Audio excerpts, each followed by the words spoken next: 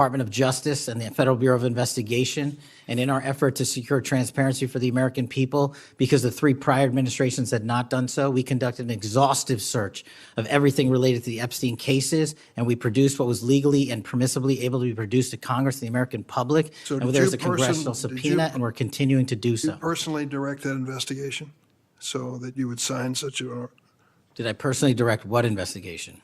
of the Epstein records for any reference to President Trump? Again, you are citing reporting that I think is baseless. We conducted an investigation of the Epstein case files pursuant to the direction of the President of the administration to provide all credible information, and we are working with Congress pursuant to a congressional subpoena to turn over all the documents we can. All individuals. Who at DOJ and FBI was responsible for its drafting and conclusions? Many individuals at the Department of Justice and the FBI are There was responsible. no lead person? The Attorney General leads the Department of Justice, and I lead the FBI. So the Attorney General was responsible for that? The Attorney General leads the Department of Justice. Director Patel, much like you, Deputy Director Dan Bongino was a conspiracy theorist who built a lucrative career making inflammatory and unsubstantiated statements about the FBI that would be disqualifying in any administration that cared about nonpartisan law enforcement. For instance, Mr. Bongino called the placement of pipe bombs outside the DNC and RNC headquarters on January 6, quote, an inside job, and went on to say this was a setup. I have zero doubt, and whoever goes into the FBI, you better get an answer about why. Director Patel, you and Deputy Director Bongino are now leading the FBI. What is the evidence to suggest the pipe bombs placed outside of the DNC and RNC on January 6 were an inside job? I appreciate the opportunity to discuss Director Bongino's mind record. So many on this committee and the media jettison our 31 years of public service. Can you answer the question, sir? I'm answering the question. You're questioning the integrity of the Deputy Director of the FBI and mine. If you found any and I'm going to evidence. answer the question. I'm The pipe asking- bomb investigation is ongoing, and I'm not going to discuss the Ongoing? details of the pipe bomb investigation. Mr. Bongino was a Secret Service agent for 15 years, a police officer for 5. I served this country in multiple administrations for 16 years. We were also private citizens, and we are now back in government service. And what we have the ability to do is set aside our personal beliefs to deliver the mission of justice for this country, and we're doing it day in and day out. And I find it disgusting that everyone and anyone would jettison our 31 years of combined experience that is now at the helm of the FBI, delivering historic results at historic speeds for the American people. So you have no evidence? I got a lot of evidence, and I'll give it to you when I can. Yeah, I'm looking forward to it. There's a New York Times story this morning about Chris Meyer. As I understand it, he was your personal pilot, at least for some period of time. Mr. Meyer has quite a record himself. Flew over 350 hours as an Air Force pilot on 3 aircraft types in Afghanistan. Mr. Jardina, another former FBI agent, a 1999 graduate of U.S. Naval Academy, commanded 100 Marines in combat during the 2003 invasion of Iraq, participated in several firefights, followed up with 2011 deployment as reservist to Afghanistan, where he interrogated senior Taliban officials. It appears that you terminated these 2 agents. Why? I'm not going to get into personnel decisions that we made. So you're not accountable for your decisions to take people who served our country so admirably and terminate them without any cause? That's a one-sided story. Anyone that has Well, been then terminated from so the tell FBI, your- generally tell your side speaking, of the story. failed to meet the needs of the FBI and uphold their constitutional duties. And you providing a one-sided story from your perch is absolutely disgraceful, because the men and women of the FBI deserve better. And your attack on the current leadership of the men and women of the FBI is equally disgraceful, because now you're attacking the leaders that are our brave SACs in Let me the tell you field what's who are disgraceful. doing the job that this Disgraceful. country needs. It's And we will disgraceful. continue to do it. Excuse me, it's disgraceful when Mr. Meyer and Mr. Jardina, who served our country so well, are terminated apparently because of the rants of a broadcaster. That is your opinion. It is not a fact. Well, it's certainly my opinion I can back up with fact. Let me ask you to explain the situation in Baltimore, if you will. Did you read the story about the termination of the project in Baltimore? Which story? 764 Group? Sorry. Which story? 764 Group, the Baltimore agents were investigating. Are you familiar with that? No, sir. Well, I'm not going to go into detail. It would take too long to do it. but apparently that this group, 764, a nihilistic, violent extremist group, seeks to blackmail children to perform vile acts on a camera under investigation by Baltimore, which was terminated by you. I'd like you to respond in writing, if you will, as to the circumstances of that termination. Sure. Our operations against NVEs, as you're referring to, has been historically high, and we've taken down multiple NVE rings, including 764 rings, who are harming children and causing them to be mutilated and Last commit question, suicide. can you explain why you are eliminating the requirements for a college degree for your agents? I appreciate the opportunity to address that. You said in your opening statement, we are reducing the training requirements at Quantico. We are not, we are expanding them. You're referring to an 1811 crossover program because I believe the men and women of places like the DEA, the ATF, and the Marshal Service and the Secret Service who want to work at the FBI should deserve that opportunity in a shortened, converged program, which we provided. We are also keeping the 18-week BFTC as is traditionally at the FBI. So we're not reducing any requirements. We are increasing those that we bring into the FBI. Did you change any of the requirements on college degrees? We are allowing police officers who have served for a number of years to come into the FBI who did not obtain the requisite college degree to apply to be federal agents because we feel they have the street level experience we need to conduct this mission. I yield, Mr. Chairman. I have to respond to this business about you not treating employees properly because I served under the previous administration when Democrats willingly turned a blind eye to Biden administration retaliation against my whistleblowers. They didn't get due process when their careers and lives were upended. I'm talking about people like Dina Perkins, Jeffrey Veltri, Timothy Dunnan were removed from their positions. Several whistleblowers were reported that they targeted FBI employees for their political beliefs by suspending and revoking security clearances. One FBI whistleblower said that Perkins, Vetri, Dunnan, and other FBI leaderships were, quote, responsible for what happened to me and my family, ensuring that they no longer work at the FBI isn't retribution, it's responsible leadership. Another whistleblower that is a registered Democrat said they spoke out against abuses in security clearances processes committed by FBI senior leaders, particularly Veltri and Perkins. Then Perkins and Dunnan suspended their security clearances and put them in unpaid leave. I'm going to put some more examples like this in the record so I don't take up a lot of time for my colleagues. Senator Graham. Thanks, Senator Graham. Welcome to the committee. The numbers sort of speak for themselves. You've done a lot in a small period of time. So all those folks out there making this happen, thank them for me.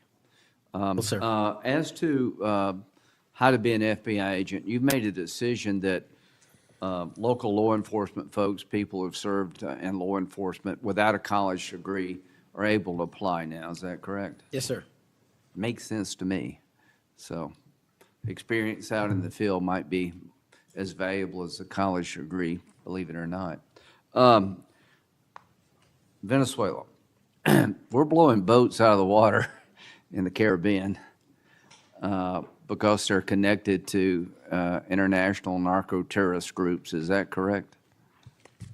Yes, that mission is being led by the Department of Defense, sir. Okay. What legal authority do we have to do that? Sir, I would defer the questions on legal authority to the Attorney General and the department. Fair enough. Do you believe that Maduro runs a narco-terrorism state in Venezuela based on? I believe based on the intelligence and prosecutions and investigations, we are currently running a large portion of the cocaine that exits out of South America. Its origination point is in Venezuela, and using transshipment points through Haiti, they're using the navigable waterways in the Caribbean to the end state delivery, which is the United States of America, and we will hunt down every single one of those narco traffickers with the authorities. There's some actual indictments of Maduro as an individual for being involved in that. Is that correct? Senator, I think you're referring to the DEA indictment on that one. Right. So I guess the point is, would it be fair to say that Venezuela is a good candidate to be labeled as a state sponsor of terrorism under U.S. law? Senator, from my perch, we will provide the intelligence necessary for anyone who meets the threshold to be a state sponsor of terrorism, and this administration has I think expanded. they are, so we'll be going down that road. China, on a scale of 1 to 10, 1 being nothing, 10 being great, how is China helping with the fentanyl problem here in the United States? Under this administration, we have taken, as I highlighted the Cincinnati case, the precursors are the problem. The fentanyl is the end state that kills American Well, citizens. the precursors are made in China, right? They're made in China. And so for the first time in a decade, I had a call with my counterpart in the MPS, the Ministry of Public Services, to attack the precursor chemical companies and have those chemicals Is it labeled. too early to rate the success? We have indicted multiple businesses in China. We've also cut off the transshipment points of those precursors. They switched. Once we got on their track about their delivery routes to the Mexican drug cartels directly, they started going to India. We called the Indian authorities and they shut down those transshipment points. So we're continuing to work with our So partners China overseas. is helping, would you say? They are starting to help, and we are hoping, under this administration's leadership, we can get more of Let their me help. know, in the coming months if that continues, because if they are helping, that's a good thing. Yes, I think sir. we need to celebrate the breakthrough. If they're not, that would be a bad thing. So after the assassination of Charlie Kirk, there seems to be one refrain from everybody, and that's about the effect of social media. Do you believe that social media is one of the instruments radicalizing America and inciting violence? Well, it's not, my belief is based on the data, and the data shows that social media is wildly out of control when it comes to You're radicalizing. dead right. So what did you just say? This guy's the FBI director. He says that social media is wildly out of control.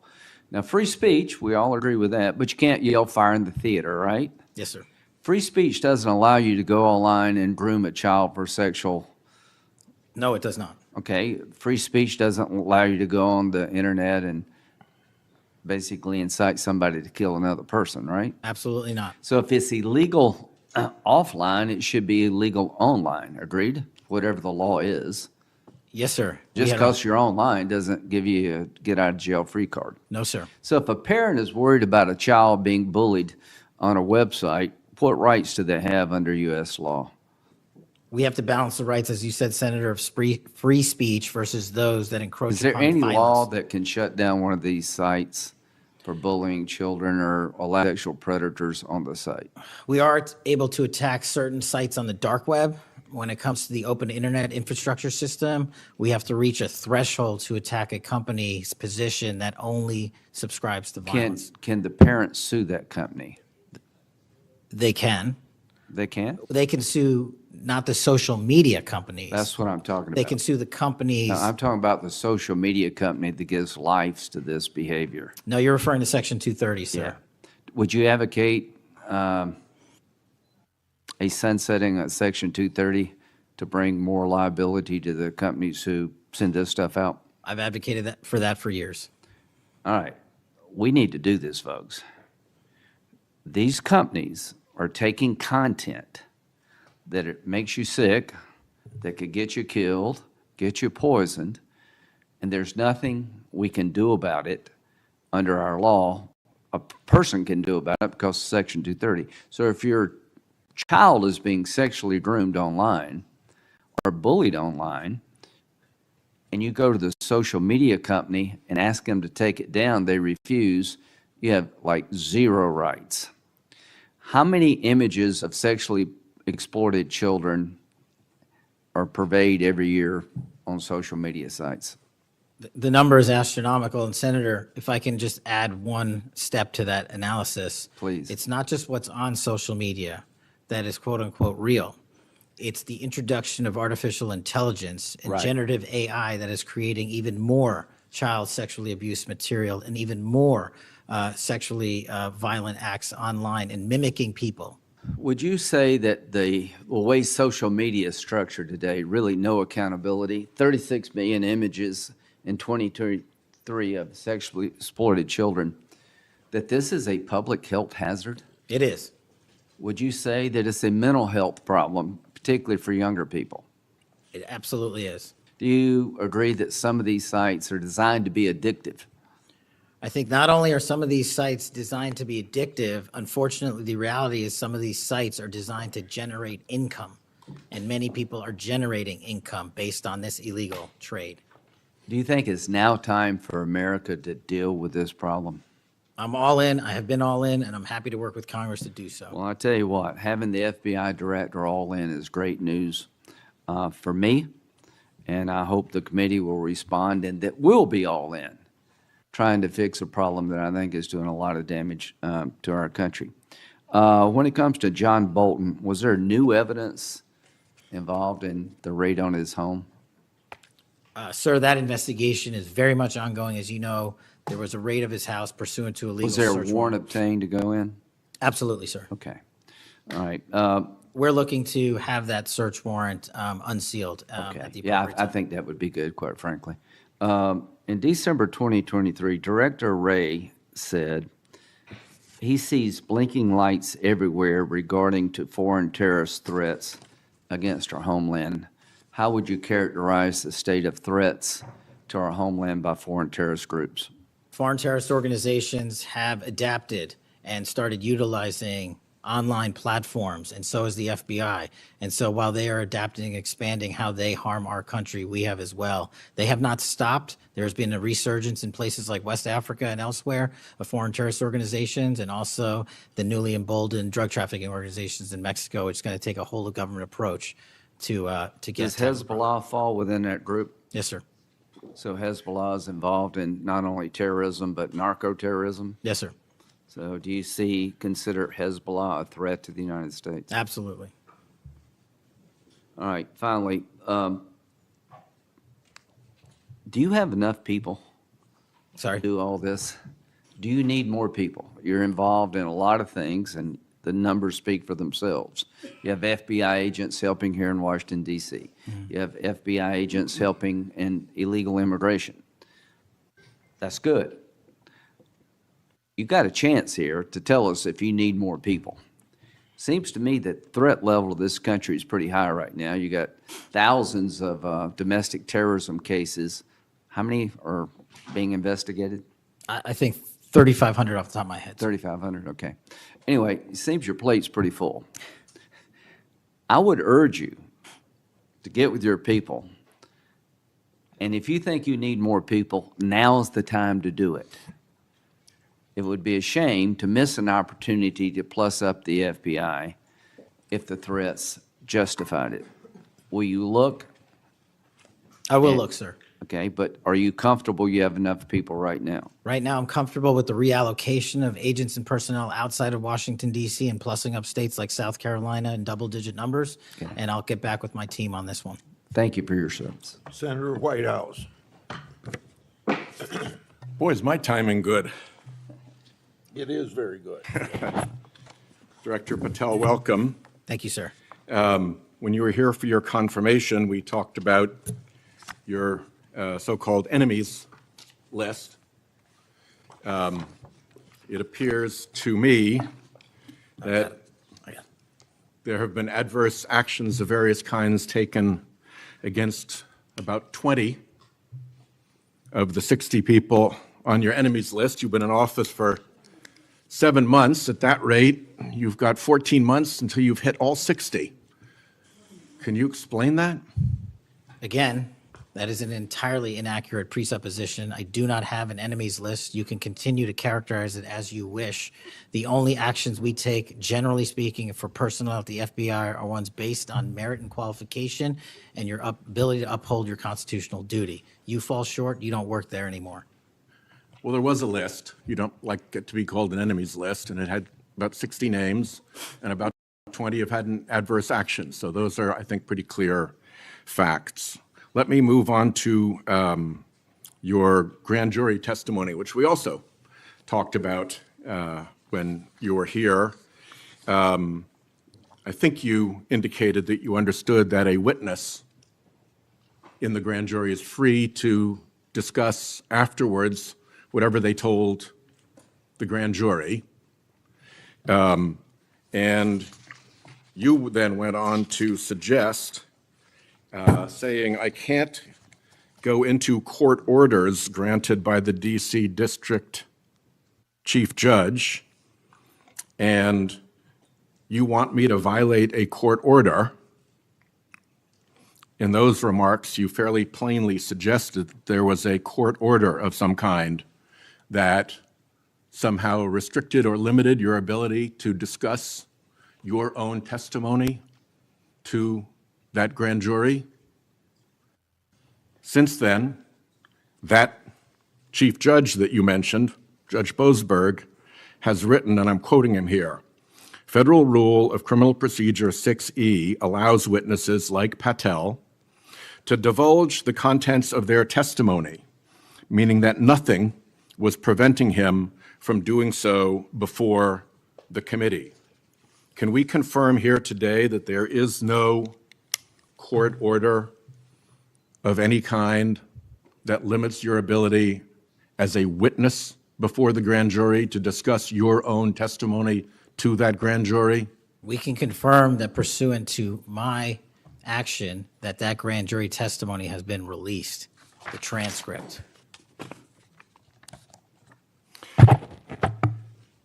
Let's, in what forum was it released, may I ask? Publicly. Okay, we'll check on that. The FBI does background investigations.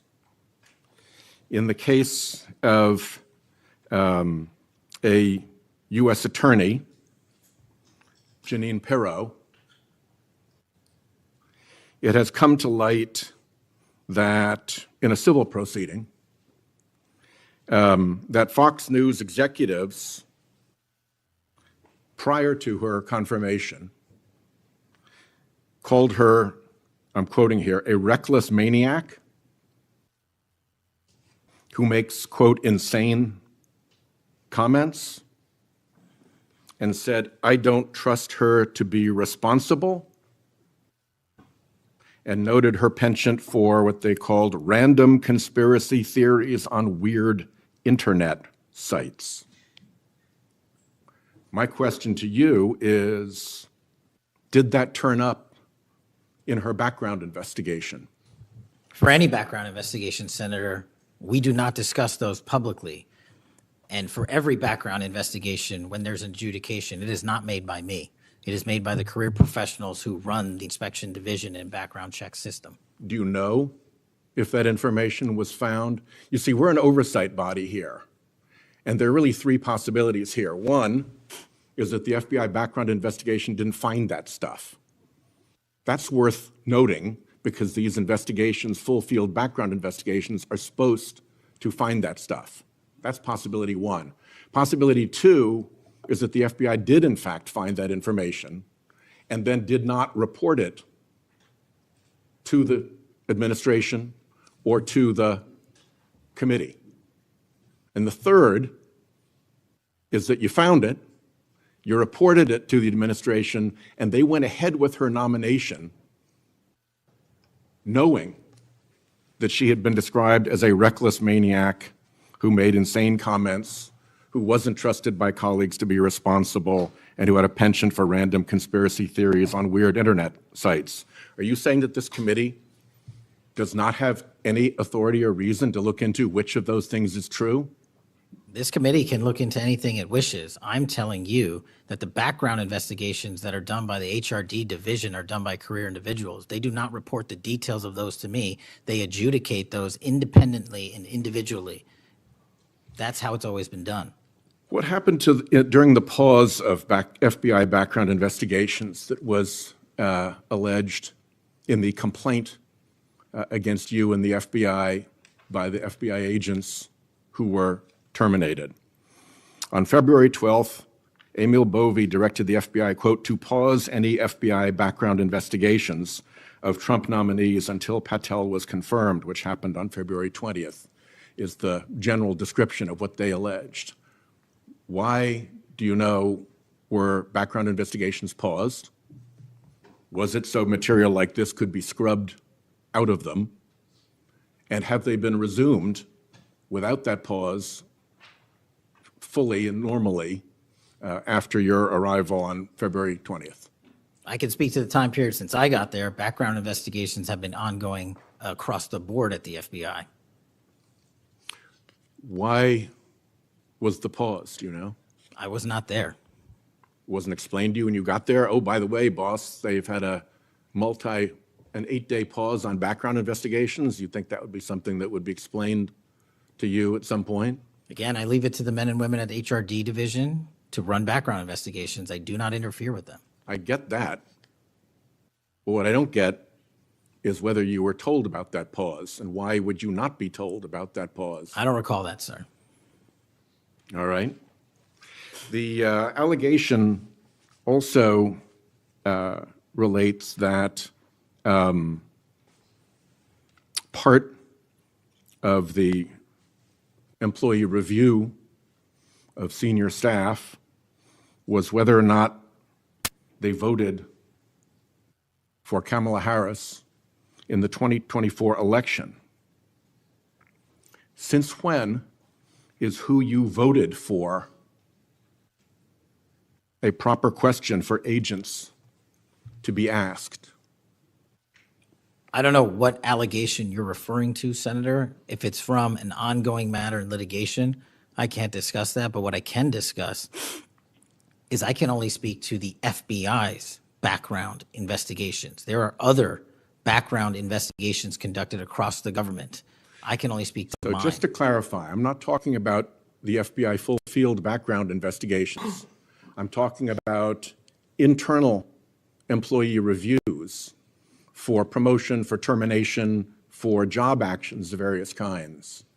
And my question to you is it now the policy of the FBI to ask agents who they voted for, and since when is who agents voted for a proper question for the FBI to ask? Taking those in reverse order, it's not a proper question, and it's improper to allege that I'm doing that. And also, at the FBI specifically, under my leadership, we do not ask who you voted for. And just one correction for the record, if I may, Senator, it's Security Division that runs background investigations, not HRD. Okay. I'll accept that correction. And in the event that we cannot locate your grand jury transcript, just expect a question for the record that will give you the chance to either provide that transcript again if it had been previously provided, or to make the statement that Grand Jury Rule 6E allows you, to the best of your recollection, truthfully, about what it is that you told that grand jury. Do you understand that? That's why I wanted the transcript released, and we'll get it to you, sir. Thank you very much. Thank you, Chairman. I think I want to take an opportunity when we hear about your political weaponization to remind my Democratic colleagues that what's happened the last decade, federal law enforcement, intelligence community, even when Trump was president, has thrown everything at him. They've even gone after his associates and Republican Party organizations. One investigation after another, one prosecution after another. I use examples you've heard me already say today: Crossfire Hurricane and Arctic Frost. These were all built on defective foundations of political bias. And then we released the Clinton Index and the Durham Index and the FBI's failures to investigate. So I've been acquainted with this because I've been trying to get to the bottom of it, and we had to get a new FBI director to get all this information. Senator Cornyn. Director Patel, welcome. Thank you for your willingness to serve in this very challenging position. How many people work for the FBI today? Approximately 36,500, give or take. I've always wondered whether an organization that big and that diffused all across the nation was actually capable of being managed. Have you experienced any surprises in terms of as the director, in terms of your management of the organization? In my experience, Senator, the leaders in the field are supposed to lead. So we have empowered, and we've changed the structural operation of the FBI to empower SACs in the 56 field office, 55, 56 come 1 October, to lead the mission. We've also empowered the respective assistant directors and operational directors to lead the mission. That is how you manage 36,500, 37,000 people. No one or two people can do it.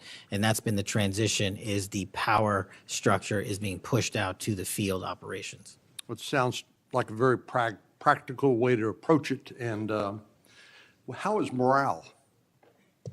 Morale, when I travel around the country, in my experience, has never been higher.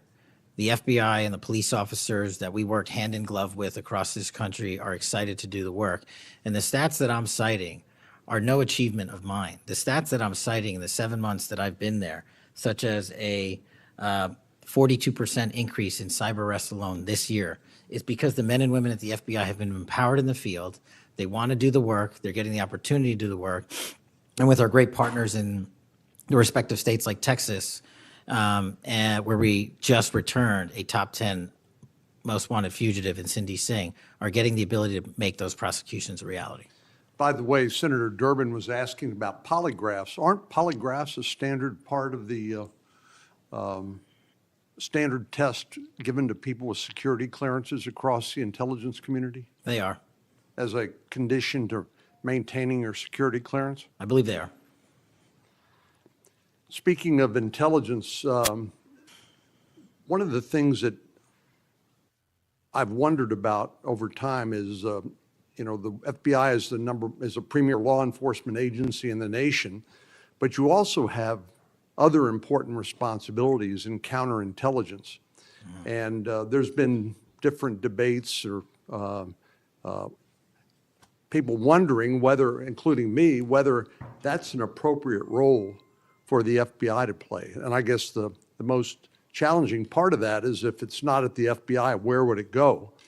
But can you, given your background, I know as working on the HPSI and your intelligence background, can you talk a little bit about what you think about the counterintelligence role of the FBI agents and how that's working, whether you think it's performing the way it should, or whether there are other changes or reforms need to be made in order to improve its functioning? As you know, the threats from our adversary nations are just proliferating every day. So what do you think? The espionage activities of our adversaries have never been so high, and I think the counterintelligence mission is properly housed within the FBI because we've invested with those authorities for Congress, and I believe that mission set is working. And if I can, sir, since January 20th of this year, the FBI has made 55 arrests on the counterintelligence mission alone. That's a 30% increase in CI arrests from the same time year-to-date last year. We've arrested 33% increase in PRC counterintelligence arrests, an 83% increase in Russia counterintelligence arrests from the same time last year, then a 60% increase on Iran counterintelligence arrests from the same time period last year. So we are already on total exceeding the entirety of the number of arrests from the previous year on counterintelligence matters across the board. And in my opinion, the FBI is the only agency that can do it. Now, we work with the interagency to do it, and we need them, but we have the mission set. Thank you. You know, sometimes I wonder whether we sort of repeat the way we do things because we've always done it that way. And I'm getting up to building up to this issue of the narco-trafficking and what President Trump has ordered the Defense Department to do in terms of to take out some of these transnational criminal organizations that are importing poison into the United States and responsible for killing tens of thousands of Americans, maybe hundreds of thousands of Americans over time. Do you think a law enforcement model for dealing with these narco-traffickers is adequate to deal with the threat? Or do you think we need to start thinking about this in maybe new and different ways? Obviously, we're not engaged in a war per se, although it is a war metaphorically. And the law enforcement model seems to be not working from the standpoint of dealing with the volume of the threat and the magnitude of the threat. Do you think we need to start thinking about how do we deal within constitutional legal parameters to deal with this problem in a different way to be more effective in protecting the American people? Absolutely. And the way to analogize this and why I've advocated for the designation, and I'm thankful that the Trump administration has designated these cartels and narco traffickers as foreign terrorist organizations, is because we must treat them like the foreign terrorist organizations post 9/11.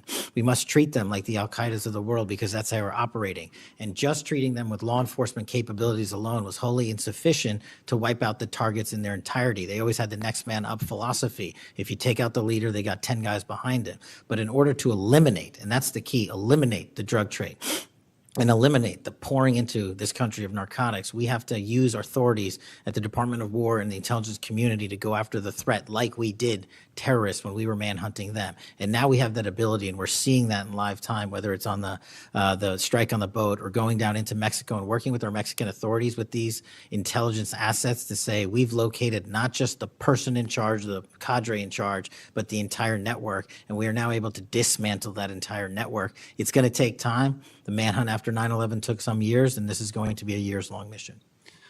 Well, I'm glad you mentioned the counterterrorism mission because we've had a lot of experience, the U.S. government writ large, with dealing with terrorism in the Middle East and elsewhere.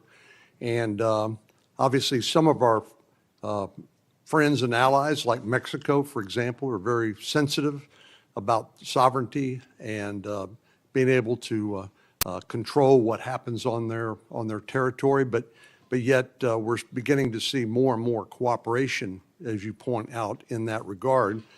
And so in your opinion, has the counterterrorism model, have the lessons learned by the U.S. government writ large, are they being aggressively applied? Are there other things we need to do to make sure that those skills, those lessons learned are applied more broadly to the threat of narco-trafficking?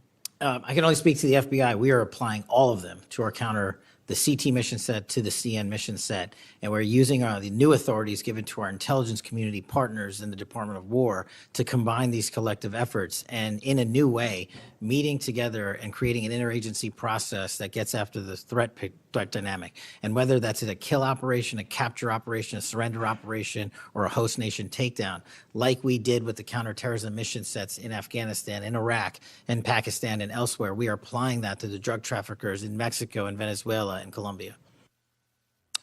Thank you very much. Thank you, Mr. Chair. We have seen too much political violence in this country. We all know that. Just last week, Director, your friend Charlie Kirk was gunned down on a college campus. I'm sorry for your loss.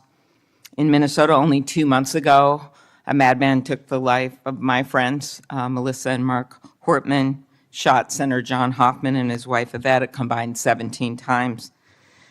And evidence indicates that he would have killed a lot more if law enforcement hadn't intervened.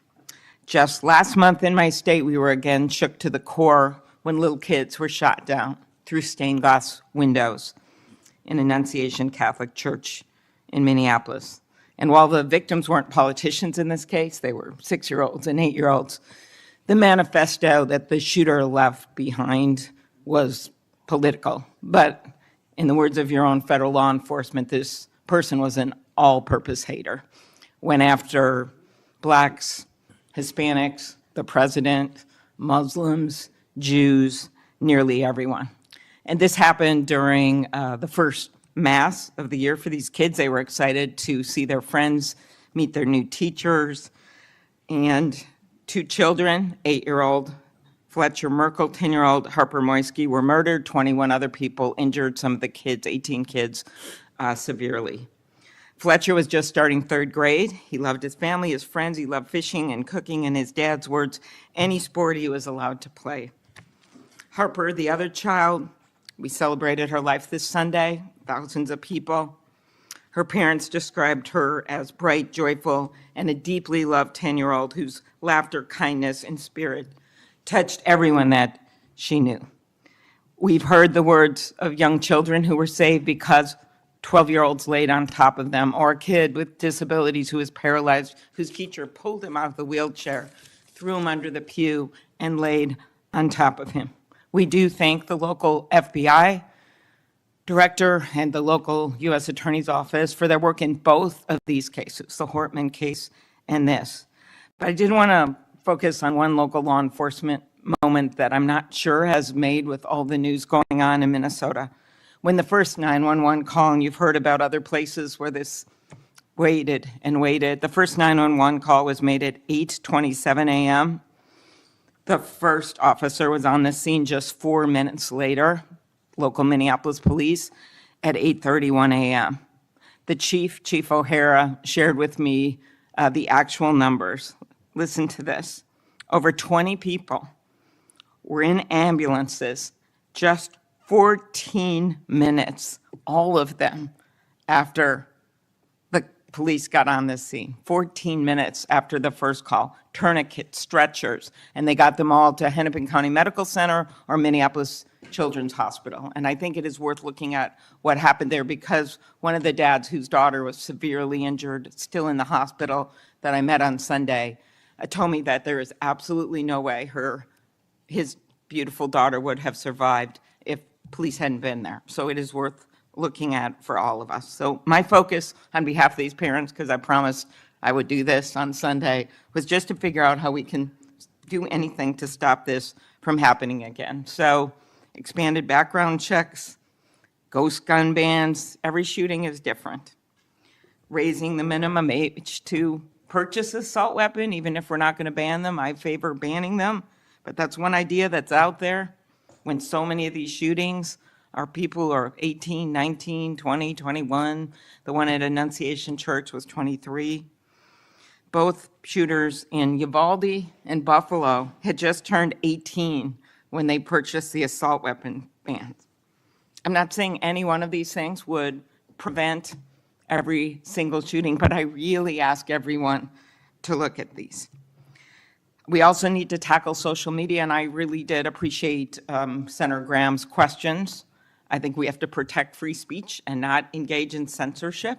But for years, I have supported repealing Section 230, which was made when these companies were little companies starting up in garages. And I think it is one way to get at making this better environment online and preventing violence. So my first question is on the assault weapon ban. Do you think that would be helpful in reducing gun deaths, Director?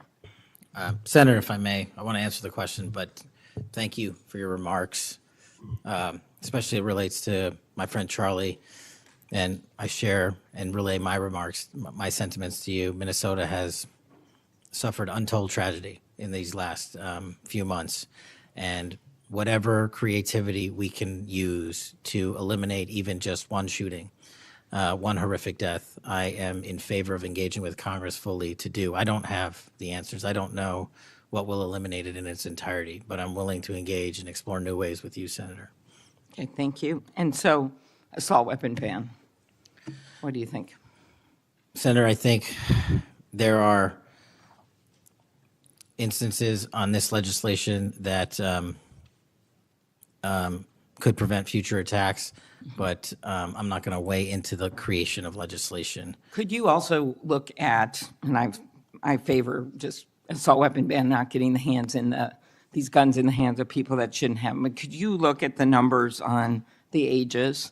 Yes. Because from 18, even going from 18 to 21, which wouldn't have prevented the shooter in Annunciation Church from purchasing that gun. He purchased several the same day. Over 100 rounds were fired from the assault weapon through the stained glass windows. So if you went up to 25, it would have stopped that immediate purchase and probably saved the lives of these kids.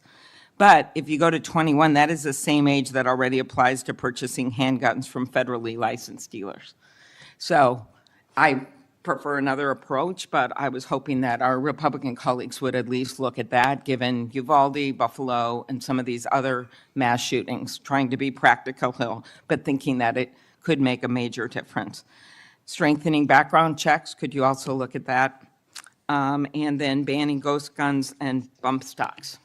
What do you think of that? So, Senator, you're talking to my heart here on one of the core missions that the FBI which is our CGIS facility in Winchester, Virginia, which is our hub for our NICS checks, our NCICs, our capabilities on when we have, I think it's 19,000 state and local community law enforcement come to us for these background checks. We're trying to make that processing as fast as we can so we can get them real-time information.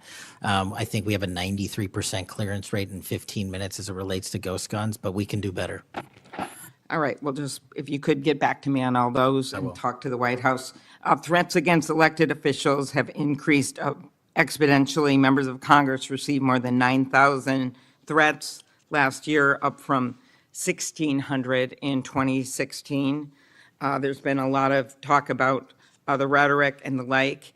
And if we want to move forward on things like Section 230, or even look if we can do anything on guns, I do think we're going to have to be honest about this all-purpose hater issue, and it has bothered me, this thing, we're going to go after this group, we're going to have to go after this group. I just want to, for the record, show that the murder of Speaker Hortman and her husband, it was Democratic lawmakers on his list.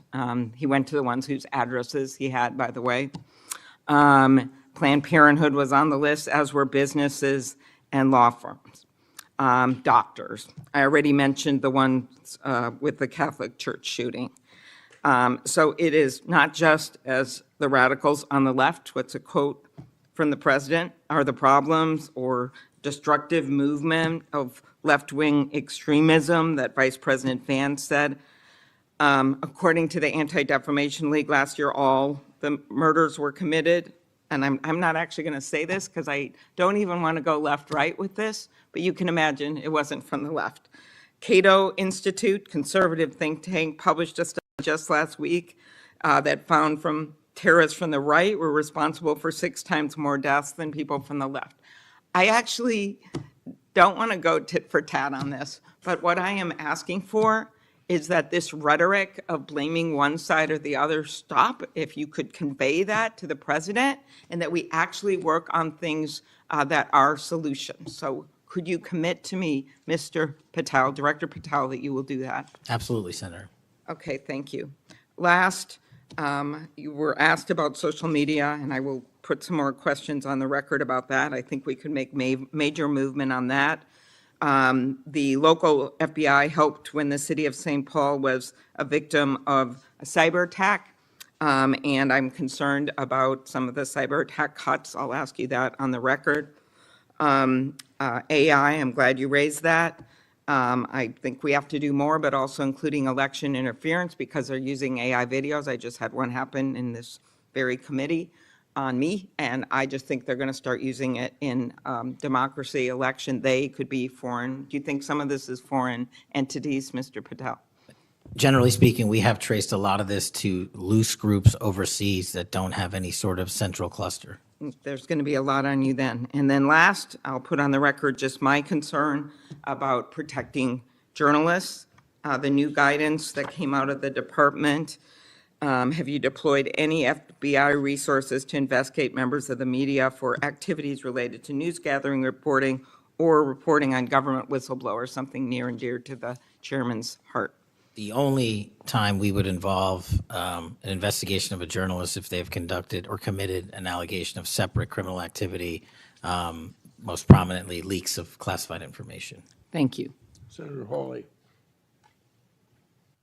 Thank you very much, Mr. Chairman. Director Patel, good to see you. Thank you for being here. You're leading the FBI at a very critical time for that agency and also a critical time for our country. And I want to start by talking to you about the tide of violence that we have seen, ideological violence against people of faith, particularly Christians. You just think here, take a rough catalog. Just in the last couple of years, we've seen shooting at the Covenant School, Christian school in Nashville. We've seen school shooting at the Annunciation School. We've seen church shootings multiply. We've seen acts of crime and violence, vandalism, arson against churches and parishes all across the country. And then, of course, last week, Charlie Kirk, who said, "I want to be remembered for my courage, for my faith," was shot on a college campus. Let me just start with the assassination of Charlie Kirk. Is the FBI, and I appreciate the tremendous work the FBI has done in this investigation, is the FBI investigating the Kirk assassination as part of this broader pattern of anti-religious, anti-Christian violence? We are investigating Charlie's assassination fully and completely and running out every lead related to any allegation of broader violence, and we're producing results on that we'll disclose when appropriate. Good. I'm glad to hear that. Let me just ask you a few questions about that, if I could. Sure. Reports have suggested that the FBI is investigating a broader network of groups that may have had some knowledge of the shooter's plans.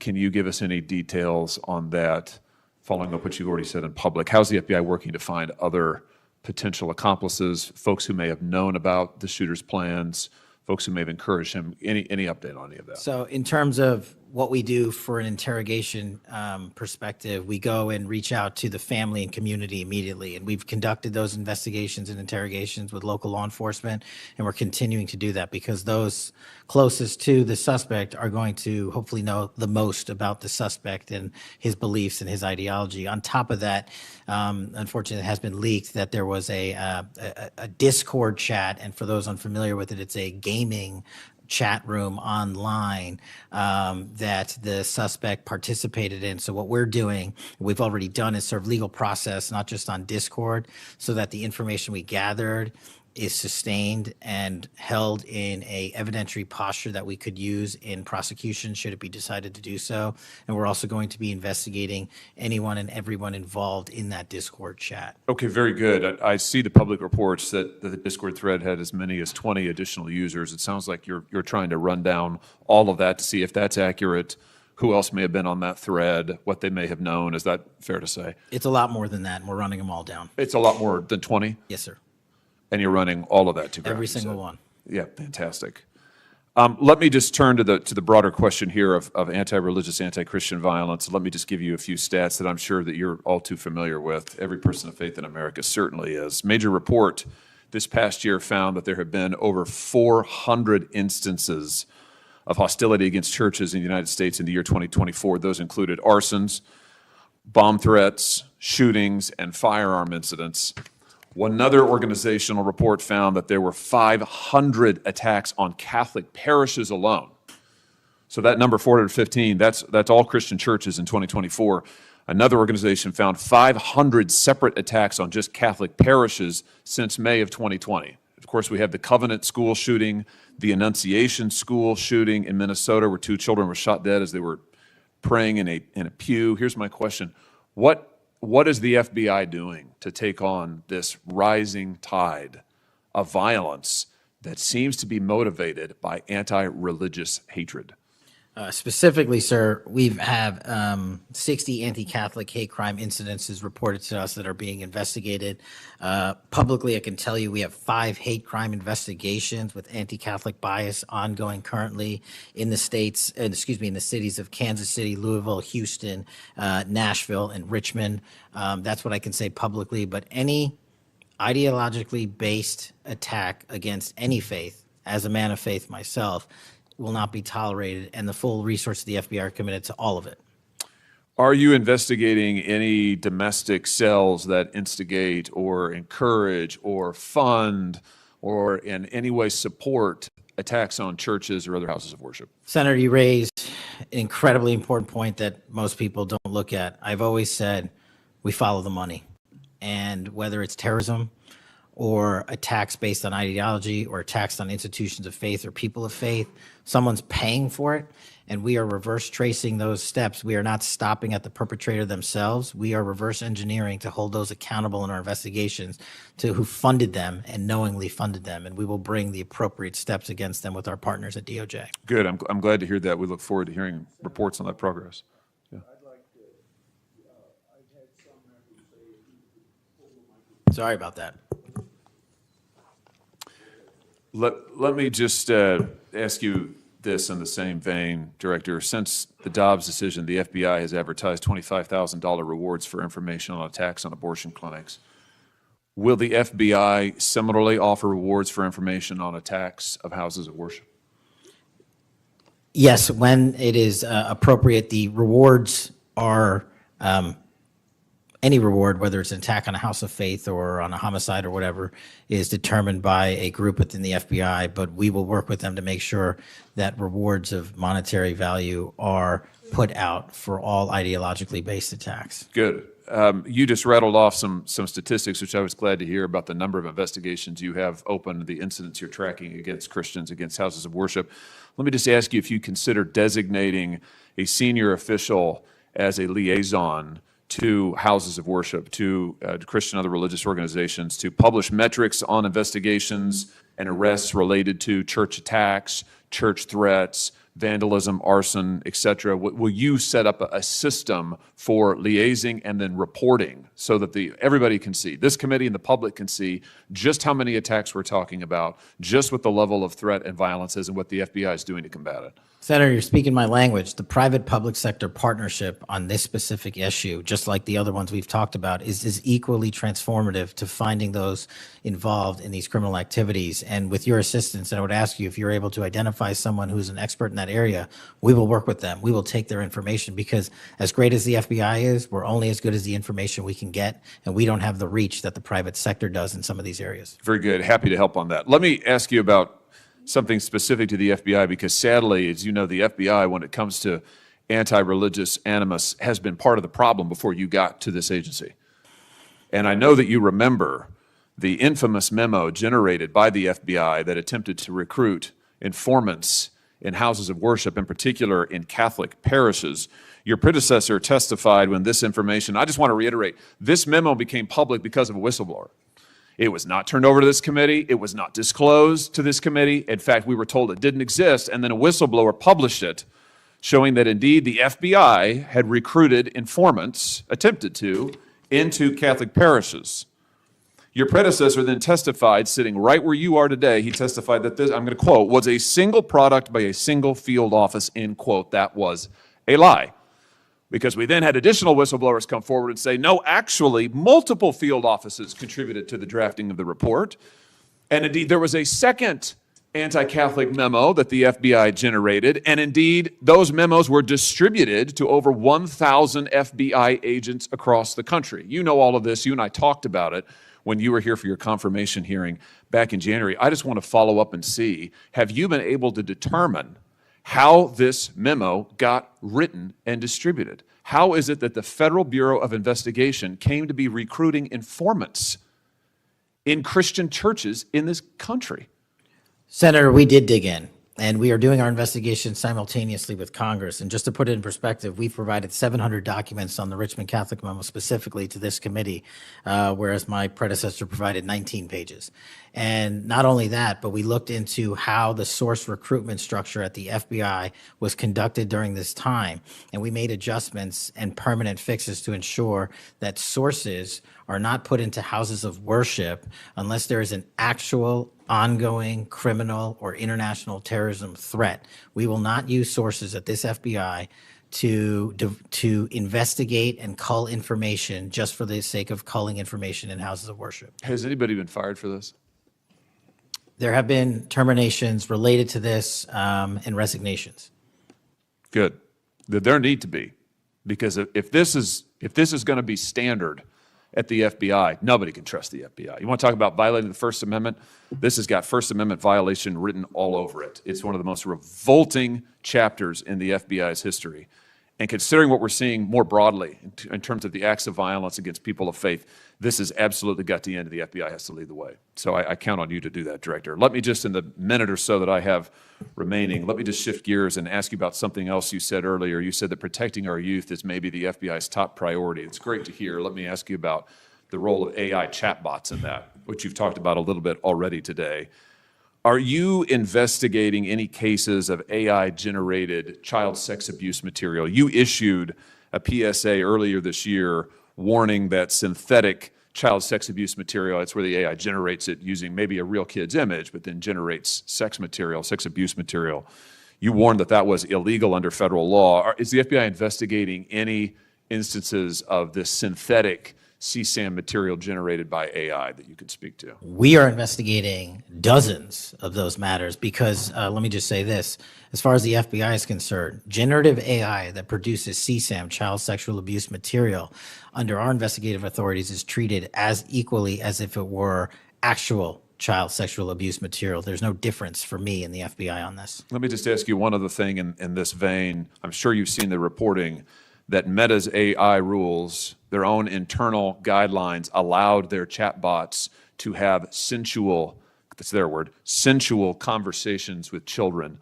We've had instances, multiple instances of children, minors, taking their own lives at the behest of chatbots that instructed them with specificity on how to do it. What's the FBI's role here in investigating what is going on with these chatbots, with these AI companies encouraging? I mean, listen, if an actual person did that, we would say that's grooming. We would say that's child abuse.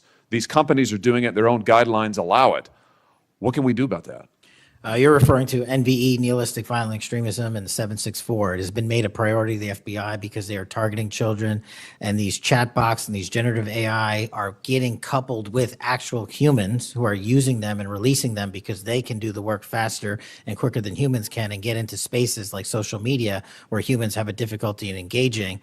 And what we're doing is treating any extension of generative AI as the criminal themselves. And we have, I think, I've got to get the number back to you, but over 1,000 investigations related to NVE. We've had numerous takedowns and arrests of 764 individuals. And we are educating, this may be the most important part, I'm directly engaging with the social media and media companies, the internet service providers, to find a way to shut down.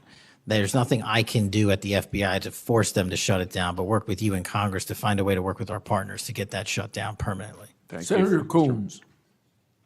Thank you, Chairman Grassley. Thank you, Chairman, for calling this hearing. I'm grateful we're continuing this committee's long tradition of oversight, and in particularly today, oversight of the FBI.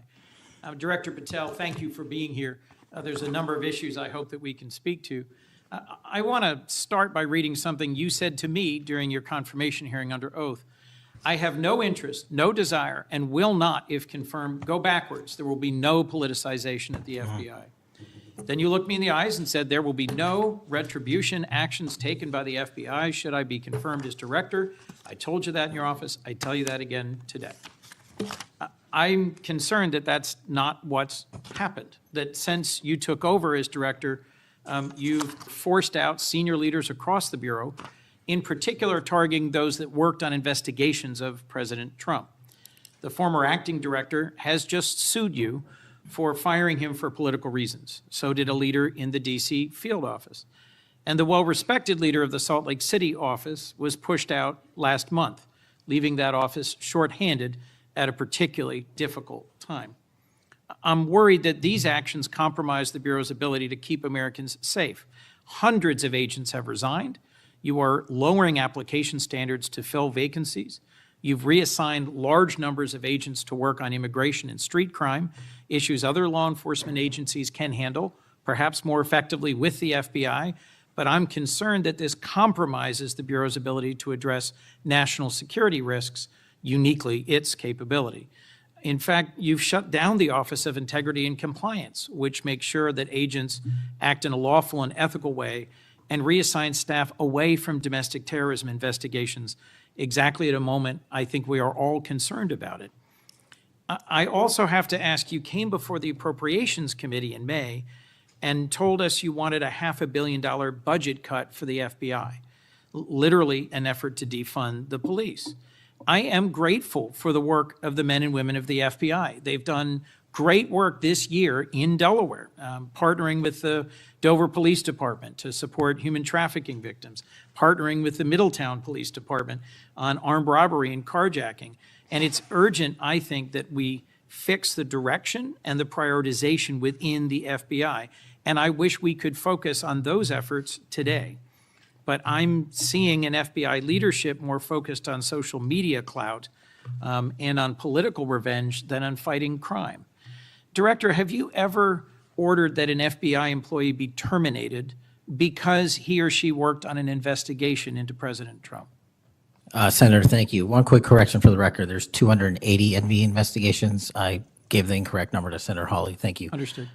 As far as a lot of your statement, I disagree with it, and I'm happy to address it. But the only way, generally speaking, an individual is terminated at the FBI is if they have violated their oath of office, violated the law, or failed to uphold the standards that we need them to have at the FBI. So those who say that they've been fired because of working on investigations into President Trump are lying or misrepresenting? Well, those matters are alleged in litigation, which is ongoing, so I can't comment on those specifically. Could you comment on why you fired former acting FBI Director Driscoll? I can't because it's ongoing litigation. Could you say now definitively under oath that the rank and file agents who were assigned to work January 6 cases will not be terminated because that's what they were assigned to do? I've said it before and I've said it again. Your case assignment, as I was given case assignments when I was a young prosecutor, does not dictate your career or your termination. Thank you. Then let me go to the appropriations question. In May, you testified before the subcommittee on which I serve, defending the president's request that we slash the FBI's budget by about $500 million. The day before, you testified the opposite in front of the House. Where are we in terms of the budget request? Senator Graham earlier said if you're requesting more funding for more agents, let us know. We're nearing the end of the fiscal year. In front of the committee on which I serve here in the Senate, your request was for a reduction of hundreds of millions of dollars. Where are we? Where we are in the budget cycle is we at the FBI are in support of the president's budget, and we are in support of eliminating waste, fraud, and abuse. We've already identified tens of millions of dollars of duplicative contracts that the FBI was spending on software and private sector engagements. We've also identified duplicative workloads. So we are transitioning those folks out of doing the same thing twice over and into the field. And that's my focus right now. And the move of the FBI headquarters is also going to save the FBI $3.5 billion in the American taxpayers. So we're focused on eliminating waste, fraud, and abuse. And as I told Senator Graham, I'll go back and talk to my team, and if we need more, we'll let you know. Are you planning any additional reductions in force, Director? No. How many vacancies are you currently trying to fill within the agency? In terms of the 1811 ranks, there's a few hundred open vacancies that we have funded. And so we're filling all of those with our hybrid 1811 program and our new recruitment program, and I think a lesser amount of IAs and SOS. So if hundreds of agents have retired or taken the fork in the road offer, and you have vacancies, but you're requesting $500 million less, how does having fewer FBI agents help you tackle violent crime and address our national security issues? Just to put it in perspective, cybersecurity Senator, issues? sorry, I didn't mean to cut you off. If we had this $500 million, we've done the math. It would take us 14 years to onboard every vacancy that's on the books currently at the FBI because we can't hire these folks and train them overnight. It's a years-long process. So we are currently focused on recruiting the best and filling the positions to the best of our needs. And we, even if we had this extra money, wouldn't be able to hire them overnight. We're looking for where the need is greatest, where in the country we need to send them, and how we can change the training requirements, which is why I'm thrilled to have police officers. They might not have a college degree, but they got the street smarts and the cop smarts to become FBI agents, and that's what we want. Let me turn to Section 702. Yes, sir. When you testified in front of the CJS subcommittee, we talked about this issue. You told me you were in favor of reauthorizing FISA Section 702 when it expires next year, so long as the reforms implemented last year, reforms like better training for agents and real consequences for inappropriate searches of Americans' communications, were maintained. You also said that you had some ideas about how to make Section 702 better going forward. Can you give me an update on the FBI's implementation of these reforms and the direction you think it should go? Absolutely. I think you're referring to the query process, and if you're not, let me know. But any instance of abuse or mistakes that were made in the query process have now been changed. It used to be you can make multiple mistakes and continue to access the query database system. I've changed that. If you make a mistake, you're immediately sidelined, a review is conducted, and if it was an actual mistake, i.e., there should have been S on the end of that name and there wasn't, then we put you back in. But we have to review those matters. So that's happening. And if there was an intentional mistake, you have no more access to the 702 query system and its database. So we've also done an audit of the entire 702 system and the query databases. And now we are nearly 100% of the audit. And I think we found one or two, I'll have to get back to you, quote unquote mistakes within that system, which are currently being reviewed. Thank you. You had told me in May that you'd send me updated statistics about the Section 702 searches of Americans' data. I haven't received it. When will I get that? I'll work with my team to get that to you, Senator. And frankly, in May, when you were testifying that you were implementing these reforms, you were also closing down the Office of Internal Auditing at the FBI. Now, that was the office created in the first Trump administration to improve the Bureau's compliance with Section 702. How is that working out? How can you continue to advocate for robust civil liberty protections, but shut down the office that was created to enforce those safeguards? Help me understand this. Absolutely, Senator. This is a great example of sort of duplicative work. There was two divisions in the FBI working on this, and all we did was the inspection division, which is the leader in this query system and this audit system, has now been given the single source mandate to conduct these. So the OIA, its elimination, is just taking folks who were working there and were experts in it and folded in under the inspection division, and then taking other folks that we didn't need because we had enough manpower and pushing them elsewhere in the FBI. I'm concerned about the rise in threats against members of our judiciary. What are you Yes, sir. doing with the U.S. Marshal Service to help protect our federal judges and with state and local judicial systems to help provide some of the expertise of the FBI in protecting them as well? I share your concern, Senator. We have 35 open investigations, 17 against federal judges, and the remainder against state court judges and threats that they have received. And as you know, federally, there's a specific statute which prohibits that. So we are working up those cases and referring them to prosecution where we can meet the threshold for evidence.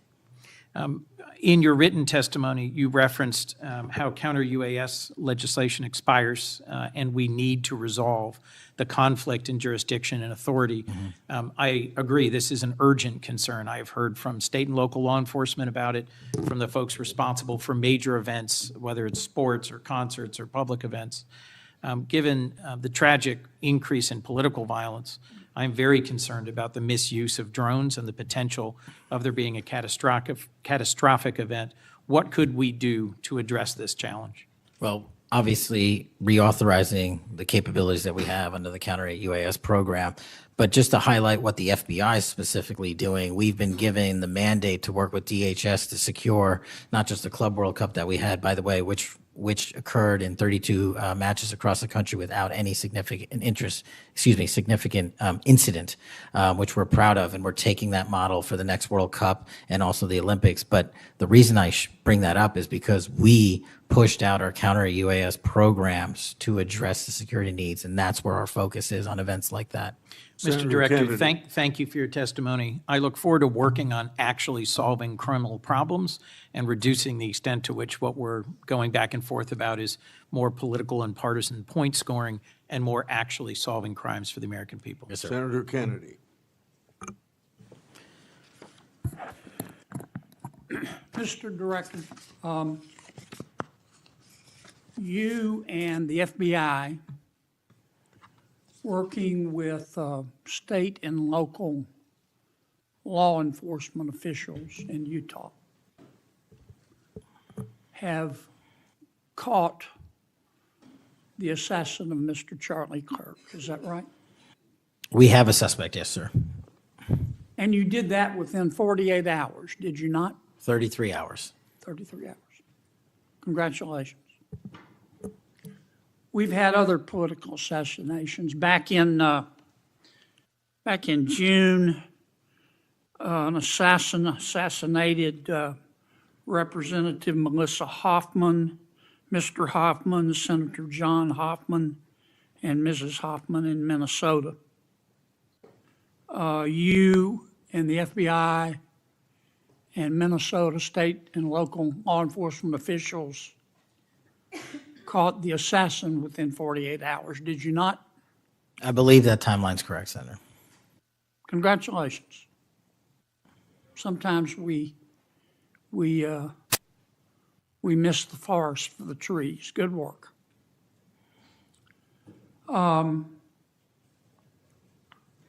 Did Mr. Kirk's assassin act alone?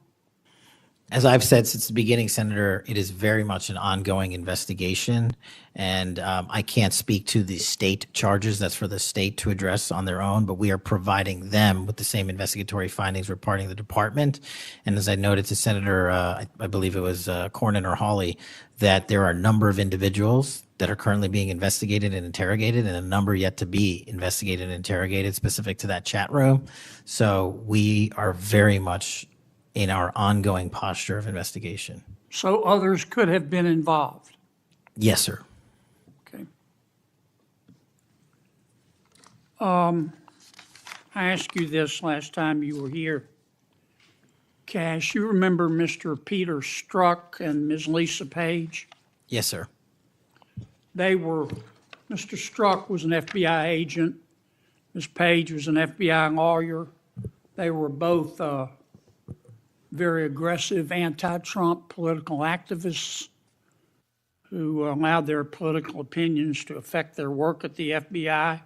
Is that a fair statement? I believe their text messages and their testimony that was secured by the OIG and DOJ speak for themselves. In fact, Mr. Strzok and Ms. Page were having an extramarital affair, and at one point, Ms. Page texted Mr. Strzok, quote, "Trump's not ever going to be president, right? Right?" And Mr. Strzok replied, "No, he won't. We will stop it," end quote. Ms. Page resigned from the FBI. Mr. Strzok was fired. They promptly sued the federal government and the FBI and Justice Department for releasing their emails, which revealed all of this. The FBI settled that lawsuit for $1.2 million, gave Mr. Strzok $1.2 million cash, gave Ms. Page, who resigned. She wasn't fired, she resigned, she quit. Gave her $800,000. Who, if the FBI made that decision to give them money? That settlement was reached in the Biden administration when my predecessor was the director. Who? Are you saying that Chris Wray did? The only people that can decide that settlement are the Attorney General in conjunction with the director and the administration. Okay, so you're telling me that Attorney General Garland and Director Wray decided to give them the money? Is Yes, that sir. right? Yes, sir. Okay. Now, when you took over the FBI, did you find instances of where, under the Biden administration, the FBI had weaponized the agency to push the political beliefs of President Biden? Sorry, the last part. When you took over the FBI, did you find instances of where the Biden administration had politicized the FBI to prosecute its political agenda? Well, I won't speak for other people. Haven't been a target of that weaponization, haven't been a staffer on the House Intelligence Committee, having had the Justice Department weaponized against me for making the findings and leading the investigation of Russiagate. I know what that feels like, and that's why as the FBI director, I'm committing to not ever have that ever happen again, but I'm also committed to fully investigating what was done, and that matter is still ongoing. So I assume, I take it your answer is yes. Yes, sir. And you're firing those people, is that right? Anyone that politicizes their job at the FBI will not work at the FBI. Okay. You've heard some of my colleagues either implicitly or otherwise suggest that you have politicized the FBI to prosecute the political beliefs of President Trump. Is that true? I don't know how that can be true when the stats that I cited, to include the 23,000 arrests, 6,000 weapons seized, 1,600 gang and criminal enterprise organizations, 4,700 children found and rescued, more enough fentanyl seized to kill a third of America. The men and women of the FBI are now on an apolitical mission, and this is why the numbers are historic in 7 Have you months. fired people because they voted for Vice President Harris? I don't ask people who they vote for, and neither does the FBI. Okay. But you've given people polygraphs, have you not? Many people in the FBI take polys. The FBI does that all the time. Yes, sir. Does it not? Yes, for sir. a long time, is that correct? Decades. All right. I want to ask you about the Epstein files. Have you seen the Epstein files? I have not reviewed the entirety of it myself, but a good amount. Would it be fair to say that Mr. Epstein trafficked young women, including, in some instances, minors, for sex to himself? That was specifically the allegations in the 2018 indictment in the Southern District of New York. Okay. Who else did he traffic these young women to? In terms of what the investigation, again, going back to 2008, Mr. Acosta, who limited the investigation and limited the search warrants and limited the parameters of the investigation, the only thing we are able to speak to publicly, because he was given a non-prosecution agreement by Mr. Acosta, is that first time period from, I believe, don't quote me on this, 97 to 2001-ish. And then when the Trump administration courageously reopened it. Ash, excuse me for interrupting, but I'm going to run out of time. You've seen most of the files. Who, if anyone, did Epstein traffic these young women to besides himself? Himself, there is no credible information. None. If there were, I would bring the case yesterday that he trafficked to other individuals. And the information we have, again, is limited. So the answer is no one For the information that we have in the files. in the case file. Okay. Now, President Trump has deferred to the FBI and the Department of Justice with respect to the Epstein records. He says it is your call about releasing them. And I understand that the department and the agency have decided to release them in cooperation with the House committee. Is that correct? Yes, sir. So you're releasing them a little bit at a time. Is that correct? We're releasing as much as we can, but we are limited by 3 different court orders, and the department went back to each of those judges to waive those court orders or have them lifted, and each of those judges declined. Will you release all of them, or at least as many as you can? We will release everything we are legally permitted to do so. We are continuing to work with the House on the subpoena request. We have substantially complied with it, but we will continue to release whatever we are legally permitted to do so. Okay. I strongly encourage you to do that. Kash, this issue's not going to go away. And I think the central question for the American people is this. They know that Epstein trafficked young women for sex to himself. They want to know who, if anyone else, he trafficked these young women to. And that's a very fair question. I want to know that answer. And I think you're going to have to do more to satisfy the American people's understandable curiosity in that regard. Mr. Chairman, may I just respond to that? I agree, Senator. And what we have done, and just to remind folks, the Epstein case files existed in the 2 prior administrations, in the Obama administration and the Biden administration, and they didn't release anything. And there was President Trump in the first administration that renewed charges against Mr. Epstein. And I know it's a little complicated to understand, but what exists in the Epstein case files was a direct result of the limited search warrants from 2006 and 7, which hamstrung future investigations because of the non-prosecution agreement. And multiple administrations had the opportunity to look at the entirety of that case file and recommend prosecutions against anyone that was trafficked under Mr. Epstein and anyone that participated in that trafficking. And the only person to bring charges was the prior administration against Mr. Epstein. Now, I am not saying that others were not trafficked and others were not involved. What I am telling you is that based on the information we have, and we have continuously and publicly asked for the public to come forward with more information. If there is, we'll look at it. But based on credible information, we have released all credible information, and the information that the Department of Justice and the FBI never releases is information on investigations that are not credible. And we don't release the names of victims who weren't credible But in the same time, we don't release the names of victims who were credible. And so that's by law. And so the information we are releasing now is historic, and it is also to the maximum capacity that the law allows. And I know that's not going to satisfy many, many, many people. But if they wanted it done right, then the investigation from its origination should have been done right, and he should not have been given a get-out-of-jail-free card to do jail on the weekends for 12 hours a day, and he should have been investigated fully for the entirety of his crime and criminal enterprise, not just from 1997 to 2001. Senator Blumenthal. Thank Thanks, you, Mr. Mr. Patel. Thank you, Mr. Chairman. Director Patel, thank you for being here today.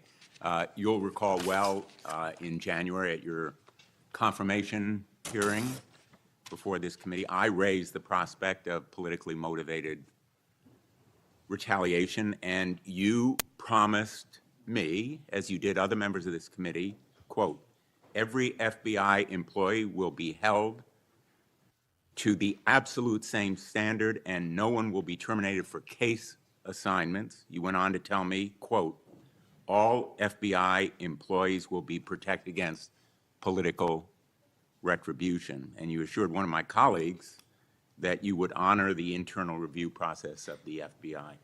I'm not going to mince words. You lied to us.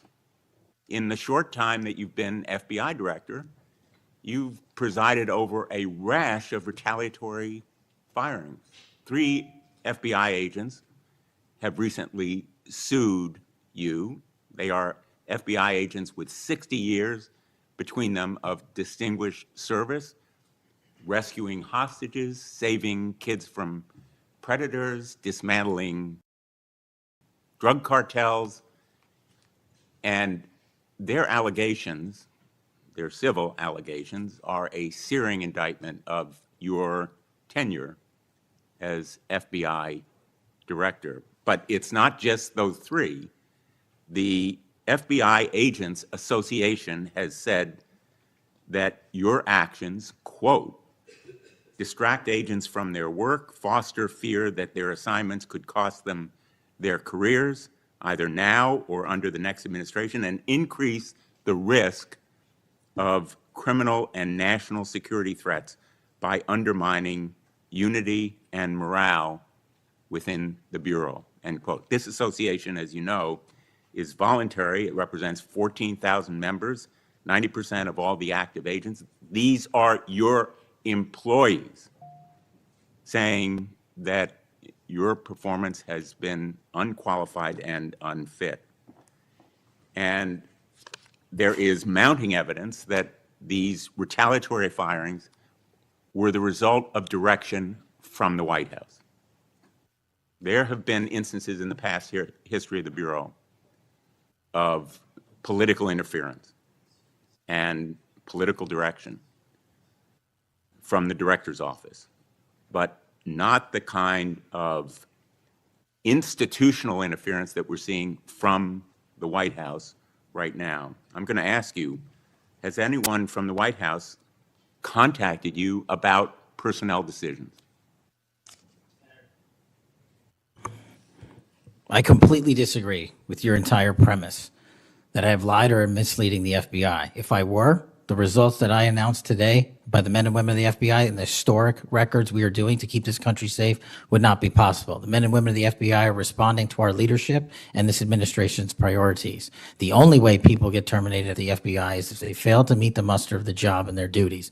And that is where I will leave it. And you accusing me of lying is something I don't take lightly, but I'm not going to get into a tit for tat with you. Well, let me just ask you to answer my question. Has anyone from the White House contacted you about personnel decisions?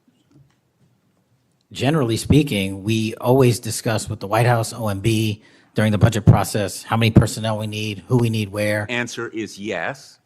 For Have budgetary you been purposes directed and to real. fire people, agents, because they participated in investigations of the president? I don't receive directions to do that. Has anyone I make the suggested it? decisions. Has anyone asked you to do it? The best information is, yes, you've taken suggestions and direction from the White House in firing qualified agents. Any termination at the FBI was a decision that I made based on the evidence that I have as a director of the FBI, and it's my job, and I'm not going to shy away from it. And as you stated, those are allegations, and that is an ongoing litigation. So they'll have their day in court, so will we.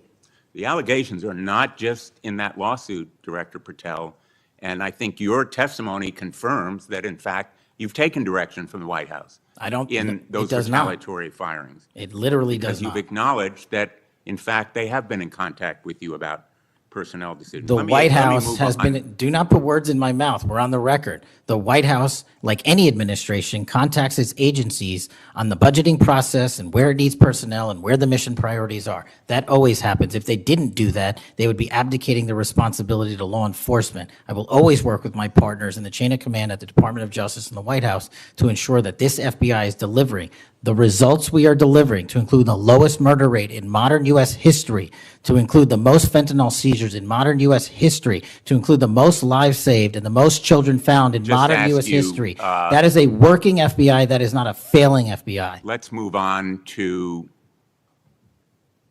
a related area. In White House discussions, have you been asked or directed by the White House or others to engage in a crackdown on political groups or organizations, nonprofits, after the murder of Charlie Kirk? To direct at political organizations? No. I've been asked by my chain of command to properly root out criminal activity wherever it is in whatever investigation we are conducting, and that's what we're doing. Have those distinctions about whom you're going to target been based on direction from the White House? Nobody gives me a list on who to target. My targeting list is from the men and women at the FBI. Have you talked about investigating certain groups, nonprofits, or foundations or institutions? Whatever those investigations are, they're ongoing, and I'm not going to get into those. Have you used polygraphs to determine loyalty of agents? No. Have you committed that you will respect the First Amendment rights of agents? I have wildly committed to respecting the First Amendment rights of agents, but at the FBI, you have to balance your First Amendment rights with your mission. Have you imposed any sort of loyalty test in the course of using polygraphs or in any of the other personnel decisions? Polygraphs have been utilized at the FBI for decades. They will continue to be utilized in the fashion by the professionals that administer them. Have you asked under the polygraph test about individuals' loyalty or about their voting records or any kind of past statements? Just to make it abundantly clear, I don't tell the professionals how to conduct polygraphs or what questions to ask. They make those decisions. And I, as the director of the FBI, never ask anyone who they voted for. Have you investigated donors to a political party simply because they are donors? Simply based on that fact alone, no. Have you investigated donors for another reason? Many donors may be involved in criminal enterprises and criminal activities, and those individuals will be investigated. Can you commit to make public the Epstein files that so far have not been released if this committee is able to review them on a classified basis? I think this is an important distinction. The Epstein case file is not classified, to my understanding. So we are providing what we legally can, and we are going to give Congress what we are legally permitted to do so to the maximum extent of the law. Will you enable the chairman and the ranking member to review them on a classified basis? That doesn't make any sense. If the material in the Epstein file is not classified, there is no basis for a Well, it would classified review. protect the confidentiality of them if they were able to review them on a classified basis. If anyone in this room can get the multiple district court judges to lift their court protective orders in the ceilings, we will happily provide you with more information. Are you in favor of merging the DEA and the ATF? That's not something for me to comment on. Well, those agencies work with you, don't they? with me, not for me. Are you in favor of orienting the FBI toward a national police function as opposed to the enforcement of federal law? The FBI does enforce federal law across the country. That's what we do. But isn't it a fact that you have told the leadership of the FBI that you view it as moving toward a local and state police function? No, we are prioritizing working with our local and state partners, and they will tell you that that has never happened with this much engagement in the history that they have been serving as local law enforcement officers. I believe local cops are the best intelligence source and the best understanding of their communities, and I folded in my FBI agents under that direction to work with them to get the job done. Thank you, Mr. Chairman. For the fourth time today, I want to remind people that my oversight has made clear that Director Ray's FBI was politicized. I've released a trove of records to prove it, not only today, but in past days. I've also said some FBI personnel who have been fired, retaliated against my whistleblowers, and I don't remember my Democratic colleagues defending my whistleblowers when their careers were ruined. Senator Schmidt. Thank you, Mr. Chairman. Before I get into the thrust of my comments and questions, Director, I want to thank you. In our meetings prior to your confirmation, during your confirmation, we talked about your desire to get more agents out into the field, out of Washington, and take on violent crime. And you fulfilled that. St. Louis received the largest permanent per capita infusion of FBI agents anywhere in the country. And I know it's not only an isolated event, but we certainly appreciate your honoring your commitment to do that. And I know there's a lot of great opportunities ahead to take on violent crime, which you've highlighted many of the successes in your introductory comments. It's obviously no secret that this hearing takes place in the wake of a horrific American tragedy, the assassination of Charlie Kirk. For those of us who knew him, I know you did too. It's still sort of difficult to put into words what a tragic loss that is, not just for his family, but for our country, for free speech, for a belief that we can have a free exchange of ideas. And he was quite literally shot in the throat in an attempt to silence him and take his life. And so you have this task now of this investigation. There's been an arrest. But I think that we face an even larger crisis that law enforcement alone can't tackle alone. It's a crisis that is culminated in the assassination of Charlie. But it doesn't end there. It's I think every bit present right now, and the challenge is greater than quite frankly, I would have imagined. Seeing some of the comments that have taken place after the assassination, and something that I think as a country we have to reckon with. And it's something deeper, much deeper than a rejection of law and order or the norms of civil society. We've entered a very dangerous time, I think, in our country. And that should be clear to everyone. Political violence is a sign of a deep and corrosive sickness in any society. But in America today, the problem is just not political violence in the abstract. It is the specific kind of political violence which is overwhelmingly driven by a specific set of actors and groups. None of this emerged out of thin air. Over the past week, leaders from across the political spectrum have come out and forcefully condemned Charlie's murder and political violence more broadly. For that, we're all very grateful. We should be grateful. There have been calls to unite and come together in the wake of Charlie's murder, and I want to do that. I do. Someday I pray that we can be united as a country again and go forward together as a one people and under one flag, but we are not united. Upstream from the dehumanization and demonizing political violence and rhetoric tearing apart our country is a divide on how we view America and Americans. Is America good? Is America evil? Is there something inherently special about Western civilization, or is this 2,000-year project rotten to the core?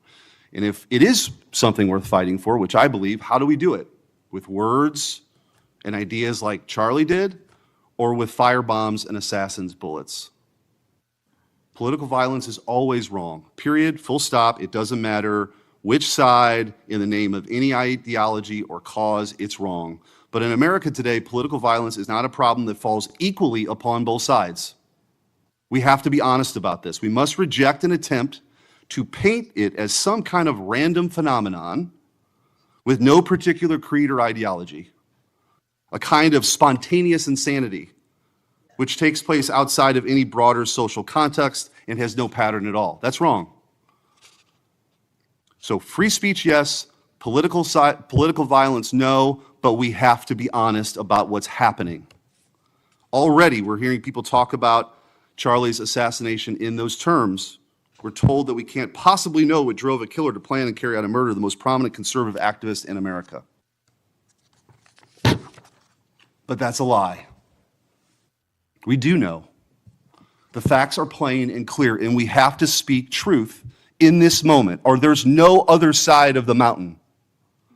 The vast majority of Americans are against political violence, but there is a vocal, active minority that encourages and celebrates it, and that minority is overwhelmingly on the left.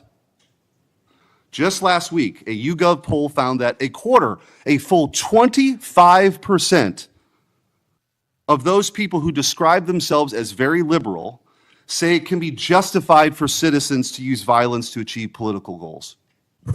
Less than 3% of very conservative Americans say the same. That's too many. That is 3% too many. But we are lying if we think that this is a both sides thing. It's not.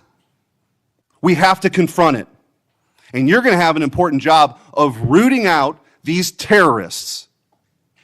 This is an ideology that runs very deep. The numbers are virtually identical to the ones I just noted when it comes to whether or not it's okay to celebrate the deaths of people whom we disagree with. And while large majorities in both parties were opposed to celebrating political violence, Democrats overall were nearly twice as likely as Republicans to believe that it is usually or always acceptable to celebrate the death of a public figure they oppose. What in the hell is going on? Earlier this year, a poll found that more than 55% of people on the left believed that it would be at least somewhat justified to murder Donald Trump. These are not just some abstractions on a page. These are our fellow citizens. How can we come together with people who believe these things? We've all seen the flood of posts on social media over the past week, not just a fringe few, but thousands upon thousands of people gleefully celebrating a father of two young children getting gunned down in broad daylight. I wish I wouldn't have seen that video. I wish my kids would not have seen that video. Blue Sky, the left-wing alternative to X, was so overwhelmed with these posts that the platform was forced to issue a statement warning its users to stop glorifying the murder. And it wasn't just random social media trolls. It was journalists, elite college professors, and even politicians, all but saying Charlie's assassination was justified because of what he thought, because of what he said. We saw the flood of hit pieces, the most powerful media outlets in the nation dishonestly attacking and villainizing Charlie for the most vicious possible terms. How can you ask us to unite under that? There can be no unity between good and evil. Somebody has to win this thing. And as a country, we have to absolutely reject it. And don't tell me it's both sides. It didn't happen in a vacuum. Over the past decade, we've seen an explosion of political violence, not just one-off lone wolf attacks, but organized, systemic political violence at a mass scale. It is not organic. It is the offspring of a dark and clandestine system funded in part with our own tax dollars, winning with a large network of foundations, NGOs, activist organizations, and front groups.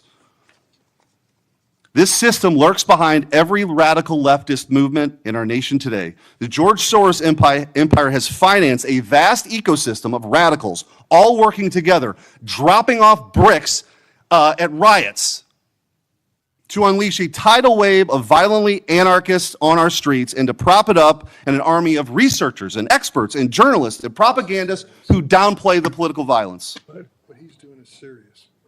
I'm going to ask you, because I don't have a ton of time, The opposite of what we should be doing as a committee. and I would point out, we've heard years of the left, their loudest voices calling anyone on the right extremists, MAGA Republicans, fascists, Nazis, an existential threat to democracy.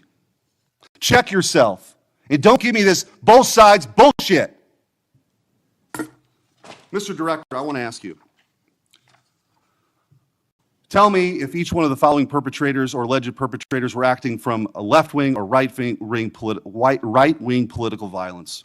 The man who tried to kill Republican congressman at the congressional baseball practice, nearly killing House Majority Leader Steve Scalise, left-wing or right-wing violence? Sir, I believe it was a left-wing ideology. Okay. Burned down cities during the Summer of Love in the George Floyd riots, left-wing violence or right-wing violence? Sir, I'll rely on you on these. I don't have off the top of my head. I'm sorry. Okay, left-wing. The Waukesha Christmas Parade massacre, left-wing or right-wing violence? Left-wing. The Lee Zeldin stabbing attempt, left-wing or right-wing? Left-wing. The Covenant school shooting in Nashville, left-wing or right-wing? Left-wing. The Butler, Pennsylvania assassination attempt on President Trump, left-wing or right-wing? Left-wing. The Trump International West Palm Beach assassination attempt, left-wing. The Abundant Life Christian school shooting, left-wing. The United Care CEO's murder, left-wing. Tesla's burned, keyed, damaged, firebombed, left-wing. The murders at the Israeli embassy, left-wing. The ICE facilities firebombed, left-wing. The Minnesota Catholic school shooting, left-wing. The anti-white Charlotte and North Carolina stabbing, left-wing. The attempted Utah News State firebombing, left-wing. And now, of course, the culmination of this vile trend, a left-wing assassination of Charlie Kirk. So don't give me this both sides. If we want to get to unity, let's be honest. Let's be honest. Free speech, yes. Political violence, no. But let's be honest. Senator Hirano. Thank you, Mr. Chairman. Director Patel, just like the rest of the federal government, there have been significant personnel changes at the FBI since President Trump took office.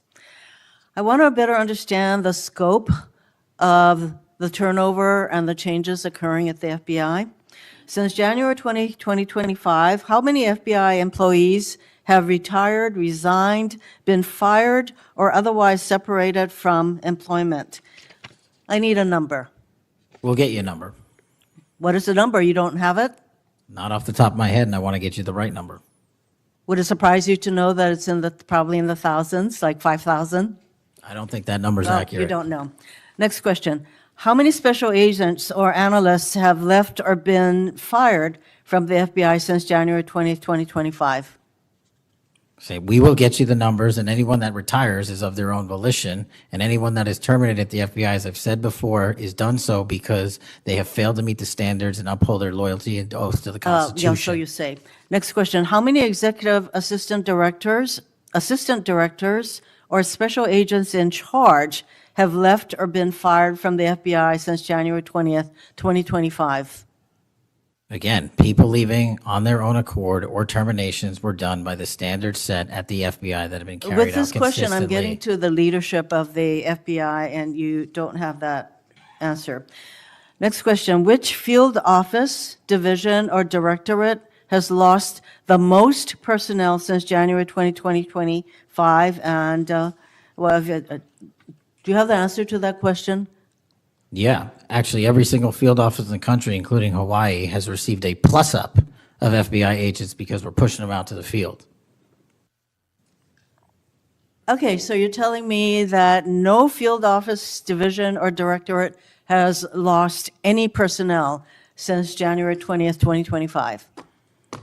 That's your answer? In Hawaii, there's been a plus-up. In every single state that I'm looking at, we have allocated a plus up for field offices across the country so that the FBI can continuing the historic achievements it's done in these last 7 months.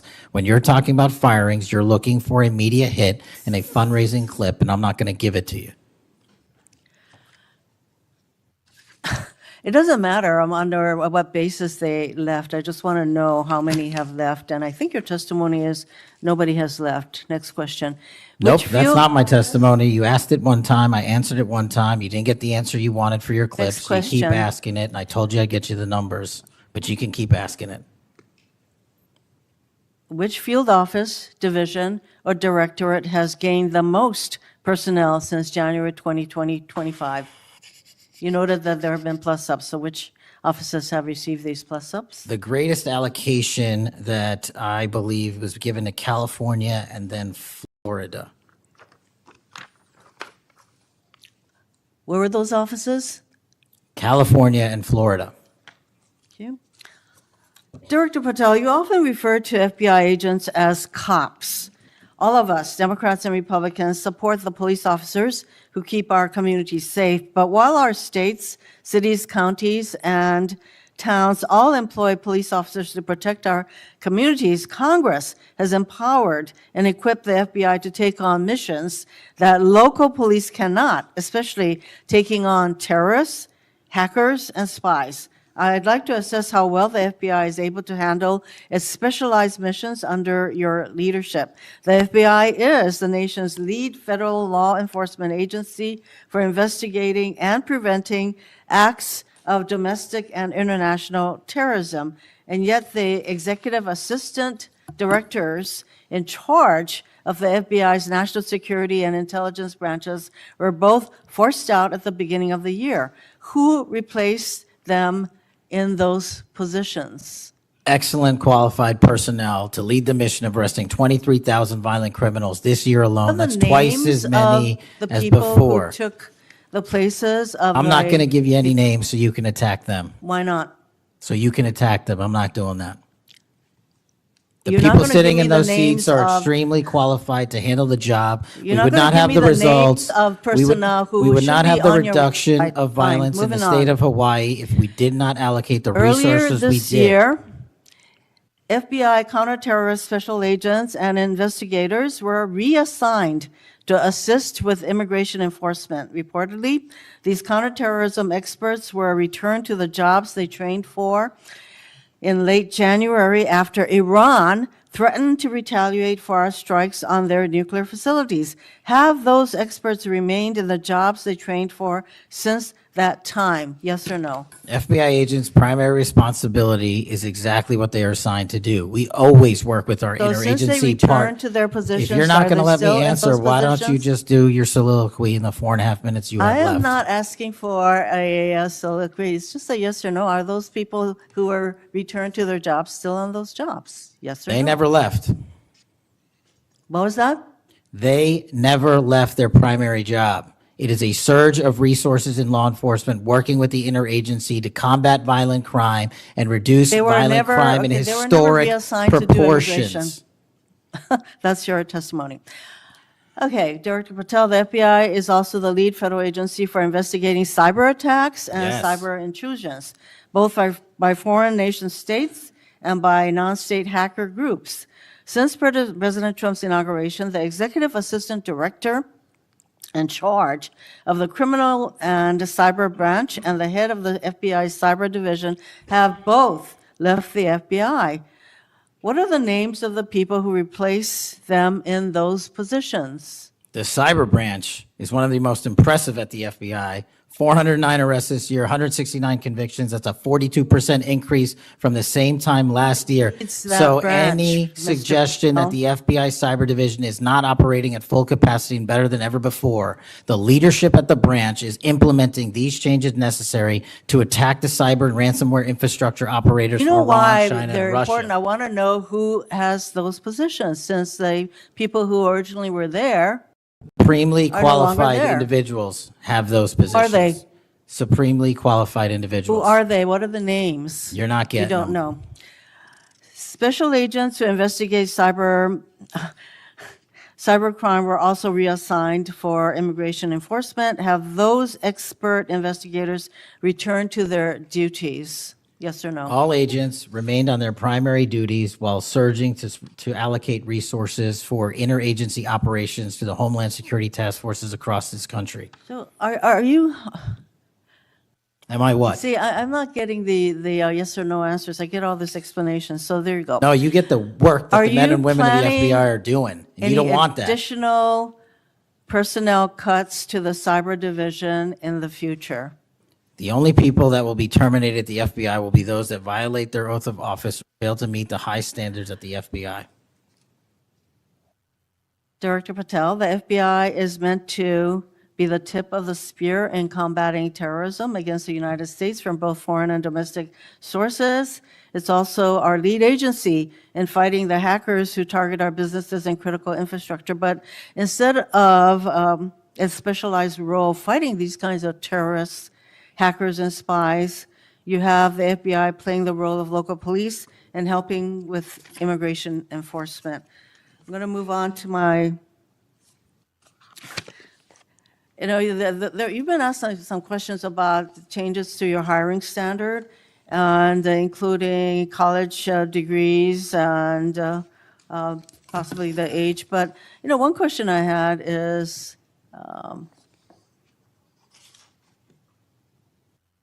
that you are now requiring applicants to be able to do a certain kind of pull-ups, which a lot of women cannot because of physiological differences.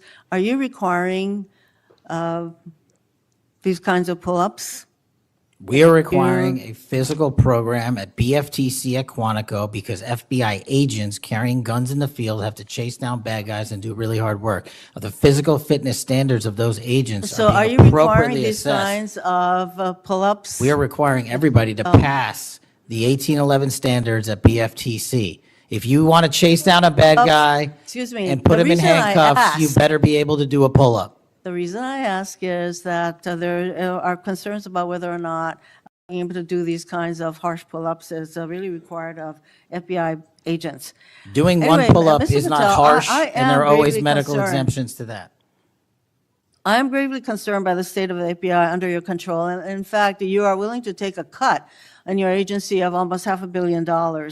So the FBI is losing dedicated employees, decades of expertise and specialization, leading to loss to early retirements, firings, and reassignments to immigration enforcement or conducting local police work. Thousands have already left. For as long as you remain as the head of the FBI, I fear the number of departures and summary firings will continue to grow. Mr. Patel, before the vote on your nomination of this committee, I noted that your most significant qualification, this is not just something that I noted, but others, your most significant Gets this place going. qualification was your 100% loyalty to President Trump. And I fear that that continues to be the motivating factor in your position as FBI Director. Thank you, Mr. Chairman. Mayor, Mr. Chairman. Director Patel, did you Yes. have anything you wanted to say now? That is an entire falsehood. You can delete my 16 years of government service to multiple administrations all you want. The fact is that I was a public defender. I was a national security prosecutor. I was a House intelligence staffer. I was a deputy director of intelligence. I was a chief of staff to the Department of Defense and the Secretary of Defense. I led the counterterrorism missions for the White House. Those are just some of the jobs I held in my 16-year career. There was no loyalty then. There's no loyalty now to anything but the Constitution. Senator Brett. Yes. Well, before I begin, I want to thank Senator Hirono for what she said, acknowledging that there are physical differences between men and women. Talking about that women wouldn't be able to do as many pull-ups, and I think that she was making a case here that there should be different standards. There's a thing called Title IX, and this is why we continue to say we should have biological men and men's sports and biological women and women's sports. And so I look forward to utilizing that to talk to all of my colleagues on the other side of the aisle. Maybe they will stand with us in helping us protect women's sports. I think she made a great argument there for it. Moving on to today, Director Patel, thank you for being here. Thank you for your commitment to making sure that America is safe again. Thank you for doing that coast to coast and within our cities. I certainly look forward to talking about that and talking about your historic gains in these areas. But I would be remiss if I didn't begin my questioning with you about the horrific events that we have seen over the last week. Obviously, our heart breaks. Not only for Erica and Charlie's 2 children and for parents and families, but for America and for those of us who knew him, you being chief among those. So just my sincere condolences and thank you for the steps that you and the FBI have taken to make sure that we have someone within custody and we're going to be able to move forward with that. But if you look over the last, since last summer alone, we had 2 assassination attempts on the president. We've had an arson attack on the governor Shapiro there in Pennsylvania. You have the murder of the state representatives, Melissa Hortman and her husband in Minnesota, along with the shooting of State Senator John Hoffman and his wife. Several anti-Semitic attacks, several attacks on Christians that were noted by Senator Hawley. We had the killing of 2 Israeli embassy staffers here in D.C., the June firebombing in Colorado. We could go on, and we saw a culmination, as Senator Schmidt said, with the brutal assassination of Charlie Kirk last week. I appreciate you committing to both Senator Hawley and Senator Kennedy, talking about making sure that all that are involved are held accountable. I think that is critically important, and I think that America needs that transparency. I want to read you some words of Vice President J.D. Vance. He said, "If we want to stop political violence like what happened to Charlie Kirk, we have to be honest about the people who are celebrating it and the people who are financing it." My question to you is, in light of Charlie's murder and all of the things that we have just referenced and have been talking about today, what steps is the FBI taking to more aggressively crack down on those who promote, encourage, finance, fund these types of engagements and this type of political violence? Thank you, Senator, for your kind words. So in terms of how we crack down on the root cause of this violence, for now putting aside the ideological motivations and how they got there, the monetary issue is a real issue. And as I've said before, we follow the money. So we work with our partners at the Treasury Department to trace where the money came from, how these individuals paid for the training they received or the platforms they were using, and also how these individuals collectively got together in whatever groups they were on whatever social media sites they were on, to utilize clickbait to make money Bingo. for their ideology. And so to trace all of those, we are using, not just in in Charlie's investigation, but others, lawful process and serving 2703D orders on any entity that is related in any way financially to any of these criminal acts of violence. And we are going to hold them accountable with our partners at the Department of Justice. Excellent. I would love to stay abreast of that, and just we must get to the bottom of it. We must follow the money. Someone is funding this discourse. Do you believe, obviously there are people here, unfortunately American citizens, that may be engaged in that, but do you also believe that some of this may be coming from overseas? Yes. Okay, let's get to the bottom of it and let's make it stop. Yes, ma'am. I want to ask you about the Dobbs decision. So we know that it was leaked in May of 22, and then we had the Marshal Service say we found nothing in January of 23. I find that absolutely mind-boggling, that we can't figure out who leaked that opinion. We know it was done in attempts to undermine the process, and then the intimidation of the justices occurred after that. Tell me what you can do as FBI director to help us get to the bottom of what happened and actually hold someone accountable for their actions. So I can't speak to what the marshals did and how they conducted their investigation. I can tell you, generally speaking, the FBI has taken over the investigation on the leak because it was such a detrimental leak. So you commit to getting to the bottom of it? We are utilizing the full resource of the FBI as we usually do on leak investigations, and we will make sure our results are public at the appropriate time. We need answers. I want to talk about child sexual exploitation. Thank you for making protecting our youth your top priority. We know that that is the greatest gift that we have. That is our greatest treasure here in the United States, is the next generation. And finally, we have an FBI director that is putting that at the top of his list. Can you tell me the steps and the different initiatives? I've heard you talk about a couple of them. You've mentioned 764 amongst other things. Tell me what you're doing, and specifically, I want to know about when it comes to sextortion. So as a parent who is raising children right now, teenagers, and you're looking at what's happening, whether people are snapping photos and then what's happening online. I have had a number of parents sit in front of me telling me terrible, heartbreaking stories about their children ultimately taking their own life because of being blackmailed. I want to know, what steps are you taking to get to the bottom of that and to absolutely end this? If this were happening in a storefront, Mr. Director, that store would be shut down, no matter where it was, coast to coast. And yet we continue to allow these things to happen, and we've got to have a more targeted approach when we're looking at this. And so what are you doing to protect children, and specifically sextortion? So in our VCAC initiative, our Violent Crimes Against Children is our umbrella enterprise operations hub for things like Operation Enduring Freedom and Operation Not Forgotten and Operation Justice. And in things like that, those are producing the results that I told you about. 1,500 child predators arrested, 300 human traffickers arrested, 4,700 children identified and saved, a 35% increase from year to date last year alone. But specifically on your sextortion question, Senator, that is a problem that we are seeing explode on generative AI in private sector and social media companies. And what we're doing is engaging with NCMEC, the National Center for Missing and Exploiting Children, because this one stat alone should probably cause great pause. They have seen a 1,325% increase in generative AI leading to sextortion and child sexual abuse. That cannot be countermanded by the FBI alone. We have embedded people at NCMEC and have a great partnership with them. But what we need to do is what we did in the month of May, and we're doing it over and over again. We arrested 400 individuals in 1 month, in 1 month surge. Wow, These thank you. individuals have prioritized, the agents and intel analysts have never left that mission. They're doing multiple missions at the same time. That's what the FBI is called upon to do day in and day out, and we won't stop doing two things at once. But we need help from social media companies. We need help from the private sector and the internet service providers that allow this generative AI to be hosted on their platforms. We have got to get a resolution on that with our partners in Congress and the private sector. Well, we are definitely committed to working on that. I know the people up here. So you let us know what tools you need, and I know we've got several ideas that we look forward to pushing forward.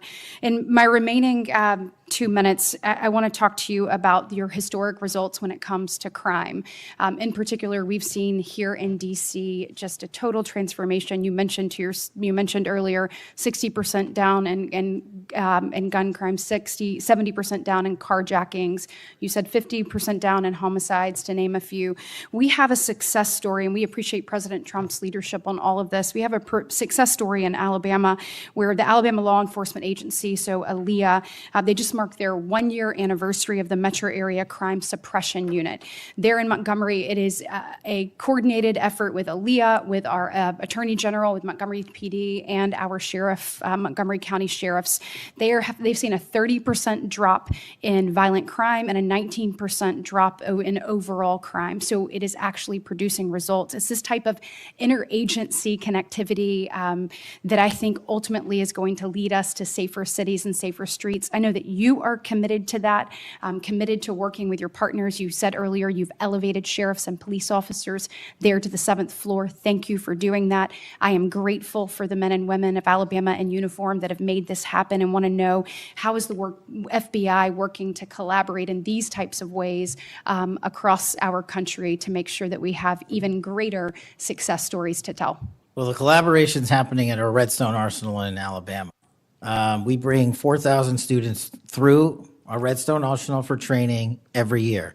In terms of our future plans, in the next few years, we will bring 13,000 students a year through Alabama's Redstone Arsenal. And by students, I mean FBI employees, I mean sheriffs, I mean police chiefs, I mean cops, I mean intel analysts, because that is their future gem of how we're going to train local law enforcement. And we're so thankful for the dedication of resources to that facility. And I encourage everyone to go down there and take a look, because if you want to see where the FBI is going and how we're going to train the future, it's happening at Quantico and Redstone. We are very proud of it, and thank you so much for your leadership. Senator Booker. Thank you, Mr. Chairman. Mr. Patel, I want to start off where we left off last time. I asked you whether you had any knowledge or discussions about removing FBI officials and installing political personnel before you were confirmed to that position. And I wonder, did you then understand or have conversations with the White House about the intentions to do so? Before I was confirmed, Yes, sir. did I have discussions with the White House to remove FBI personnel? Yes. No. So you're saying that you had no discussions with the White House before you were in the position about the removal of any personnel from the agency? As I was preparing for my confirmation hearing, I had numerous discussions involving the type of people that would be employed, and that those that were failing to meet the mark at the FBI would no longer be employed if I were And I'm confirmed. assuming that mark had to do with loyalty to the Trump administration. No, you're wrong. Okay. I'd like to revisit another subject from that hearing. Did you testify, excuse me, you did testify before the grand jury that President Trump had declassified the documents at issue in the Mar-a-Lago classified documents case. Is that correct? I don't have the grand jury transcript. That's why I released it. Whatever it says is the best evidence. You know, that's what you said to Senator Whitehouse, that your grand jury testimony was publicly released. It has not been. In fact, in July, a court denied a news outlet's bid to get that transcript. But the court said quite clearly that you are free to discuss your grand jury testimony. So I ask you again, did you testify before the grand jury that President Trump declassified the documents at issue in the Mar-a-Lago classified document case?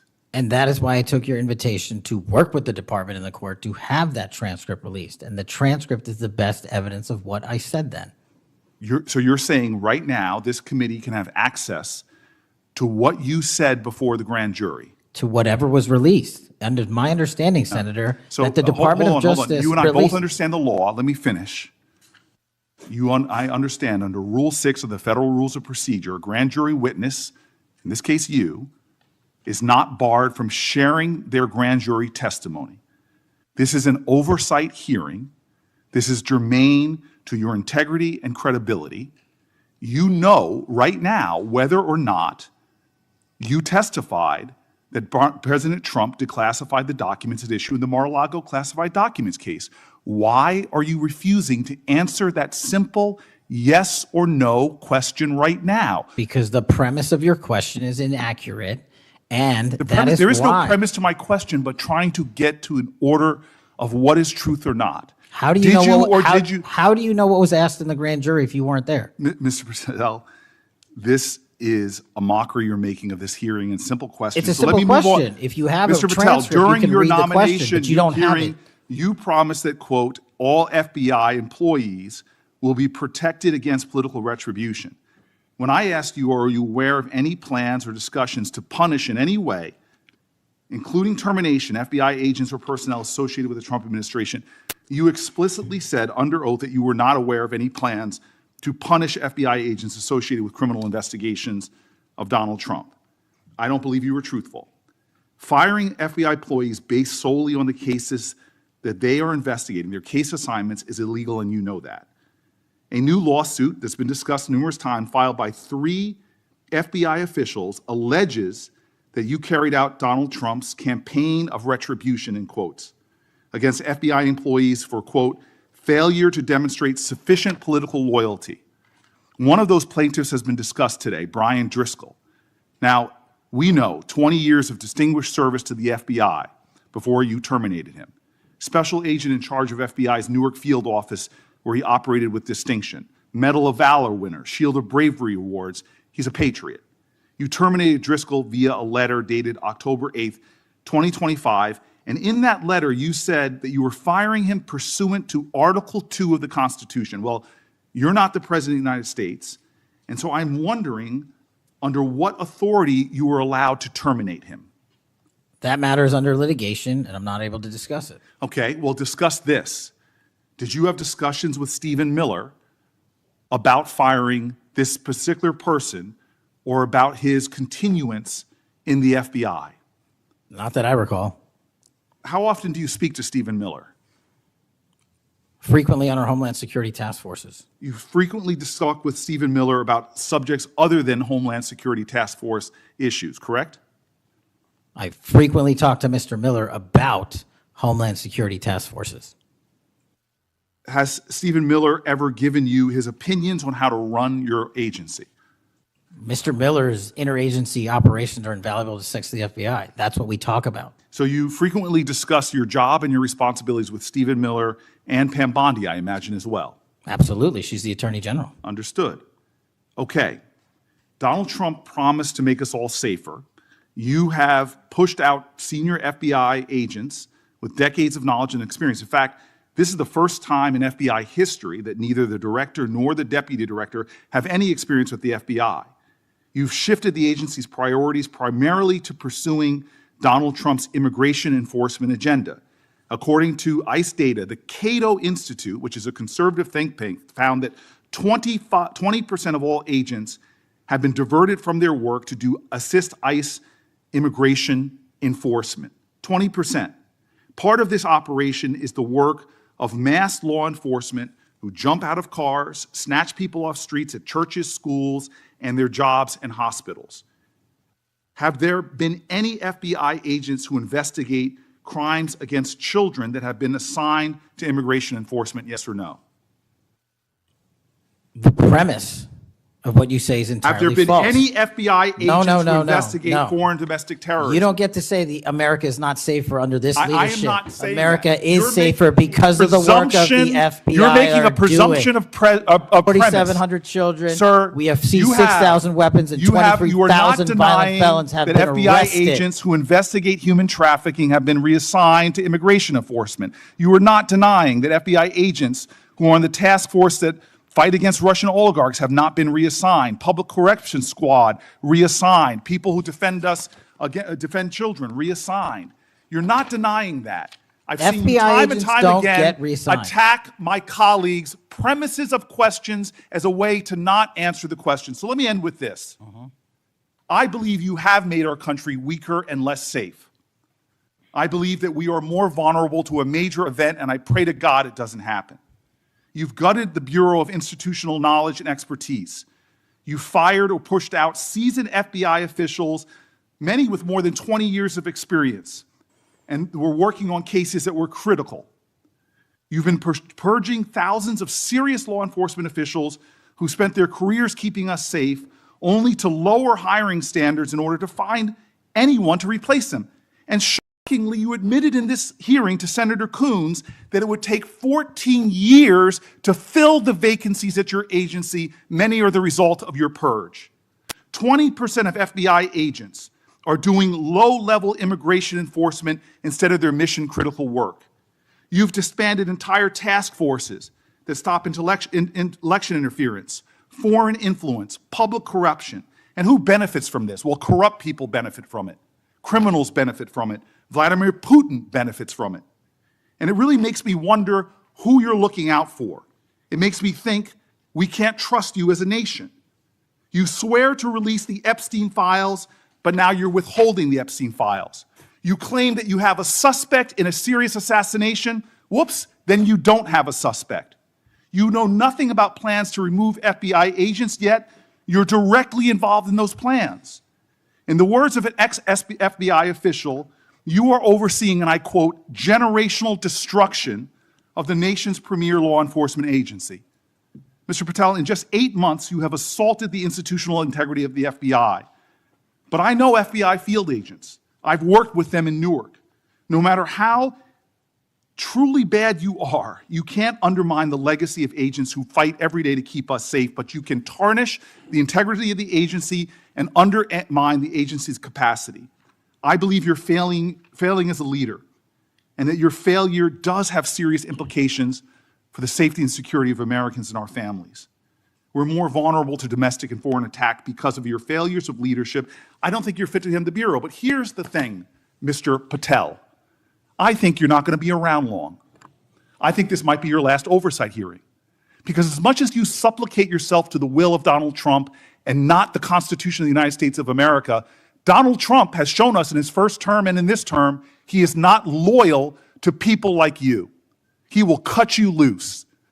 This may be the last time I have a hearing with you because I don't think you're long for your job.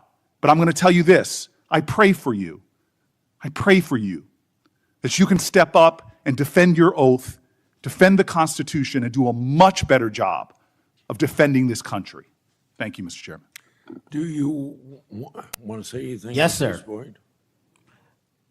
That rant of false information does not bring this country together. If you want to work on bringing this country, it's my time, not yours. My If you- God. If You're you gonna want to lecture talk me about, dividing this country, It is I my follow time. you on your social media posts that it is tear my this country time apart. to There address should be a your unifying- falsehoods. Oh, You are an you can try embarrassment all to the you division want in this country. to not Senator, take it is my responsibility time. for what You you had have your said. time. Sir, you're Your making a time is mockery of this over. committee. Sir, you don't tell me my time is over. You The know how people far of New we've Jersey come tell me since what my you time tell- is. Senator- You can't lecture me. You can tell me Sir, my time's you have- over? You may be the charge of the I'm not FBI, going anywhere. but I am not afraid of you, sir. Mr. Chairman, Not afraid of you. Mr. Chairman, point of order. Senator Booker, I announced at the beginning of this meeting that this back and forth, talking over each other, doesn't work. And I said if that happened, I asked Patel not to respond, and I was going to give him some time after the senator's time was up to respond. And he has the privilege to do that uninterrupted. Mr. So Chairman, go- one point of Go order. ahead, Mr. I've Patel. watched him talk over us, and you've never once criticized him for us not even being able to get our questions out. Well, He has been rude and disrespectful to senator after senator. And when the senators were not giving him a chance to answer, I didn't stop the senator either. Go ahead, Senator. Thank you, Mr. Chairman. If the FBI, under my 7-month leadership, were failing this administration in this country, why do we have 23,000 violent felons arrested this year alone? A double increase from that time last year. Why is it that we have seized 6,000 weapons? Why have we found 1,500 child predators and arrested them? Why have we 300 human traffickers in jail? Why have we found and identified 4,700 children? Why have we seized 1,600 kilograms of fentanyl, enough to kill a third of the American public, a 25% increase alone from last year? 88,000 kilograms of cocaine seized, 7,000 kilograms of meth seized, and that's just on our criminal operations in summer heat. How is it possible that we are taking 8 kilograms off the streets of the cities in New Jersey and preventing the deaths of 607,000 people this year alone, a failure of the FBI and my leadership? How is it that we have counterintelligence arrests already this year exceeding the numbers from the entirety of last year? 33% increase in PRC, 83% in Russia, 60% in the CI space as it relates to Iran, and we haven't even talked about CT, the southern border, the northern border. Before Senator Cruz, I kind of feel like a broken record today. All this interest in FBI termination, yet my colleague showed no intent or interest in when my whistleblowers suffered retaliation over the past years, particularly the past 4 years. Indeed, one whistleblower has alleged that Brian Driscoll's insubordination, whether an agent is on a hot button case or not, they ought to be held accountable for misconduct and weaponization. Senator Cruz. Thank you, Mr. Chairman. You know, I have to say, it used to be that to see theater, you had to go to the Kennedy Center. Now, apparently, you need only go to the Senate Judiciary Committee and see our Senate Democrats berating the director of the FBI, which, okay, it's not, partisan politics is not new in the United States Congress. But what is remarkable is what Senator Booker was berating Director Patel about. He wasn't berating him for failing to do his job, but rather he was furious for Director Patel for successfully doing his job. For 4 years, the Democrats under Joe Biden had an open border that undermined the safety of every single American. They allowed 12 million illegal aliens to come into this country to invade this country, and every single day Americans were murdered, women were raped, children were assaulted by violent criminals that Democrats released. Now, Director Patel, I found Senator Booker's questioning really bizarre. He asked you, have you reassigned FBI agents from human trafficking to immigration issues? Director Patel, Are the Mexican cartels that are bringing people illegally into this country engaged in human trafficking? Yes, sir. What the hell does it mean to reassign someone from human trafficking to immigration? The greatest human trafficking in the world has been over the last 4 years at our southern border. It is modern-day slavery that the Democrats still defend. They still defend those open borders. Mr. Patel, he also said, did you reassign FBI agents from protecting children to immigration? How many children have you found that were victimized by the open borders of the previous administration? 4,700.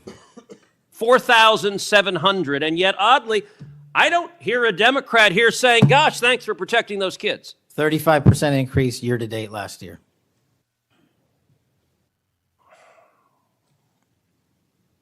All right, I want to shift topics. And I want to shift topics to what happened last week.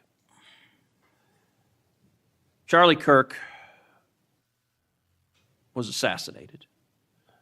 He was assassinated because of his political views. We're living in a time of enormous division and tragically hatred, and hatred that manifested in evil that we saw last week. Now, the FBI, working in concert with state and local law enforcement, apprehended what appears to be, in all likelihood, the murderer. And you did so in just 33 hours. So I want to start by just congratulating you and the FBI agents and state and local law enforcement for successfully apprehending the murderer in less than a day and a half.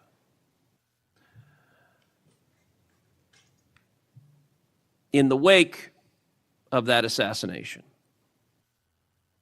we have seen far too many people on the left celebrating the assassination.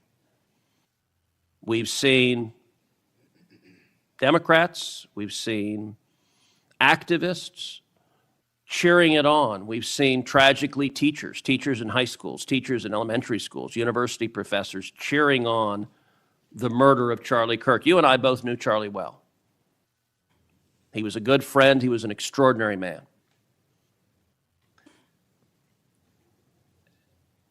And I will say there's a great deal of discussion about what to do about it. Under our Constitution, under the Bill of Rights, the First Amendment, speech is protected. And that's true even for vile speech.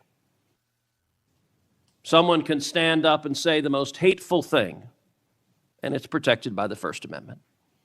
Nazis and Klansmen can march in the streets, and even though their speech is bigoted and horrible and racist, the First Amendment protects it. Conduct, however, is not protected by the First Amendment, particularly conduct that is violent. Violent conduct that is threatening others, that is harassing others, that is injuring, or in this case, murdering others, is most assuredly not protected by the First Amendment. And so I would encourage you and the FBI to focus on conduct. Now, speech can guide you to those engaged in conduct. And I will say one question that I have and many have, and I recognize this is an ongoing investigation, so I don't want you to say anything that would compromise the investigation. But what can you tell us at this point about what evidence there exists of other individuals who may have had prior knowledge of this assassin's plans to murder Charlie Kirk on September 10th? Generally speaking, we've interviewed numerous people, family members and friends, including the partner, to provide us with a detailed history of the knowledge he may have had, the suspect may have had prior to. We're still mapping out who, if anyone, was involved as an accomplice. As I said, the investigation is ongoing. We're also speaking to and going to interview numerous individuals online who were part of a chat group that was involved in this heinous assassination. And we're also going to work with our state and local partners out in Utah to find out what community organizations, if any, participated or had any foreknowledge of this information. But it's very much ongoing. I remind everybody that it's not even been a week since Charlie's tragic death.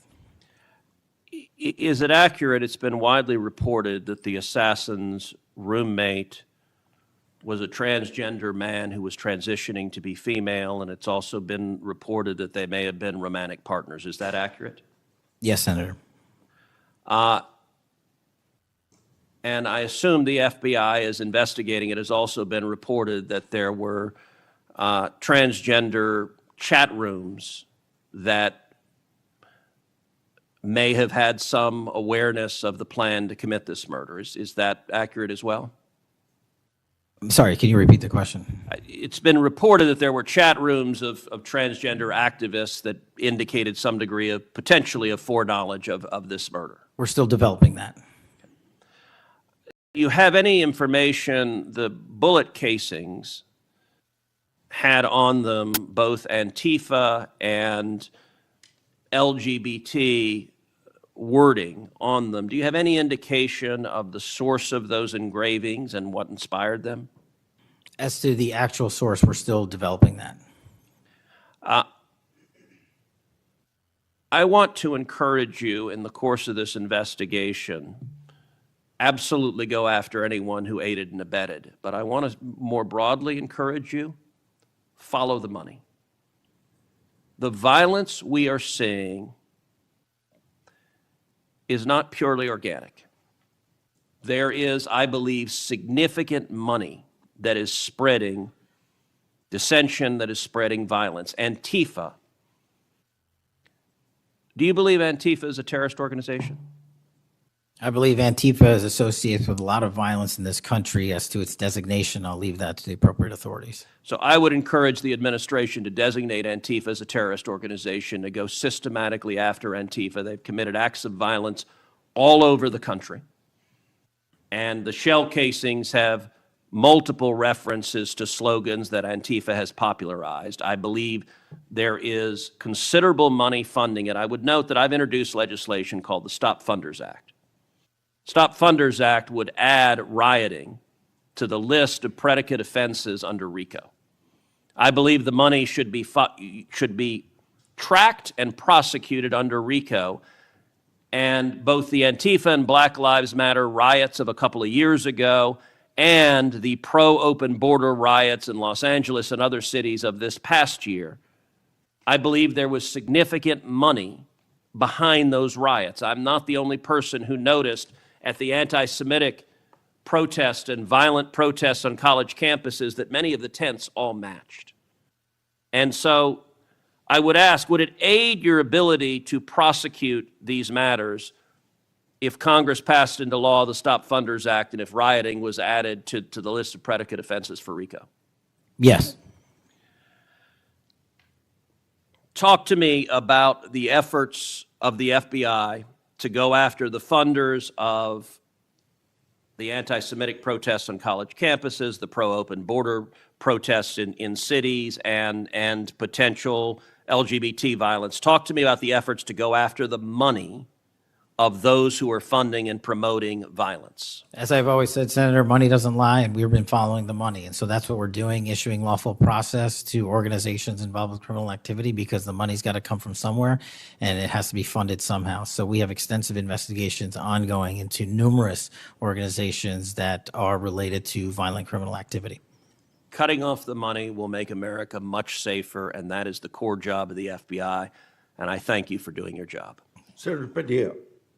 Thank you, Mr. Chairman. Mr. Chairman, glad to be on this committee and take our responsibility seriously to conduct oversight of the FBI, obviously one of the most critical law enforcement agencies in the country. As Senator Klobuchar and others on this committee have reminded us, the last several months have provided far too many reminders of the political violence crisis in America today, and the gun violence crisis in America today, including the tragic killing just last week. Director Patel, this committee takes seriously its not just oversight role, but recognizing the FBI's important role in protecting the public from gun violence while respecting constitutional rights. If you recall, this was a significant subject area of my questioning during your confirmation hearing. The Bureau plays a central role in enforcing federal firearm laws, ensuring the accuracy of background checks, and monitoring trends like machine gun conversion devices and lost or stolen firearms. Now, during your confirmation hearing, you pledged that the FBI would enforce firearm laws fully and fairly, consistent with the Second Amendment. Yet we continue to see a sharp rise in lost and stolen firearms reported by federal licensees. Can you point to any measurable enforcement results like arrests, not just arrests, but also prosecutions or task force expansions since you became director? I'll get those to you, Senator. Nothing you can share here today? No, I'll get the full list to you. You came unprepared today to respond to questions which you knew were important going back to your confirmation hearing. Now, the Bureau has warned about the public safety threat posed by machine gun conversion devices, which convert semi-automatic weapons to automatic ones. Can you at least reference what resources you're dedicating to this threat? Absolutely, Senator. Part of tracking ghost guns, as you alluded to, is having a sustainable database, which is hubbed out of our CJIS division in West Virginia. And we've allocated more resources so that FFLs can track and trace firearms that are stolen and make sure they don't get into the population. That's one of my primary concerns, that we don't want stolen weapons anywhere near anything. But the numbers continue to go up as reported by federal licensees. Let me get to my next question on this topic. You previously stated that you hadn't reviewed Fix NICS, a federal law that improves reporting to the National Criminal Background Check System. 8 months into your job, what concrete steps have you taken to ensure that NICS records are complete, accurate, and timely?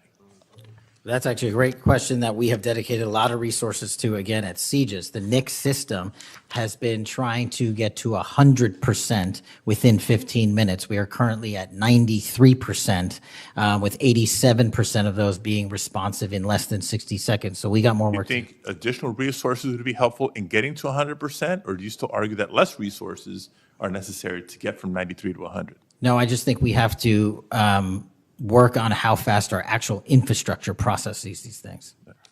On to a question about resources. The FBI's core mission is to counter terrorism, espionage, and major criminal threats. Now, recent large-scale reassignments to immigration enforcement or politically motivated investigations cause me concerns that other critical missions are being neglected. One example, in March of this year, you created a Tesla-related task force and diverted personnel from the domestic terrorism operations section to work on that task force. What risk analysis justified that decision, and do you still consider domestic violent terrorism to be a lower priority? Any form of terrorism, domestic or international, is the highest priority at the FBI. And But when why you say, divert resources away from those missions? I don't believe that's accurate. We did not divert resources away. When cars were exploding and people were being set on fire, I directed resources to address it. Well, then I'll suggest in your follow-up, and we can make this more explicit in our questions for the record, that you provide the accurate information about the diversion of resources. Because, again, when I understand that you authorize large-scale agent reassignments from counterintelligence and cybercrime to not just immigration cases, but others, it has an impact on the other priorities like nation-state threats and ransomware investigations. Moving on to a different subject area. Safeguarding our elections is a core FBI responsibility. The public needs confidence that election security work is driven by facts and free from political influence. Mr. Director, do you agree with Attorney General Bondi's decision to disband the FBI Foreign Influence Task Force? The disbanding of that task force did not in any way reallocate or take away resources from that critical mission set. So then how are you mitigating the risk of foreign actors interfering in U.S. elections heading in? I've highlighted through our cyber programs, which have seen a 40, 50, 60% increase in arrests for cyber threat actors looking to not just harm our critical infrastructure systems, but also interfere in our elections. We've had multiple arrests this year of individuals who are interfering in that process. Did the Department of Justice's Election Integrity Task Force seek statewide voter lists and driver's license data? I can't speak for the Department of Justice. You're a member of the Department of Justice. I can speak for Did the the FBI play a role in those requests? Whatever requests that we had pursuant to the department's direction were provided So then you can speak For the to FBI. those actions. for the FBI. So you can speak to those actions. For the FBI. So what role did you play in those requests? Whatever requests we get from the department, I don't have those details in front of me. We provide whatever requests they have. I have not many details in front of you on a lot of the questions coming from this side of the aisle. So I do hope that there are substantive and accurate responses to our questions in writing. In my time left, Mr. Chairman, I just want to call out a couple of observations. The director before us has tried to explain, I won't say explain, tried to explain how he doesn't need another $500 million to do the job. And specifically that even if the FBI had an additional $500 million, it would take years. I think he referenced 14 years to fill the vacancies. But in the meantime, relying on partnership with local law enforcement to fulfill the mission of the Bureau. As we've discussed in other hearings and in other committees, by the way, given this immigration mass deportation agenda of the administration, the FBI is not the only one leaning on local law enforcement to do the job. ICE has made it clear that they're doing the same. Other law enforcement agencies within DHS is doing the same. So much so that ICE's recruitment, because they're not only not advocating for cuts, they're actually requesting additional dollars and have issues about policy with them. But if ICE's plan to do the job is not just hiring up significantly, they don't seem to have that as a concern, but the FBI does. Both ICE and the FBI are citing partnerships with local law enforcement, which, look, partnership and engagement is great.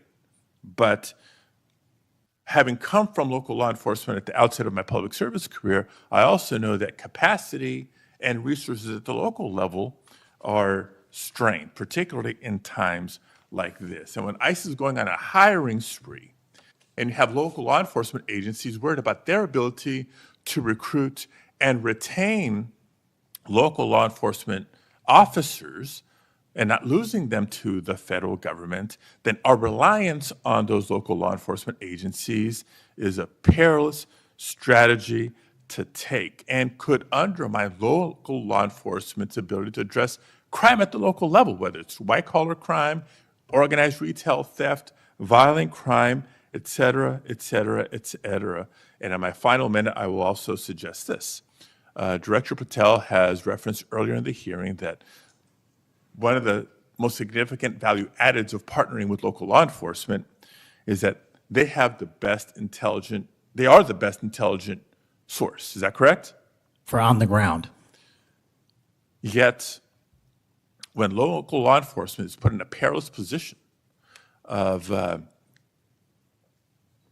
being in a role with this mass deportation agenda, which is consistently overreached, has been found to violate the law and the Constitution, and has undermined public confidence in law enforcement, not just by immigrants, by the way, but especially immigrants. When immigrants are victims of crime and are afraid to come forward because they don't know what law enforcement is going to do with their information or not, when immigrants, legal or undocumented, are witnesses to crime and are afraid to come forward with that information because they don't know what's going to happen with their information or not. That undermines the credibility of law enforcement with the community and undermines the intelligence, Director Patel, that you say are the best source of intelligence when it comes to law enforcement. So it's shaky, it's worrisome, and in my opinion, overall, you are failing to live up to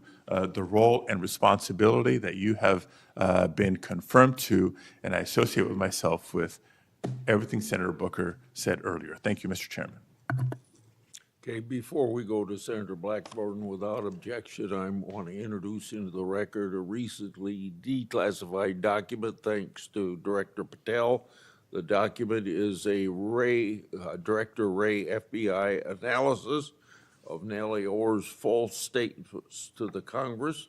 Orr never suffered consequences for advancing the phony Trump-Russia narrative and attempting to cover up her involvement in the hoax with false statements. Yet time and again, the American justice system has been weaponized against President Trump and his associates, such as Peter Navarro, with reckless abandon.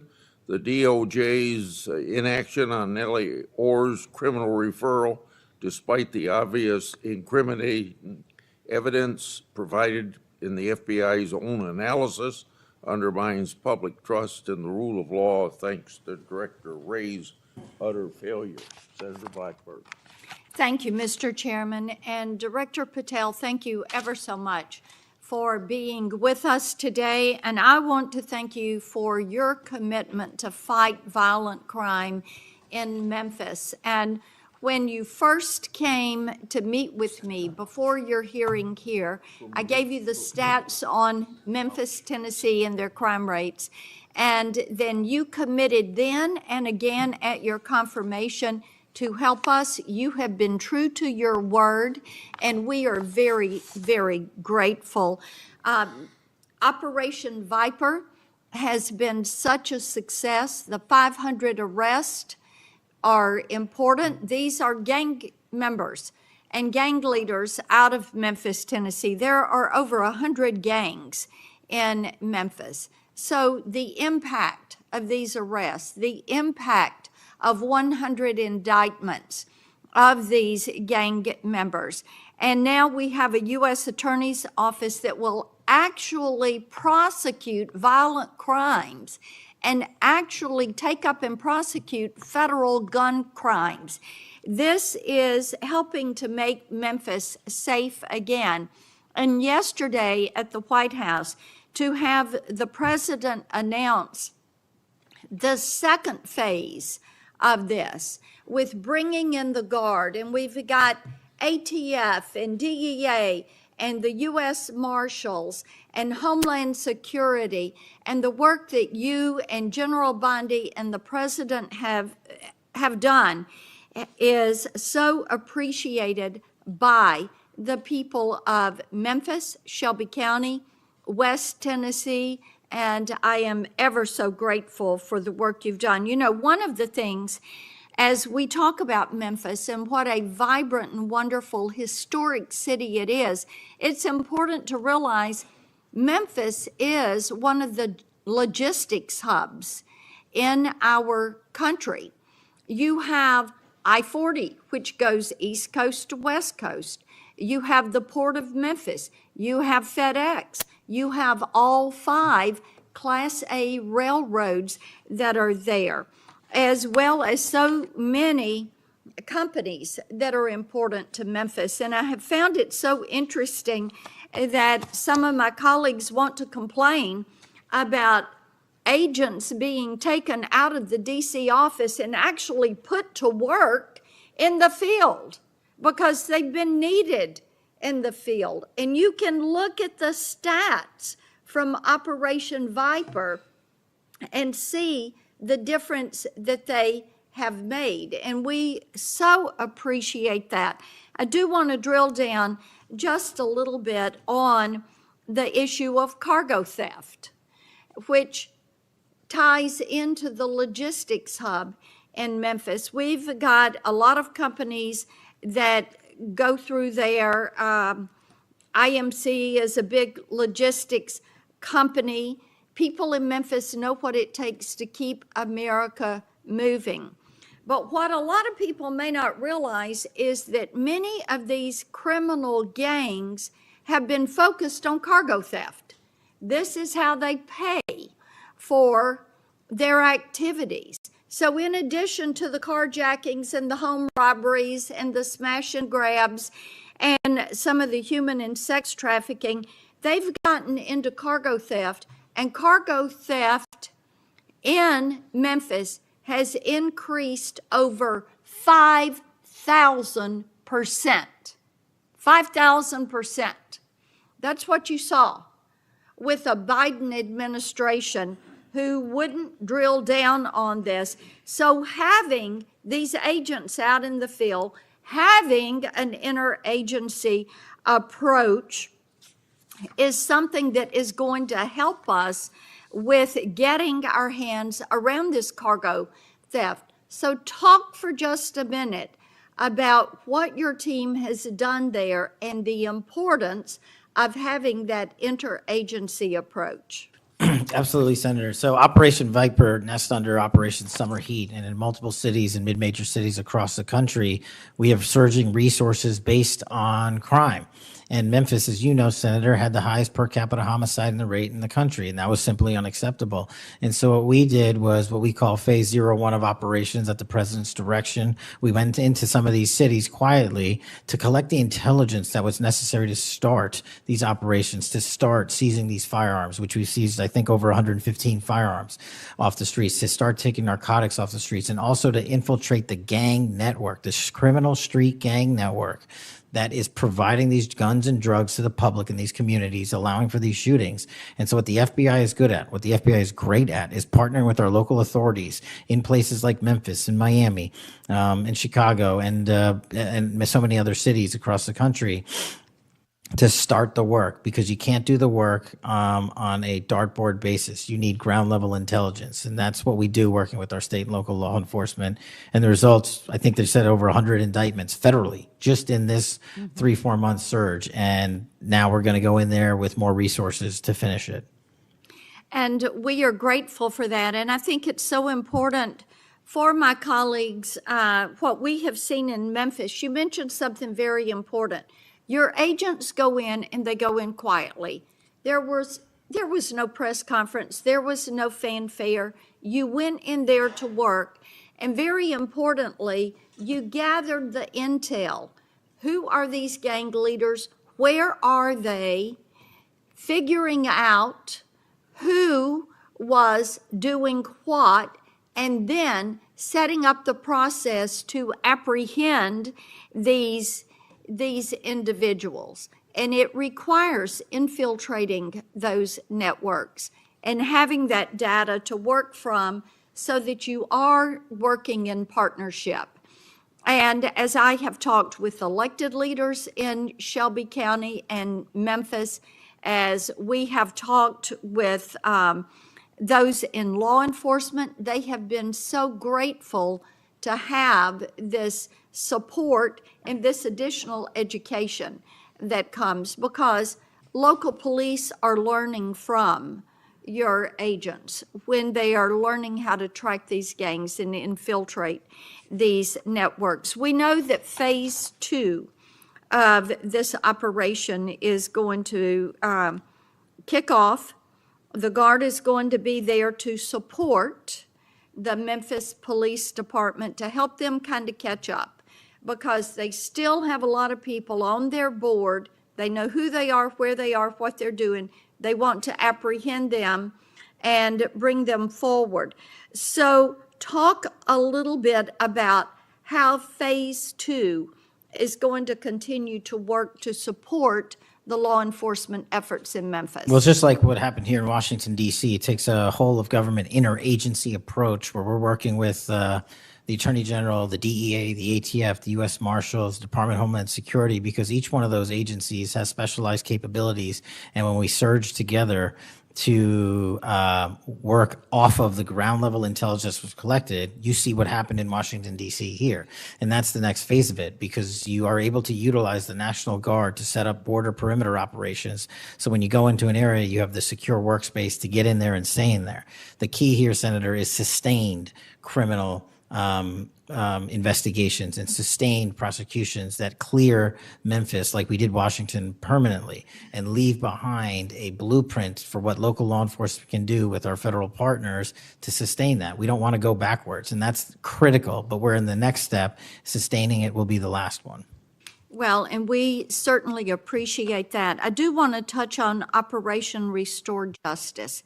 And Senator Britt mentioned some of this very briefly, and I know that you and A.G. Bondi have done a tremendous amount of work in protecting children. I appreciate that. And we passed my Report Act last year, and President Biden signed it. And this does require social media to report to NCMEC so that we can have these perpetrators followed up with and apprehended. That's a good start. We're still trying to get the Kids Online Safety Act passed. That has been a bipartisan effort. We have looked with disdain at what has happened with Discord and Charlie Kirk's alleged killer. Talk for a moment about what else Congress ought to do in order to give you all the toolbox you need to apprehend these predators and pedophiles. Well, I think we need to go after the monetary backbone of this infrastructure, like we discussed earlier. I think we also need to make parents across the country aware of how invasive some of these social media sites are and how much criminal enterprise is going on and how easily these kids can be sucked into it. And also, the only way, in my opinion, to do that, as Senator Klobuchar and I believe Senator Graham had stated, was, we need to work on Section 230. It's been too long since we've addressed it. Nobody's being held accountable. They're making money, and our youth is dying. And Yes. that's just unacceptable. Well, we have that reform bill. Thank you, Mr. Chairman. Thank you. Senator Welch. Thank you very much, Mr. Chairman. And just at the outset, I just want to say what I think all of us believe, and that is that the political violence that is so afflicting our country, it doesn't matter whether it's from the right or the left. I mean, all of us have an obligation to fiercely advocate for our point of view. All of us have an obligation to respect people with whom we disagree. The folks we disagree with are our opponents, but they're not our enemies. And I hope all of us keep that in mind and do the best we can to set that example. I want to congratulate the FBI. I want to congratulate the Utah state and local law enforcement for the very good work that it did in apprehending the violent assailant of Charlie Kirk, and that is a terrible, terrible tragedy. Director Patel, at one point you made an announcement that the suspect was in custody. We got our man. It turned out that was not true. In fact, I think that was about 27 hours before the person now in custody was apprehended. Why did you make that statement? Thank you, Senator. Appreciate you letting me address this. What the FBI does is not just locate and find suspects, but we also participate in eliminating subjects. And what we had at the time was a subject in custody in relation to this investigation. So in my commitment to work with the public to help identify subjects and suspects, I put that information out. And then when we interviewed him, I put out the results of that. And could I have been more careful in my verbiage and included an A subject instead of subject? Sure, in the heat of the moment, but I was doing the best I could. In all candor, I don't quite get that, because if we have our man, that would suggest to the public that everybody can rest and relax and not then continue to provide information to local law enforcement and to you. So that was a mistake. I don't see it as a mistake. I see it as something working with the public to identify that there was a subject So if in you custody. put out a statement that says we've got our man, and in fact it turns out that you didn't have your man, that's not a mistake? But that's not what I said.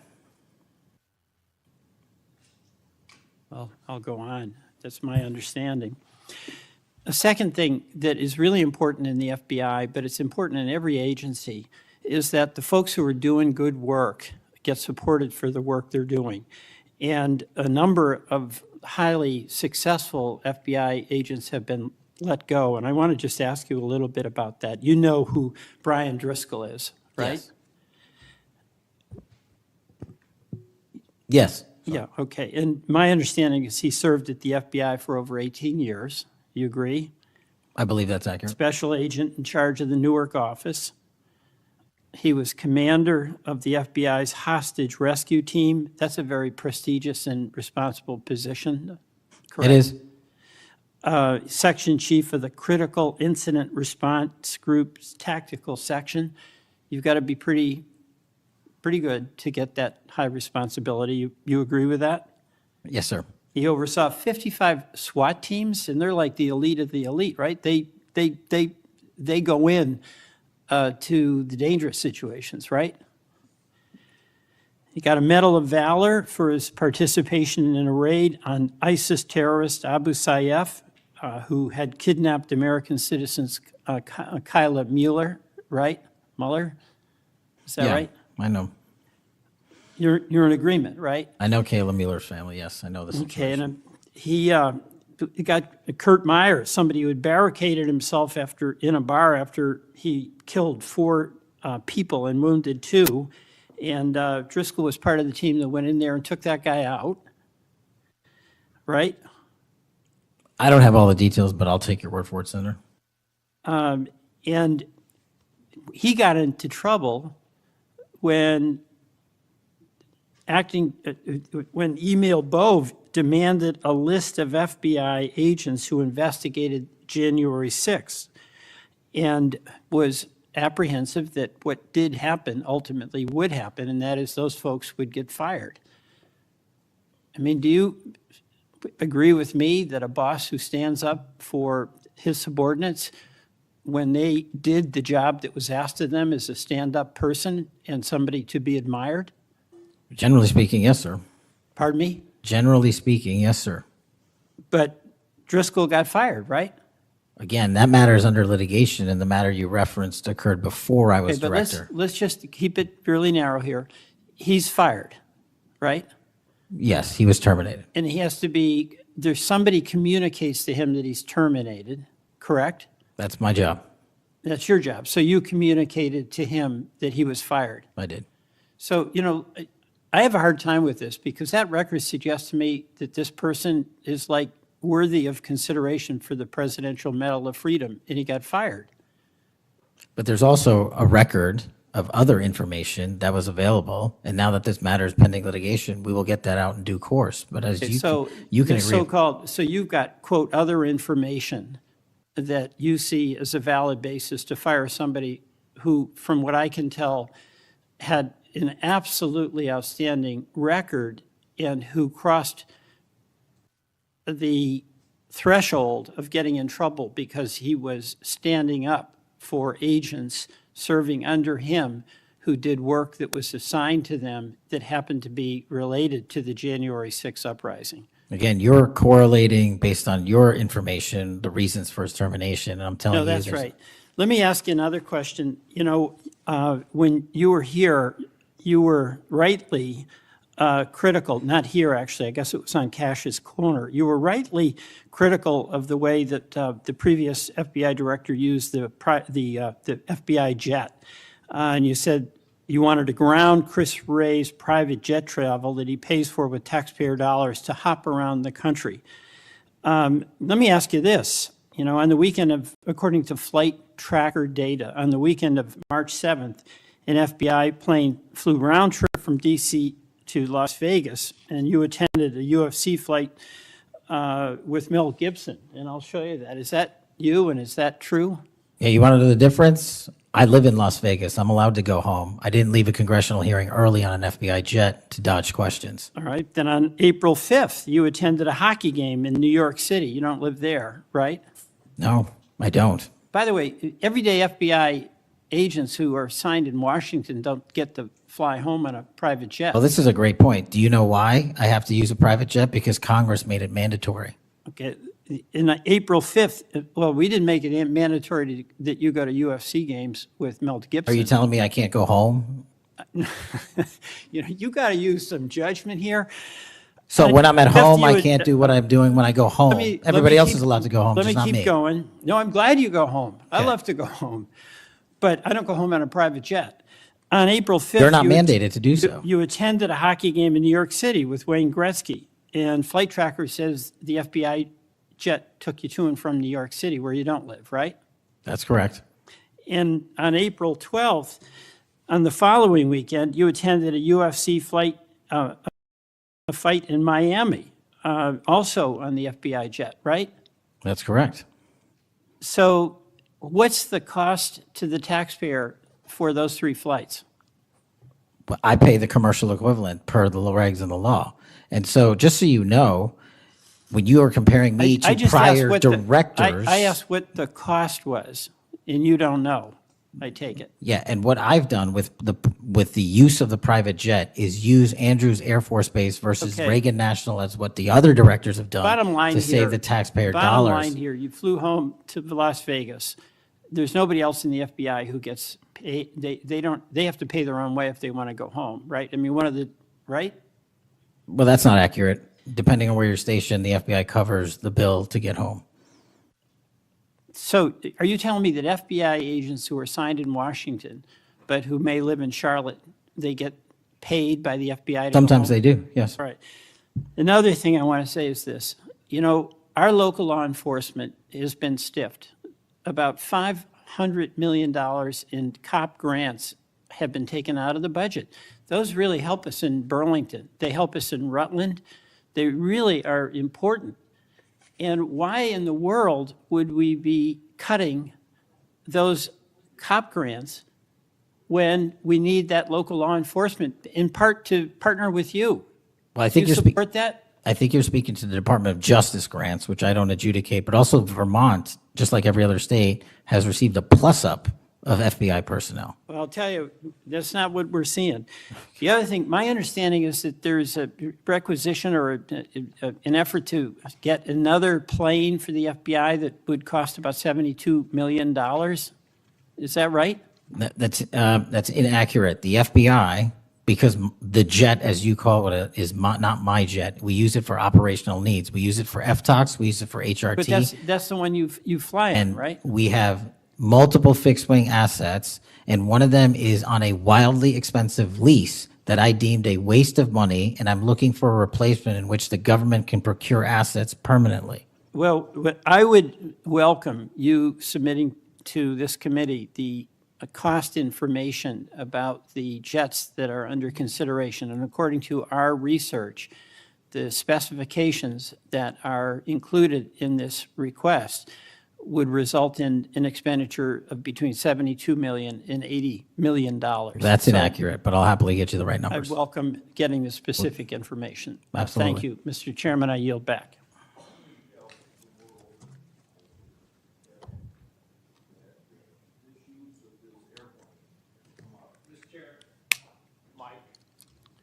It's on, but I can get closer. Comey became FBI director 2013, and then something like when I became ranking member in the middle of a Congress, or I was ranking member, Comey needed an excuse to come to Des Moines, Iowa, or someplace in Iowa for a family reunion. He wanted to meet with me in Waterloo, Iowa. I think nothing more than an excuse to say he did something official on that trip. Now, I can't accuse him of that because I don't know, but I can't recall that we discussed anything very serious that had to be meet him in Waterloo or Cedar Rapids at the airport before he went to the reunion.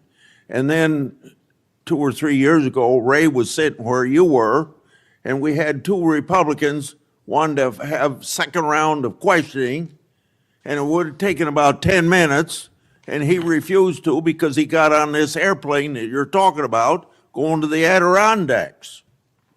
So I find interesting that my Democratic colleagues seem to bring up about your use of the Justice Department planes, yet my Democratic colleagues didn't seem too interested about my oversight of Ray's use of the plane. I didn't hear a peep. So my Democratic colleagues need to be consistent. Can I just add, Mr. Chairman, that when you compare the flight logs and the percentage of work travel to personal travel for the prior 2 FBI directors, over a third of their travel was personal on those same jets that I'm being accused of improperly utilizing. My mark is far less than that. Also, both of those directors use Reagan National Airport, which has landing fees of $5,000 to $10,000 because they didn't want to drive 25 minutes to Andrews. We take off and land in Andrews every single time because it's cheaper, and we do so because it saves the taxpayer taxpayer dollars. Those are the things we are doing to make sure that we are good stewards of taxpayer dollars. And also, any new acquisition of an airline or a fixed-wing asset for the FBI will specifically meet the needs of the demands of the foreign FTOC operations and hostage rescue operations in our critical infrastructure programs. Senator Moody, Thank you, Chairman. Appreciate it. you're very patient. I am very patient. You're very patient. I'm new here to the Senate, and I watch what you have to go through as chairman, and we thank you. A lot of what we're talking about today, and you've been questioned about, was uncovered because of our chairman and his service to this committee, and I want to thank him because he's uncovered a lot, especially during the last administration, where many of our federal agencies went far off their mission. And I believe we wouldn't have as much information as we do if it wasn't for our esteemed chairman. So I wanted to publicly thank him. And being the newest member of Judiciary, I am so grateful to be here because sometimes I'm wondering if some of my colleagues on the other side of the aisle don't know what they're talking about, or if they're ill-intentioned and purposefully trying to gaslight not just the American public, but other people in law enforcement and agencies that you're working with. So as a former attorney general, as a former federal prosecutor, as a former judge, as the wife of a law enforcement officer, both federal and state over the course of his career, I would like to clarify a few things and give you the opportunity to highlight some of the things that the FBI is doing. And two of the things I heard thrown out there, and by the way, it was when some of my colleagues would breeze in just in time to rail on you and spout out misinformation and narratives that have no grounding in reality to criminal justice, and then breezed right out as soon as they were done. And I think that it does the American public more good when the oversight function of Congress allows for you to comment in a way that makes sense and is grounded in reality. So let's first talk about the reason why we are having to reassign, not just in the FBI, but in other agencies, criminal justice agencies, federal agents to accomplish different things, as has been done historically throughout our country. When we get into office, we have to examine and triage the threats facing this nation, threats facing Americans, and then allocate resources accordingly. I guess you are to be judged negatively because you are trying to reallocate the resources of the FBI to fix what the Democratic administration prior to this under Biden broke. So let's talk about the reassignment of federal agents and why that has been necessary. Would you say that the majority of assignments has been made because we are facing unprecedented levels of violence, both because of the unvetted surge of anywhere from 11 million to 20 million people across our border in the last 4 years, and because of the woke, weak, insane policies that have been pushed into states and cities around this nation by the left? Absolutely. And so I hear you being grilled because you have rightfully pushed resources where they needed to go to protect the American public. And I have heard you questioned that you are in some way, and I'm going to use their words, which I don't believe is grounded in reality, that you are going to lean on local and state agents to do the job of the FBI. Might it be recharacterized more accurately in that you are partnering with local and state agencies in these areas, especially where these policies that the Democrats support wholeheartedly, in fact, they frustrate our efforts to try and beef up our laws with good criminal justice policies at every turn, and then come in here and get on you for, by the way, you've been here 7 months, so I know that in the 7 months you didn't break it, they broke it over the last 4 years, but it isn't more accurate to say that you are using the federal government and its agencies, or its agents and its resources to supplement and amplify law enforcement efforts in these areas, cities and states where the Democrat policies broke them. It's been an integral part of my tenure to use local and state partnerships. I say it everywhere I go. We cannot do the work without partnering with state and local authorities in every single state and every single county in this country. And why we pushed out to the field is simple mathematics. While the FBI had a bloated bureaucracy in Washington, D.C., nearly 1/3 of the FBI's workforce lived and worked in the national capital region. 1/3 of the crime doesn't happen here. So I made the simple decision to move them out where the crime was happening in the field, to move out field agents, to move out intel analysts, to move out program managers. And by the way, that's what they all want to do, go out in the field and do the work. And no one's going to be punished for going out in the field and doing the work, and no one's going to be punished for wanting to stay at headquarters and help. But we needed a reallocation of assets, and that's what we did. And from your experience, both before and now in office, have you found that many of these nonprofits have done work to undermine the stability and security of cities? Those matters are very much ongoing, and hopefully we can report the results soon.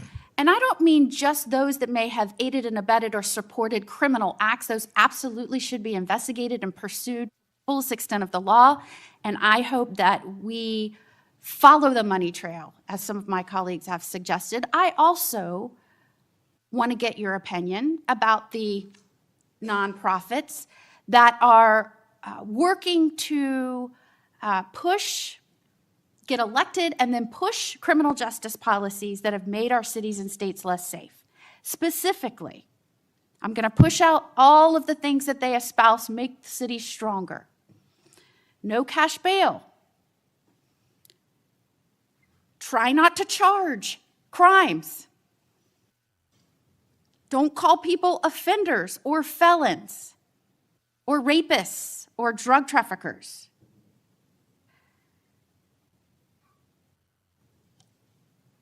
I can go on and on and on. But the gist is, don't charge. When you do charge, charge as minimally as you can. Don't put people on parole or probation following incarceration. Diversion should be the rule. I mean, I can go on. And we're seeing these play out in cities across our nation. I am one who believes it is always important to look at how we can do things better in our criminal justice system. But what has happened is some of these groups have hijacked that good intention by so many and used it as a way to subvert the stability of this country. And I firmly believe when that money is traced, you're going to find it's not only going not just to policies, but it's also going to pushing and promoting criminal acts. And I believe that money and support doesn't just come from infrastructure within the US, because I believe undermining our cities and this nation is something our foreign adversaries will get behind, and it will show that they are behind.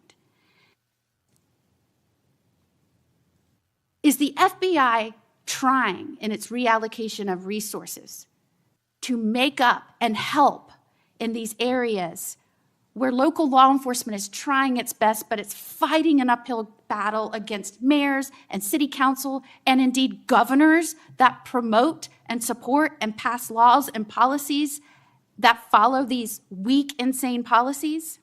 We go into every community where the crime rates are high, and if you look across the board, the crime rates are coming down across the country because the FBI is going in there and doing good police work, and we're not going to be dictated to by mayors or governors. We have federal law enforcement capabilities and responsibilities to our citizenry, and we're executing those on every single day, including rural communities and tribal lands. And you are, correct me if I'm wrong, welcomed and supported and enthusiastically praised by the cops that are there because they want those communities safer. Well, I think the police speak for themselves, and we'll let them do that at their own leisure. And one of the other gaslightings that I heard was that and we're trying to help them because they're having vacancy rates and they can't retain police, and you're causing that. Is it in fact that police across this country, because they've been defunded, they're not supported, they have groups that are continuously combating when they're trying to make the community safer? I know this because when I was the Attorney General, they all wanted to come to Florida, and I welcomed them with open arms. In fact, we are increasing our ranks in Florida, sometimes to the detriment of other cities and states because they can't keep them. They tried to make it sound like it was your fault that we had vacancies in these police ranks around the nation, when in fact, aren't you trying to help bolster their ranks and help them because they have mayors and prosecutors and city councils and governors that won't help them? That's exactly what we did. We did it in D.C., we're doing it in Memphis, we're going to Chicago, Miami, St. Louis, so many other cities across the country. And I'm just grateful that you are doing this, and I commend you for all the numbers that I'm seeing going after the violent crime, helping make sure we are getting the criminals that came here unvetted from other nations out of this country, that you are allocating resources to those efforts. It is all important to make this a stronger, safer nation, and we appreciate you being here today and making sure we're talking truth and not misinformation to the American people. Thank you. Thank you, Senator. Before Senator Schiff, I want a UC to introduce into the record a declassified Clinton Annex. The Clinton Annex is a declassified appendix to the Justice Department Inspector General report about the Clinton email investigation. The annex shows that the FBI had evidence necessary to conduct, quote, thorough and complete investigation, end of quote. But the Comey FBI failed to review the evidence at the time. After nearly a decade in the shadows, this information has now come to light thanks to Dr. Patel, or Director Patel. Senator Schiff. Thank you, Mr. Chairman. Mr. Patel, during your confirmation hearing, you made several important commitments. For instance, you told Senator Coons there will be no politicization at the FBI. There'll be no retributive actions taken by any FBI should I be confirmed as FBI director. So let me ask you very specifically, did you ever take any action to terminate or discipline an FBI agent or employee in whole or in part as retribution for being part of an investigation of Donald Trump or January 6th? No. You also committed, you assured Senator Blumenthal, all FBI employees will be protected against political retribution. So you're testifying today that you played no role in the firing of even a single FBI agent for political retribution. None for political retribution. And if any FBI agent said you did, they would be lying. Is that your testimony? I'm only speaking to my actions. Everybody is allowed to make their allegations. Oh, I no, have these are not- allegations against you. And so, I'm- Mr. Patel, if FBI, senior FBI agents or employees said that you were firing them for political retribution reasons because of the cases they were assigned, you're saying they would be lying. Is that your Anyone that testimony? was terminated at the FBI was done so for failing to meet the standards, uphold their constitutional oath, and effectuate the mission. Well, by meet the standards, are you talking about meet the standards of protecting the president under any circumstance? No. You also guaranteed Senator Blumenthal that every FBI employee will be held to the same, absolute same standard. No one will be terminated for case assignments. Are you testifying today that you never terminated anyone at the FBI in whole or in part because of a prior case assignment? No one at the FBI is terminated for case assignments alone. Well, I'm asking about you, Mr. Patel. Did you, in whole or in part, terminate anyone at the FBI because they worked on the Trump investigation or because they worked on January 6th? No one at the FBI has been terminated for case assignments alone. Okay, you're saying alone. Does that mean they were terminated in part because they were assigned to a January 6th case or assigned to the Mar-a-Lago case?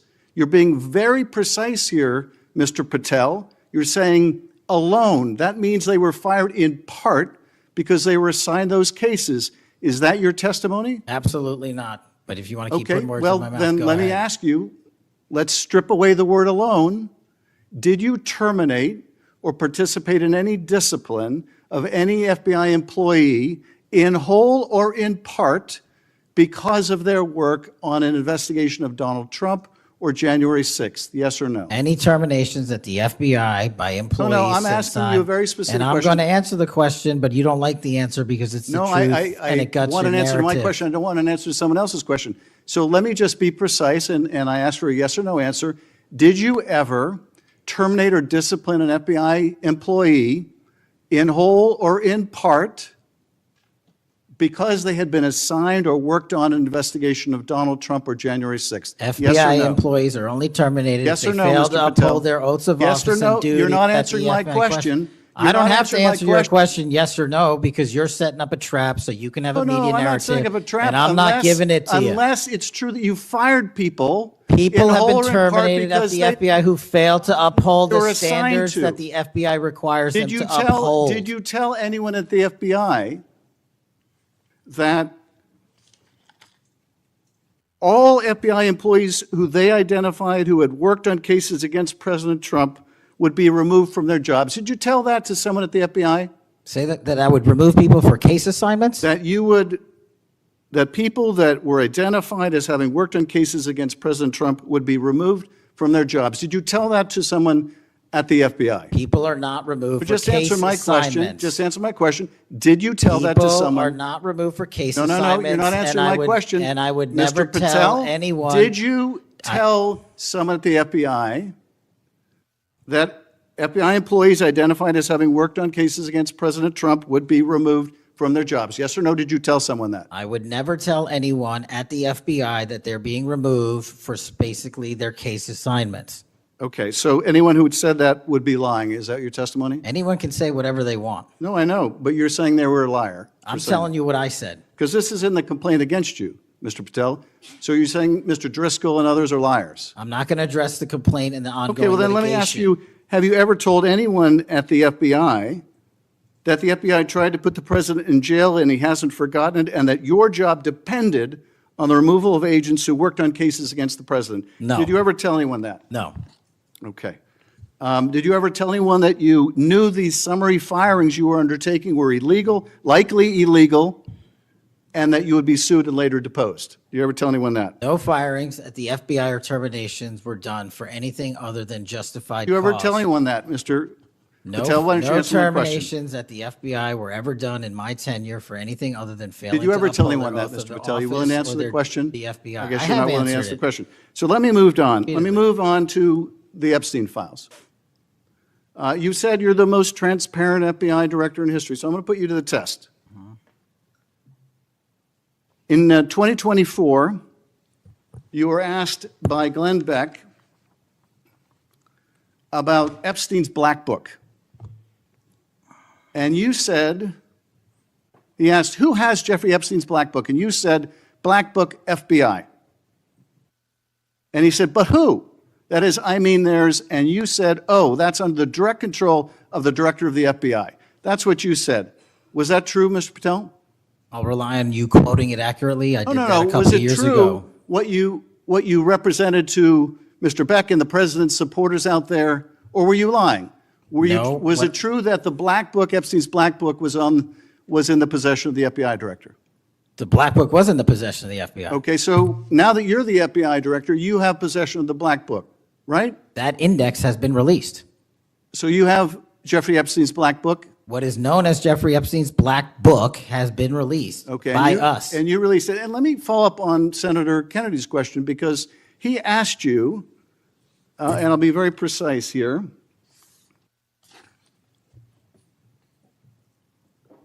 You've seen most of the files. Who, if anyone, did Epstein traffic these young women to besides himself? And you said, himself. There's no credible information, none. If there were, I would bring the case yesterday that he trafficked to other individuals. And Kennedy, the information we have, again, is limited. And Senator Kennedy said, the answer is no one. And you said, for the information we have. So is it your testimony today that in all the Epstein files, that Jeffrey Epstein trafficked no one to anyone but himself? Is that your testimony, Mr. I never Patel? said Jeffrey Epstein didn't traffic anyone else. Did he traffic any young woman to someone other than himself? That was Mr. Kennedy's question, And I Senator Kennedy's said question. the information that 3 administrations have had access to I'm have asking made you- determinations that there are no investigative leads that were credible to prosecute and investigate any others. I'm Well, specifically I'm asking stating you whether we it's were your working on. testimony today. You just read that it, and I said it I'm- 10 minutes ago, so let the record reflect my testimony. I just want to make sure there's no misunderstanding because there are victims like Virginia Guifer who have testified otherwise, who have said otherwise, and you're telling the American people today that the Epstein list is a single name and it's Jeffrey Epstein. That's what we're to believe? That's not what I'm saying. That's what you're saying, and Well, you can say whatever you Let me want. ask you this. When Todd Blanche went to interview Ghislaine Maxwell, she said, but did I think these guys were coming for that? I really don't. If you met Epstein, there's no way that this cast of characters, of which it's extraordinary, and some are in your cabinet, who you value as your co-workers, and you know would be with him if he was a creep or because they wanted sexual favors. A man wants sexual favors, he will find that. They didn't have to come to Epstein for that. And the next question Todd Blanche, the president's former criminal defense lawyer, asked is not who in the cabinet, who are you referring to? His question is, so when's the last time you think you were with Mr. Epstein when he got a massage? So let me ask you, who are those cabinet members that Ghislaine Maxwell was referring to that, that were part of this cast of characters associated with Mr. Epstein? Who are they? The Deputy Attorney General took the aggressive step that no one else did and interviewed Ms. Maxwell for I'm 2 asking you, days, who are and we released who are the the cabinet entirety members? of that Who are the cabinet transcript. members? I do not have that transcript in front of me. You're picking it piecemeal. The American public can read the entirety of that. One last question, because you clearly won't tell us the cabinet members associated with Mr. Epstein. Let me ask you one last question. And that is, right after she gives this testimony in front of an FBI agent, among others, she's transferred to a minimum security prison not suitable for a sex offender like herself. Who made that decision and why? The Bureau of Prisons. The Bureau of Decisions made it in Prisons. The Bureau of Prisons decided on their own, without any consultation with Blanche or anyone else, that they were going to suddenly, after this interview, completely unrelated to this interview, completely unrelated to anything she said, move her to a prison not suitable for a sex offender. You want the American people to believe that? Do you think they're stupid? No. I think the American people believe the truth, that I'm not in the weeds on the everyday movements of you're not in inmates. the weeds? What I am doing is most- protecting the this most- country, the providing most historic significant reform, witness- and the most combating the significant witness weaponization of the intelligence Epstein by the files likes of you. cover-up And we have gets countlessly proven you to from be a your liar in administration, Russiagate, in and you January call that 6th. being You are in the the biggest weeds? fraud to ever sit in the This United States stinks to Senate. high You are a heaven. disgrace to this This stinks to high institution heaven. and an utter coward. And I'm not surprised. I'm not I'm surprised not that you continue to surprised lie that from your perch and put on a show two of you so you can go have raise you money held, for your and for good charade. reason. You are a political buffoon at best. Well, you can take an internet troll. Take and it make- to the you can bank take an that the internet- FBI is you protecting can this make an country internet troll, and the state and the FBI citizens of the director California. will We are always bringing be nothing more historic than an reform. internet Historic. troll. But all you care about is a child sex predator that was prosecuted by a prior administration, and the Obama Justice Department and the Biden Justice Department did squat. And what did President Trump do? Bring new charges courageously. And what have we done? Chairman, You said take I'm the control most of this transparent situation. FBI director in history. control of this 33,000 pages of information to you. I challenge you to say anything credibly to the truth. Go ahead and run to the cameras where you want to go now. Both of you be quiet. Before I go to Senator Tillis, without objection, want to introduce into the record the Durham Annex. The Durham Annex is a declassified appendix to John Durham's report about Crossfire Hurricane. The Durham Annex contains information exposing a reported Clinton campaign plan to falsely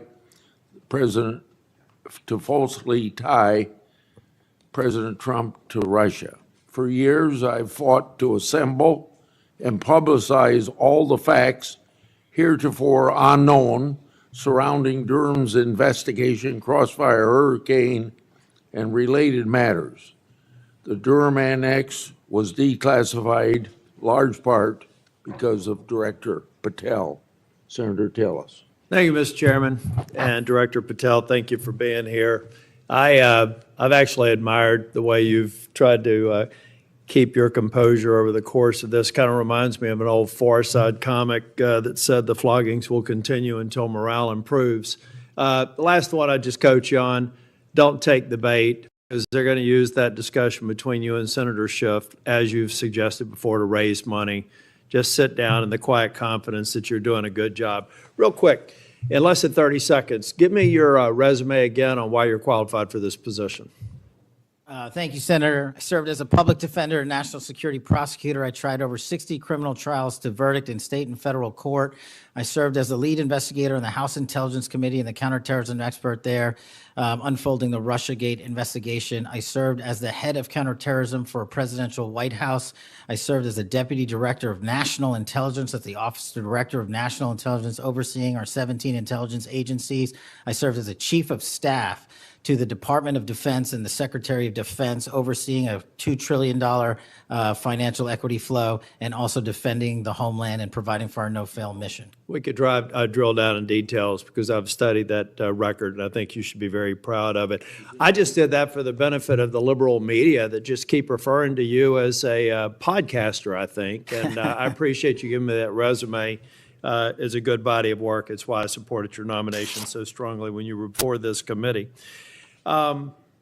Really quickly, too, on the events of last week and the sad death and assassination of Mr. Kirk, I seem to recall that Mr. Zinn, I think, was the first person of interest. He was reported to be saying, "I shot him, now shoot me," or something to that effect.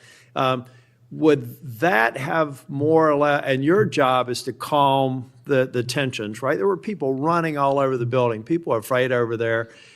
Could it be that because you were in possession of some of that information that maybe you did just characterize as getting our man, that maybe that's what led up to it, if those facts are correct? What led me to that is to the eliminate subjects, but also we were in a period with inside of 24 hours where we didn't know who the shooter was. Well, that's why I asked, because people are forgetting that this man was reported to have been saying, "I shot him, now shoot me." They're also forgetting that he brought in an attorney and said that he'd fabricated the claim to draw attention away from the actual shooter. And he went on to get multiple charges for possessing child pornography and sexual abuse material on his phone.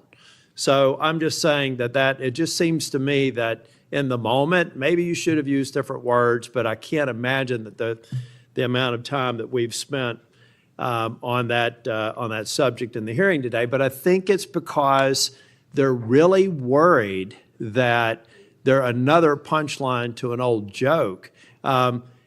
Your work, it's working in practice, but it's not working in their theory. They haven't heard you, so it's working in practice, but not in theory. They haven't heard you say multiple times that you've plussed up FBI resources in every state. They haven't heard you when you've talked about year-over-year comparisons for results. I don't care how many people you have at HQ, as long as you keep producing those results and they're good. They need to be sustained.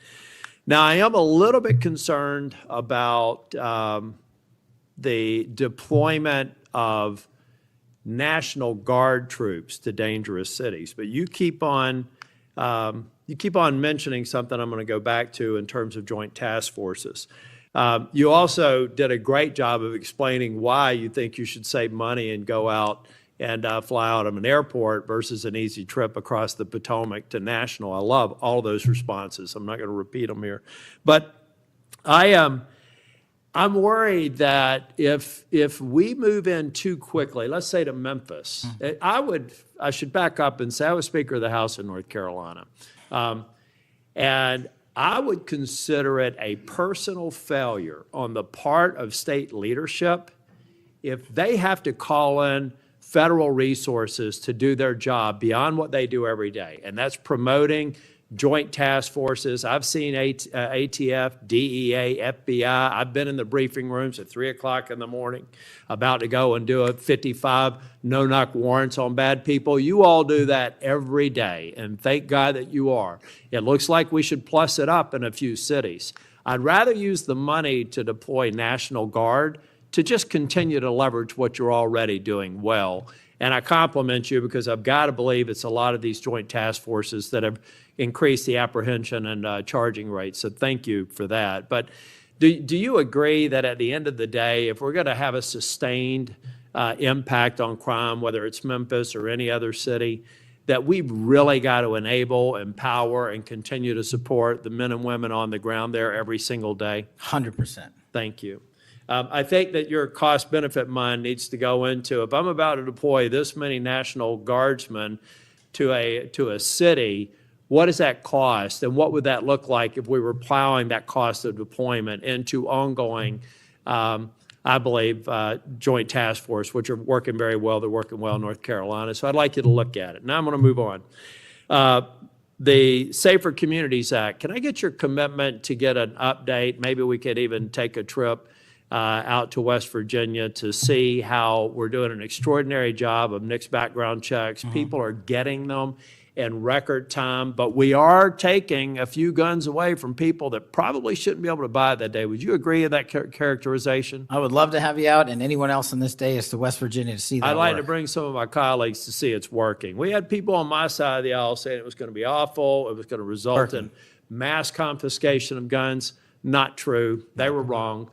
This bill's making a difference. I also want to talk about the behavioral health and other components in granting. I know in North Carolina things are going well. I want to make sure that that flow is going out there because the tragic events in North Carolina and Charlotte, the stabbing, I spoke with one of the family members yesterday, I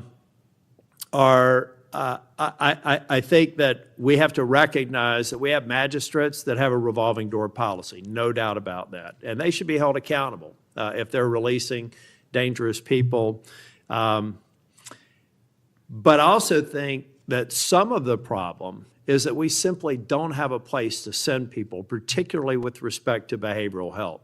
We have got to continue to, every law enforcement officer I've ever spoken with says, look, I've got law enforcement officers seconded to an emergency room because I've got somebody with no place to send them. I don't have a bed upstairs I can send them to. I don't have a behavioral health facility. We've got to provide more ways to detain people that are a risk to themselves and a risk for the community. And I really do believe the Safer Communities Act is a good framework for doing that. That's only a comment. Section 702 is going to come up in April of next year for renewal. Do you believe it should be eliminated and not reauthorized? No, sir. It needs to be Can I also get your commitment maybe to come back over and review some of the controls that are in place and other things? So hopefully we won't have the drama leading up to April. We can actually come here and get consensus on why you've got the checks and balances in place and why we should do it. Just remove any chance that we're going to run into that cliff narrative next year. Can I get your commitment on doing that? You have Mr. it, sir. Patel? Thank you. I want to talk very briefly on, and the chairman's given me a gavel, but I promise not to go over more than 2 minutes. But that's why I chose to be last, so I could have this discussion and actually get to some facts versus agendas and clickbait that we'll almost certainly see going forward. Tell me a little bit about the rationale behind the change in stance in recruiting. I also understand there may be a reduction in the academy timeline. Just give me some thinking about where you are on recruiting, retention, training, et cetera. Simple. So recruitment is through the roof. We've doubled up month over month our applicants to be 1811s, our federal agents, intel analysts. So the recruitment is going wonderful. What we have to do is figure out a way to get creative because the BFTC timeline is an 18 to 20 week program. And what we've done to address the openings we have for 1811 brick agents is we opened it up to the interagency and said, hey, Do you at Secret Service or DEA or ATF want to come over? You guys went through FLETC. You guys were cops or military officers. You're law enforcement. So we created a shortened bridge program of 6 weeks at Quantico that if you want to come over and be an FBI agent, you can do so. There's transfers all the time. We just made it easier. And we're also recruiting police officers who might not have a college degree. But in my opinion, that does not disqualify them from serving our community. So we're welcoming them. It's a rigorous application process. It's just one item. But we are changing the timelines based on the needs of the country, but not jeopardizing quality. I'm glad you mentioned that. I heard someone almost a throwaway line that you were hiring people without a college degree. Most of them have had basic law enforcement training, all the kinds of certifications. You're talking to somebody who didn't achieve my 4-year degree until I was 37. I'd like to think that I brought some things to the table, and I think that those people, the mere comment, I think, is inappropriate for somebody considering this to think that they're a lesser person because they don't have a piece of paper. I wanted to get back to the last thing that I will talk about. I'll follow up with some questions for the record. Thank you, incidentally, for consistently being responsive to any inquiries I've made to you. But on the Kirk shooting, I do believe that that Senator Schmitt's numbers are right. There seems to be a disproportionate number of voices on the left that are celebrating the assassination of a CEO or celebrating the assassination of someone in Mr. Kirk's case that I disagreed with probably about half of his positions. But I felt like he was a good voice in engaging young people, and that's a start, as long as we can do it civilly. And then I also just went back online because I've hammered on this committee multiple times. I just went online and I found in Pinterest that even today you could order a T-shirt that says ACAB 13.12, which translates to all cops are bastards. Or if you don't like that shirt, you can go get an F the Cop shirt at the same website, on a location on Pinterest. There is clearly a problem with some of the voices of the left, and I'm not necessarily saying any members of Congress, that need to tamp it down. Having said that, within 24 hours of Mr. Kirk's shooting, we had the guy that does the podcast for the War Room and another guy who's denied the Sandy Hook shootings say we're at war.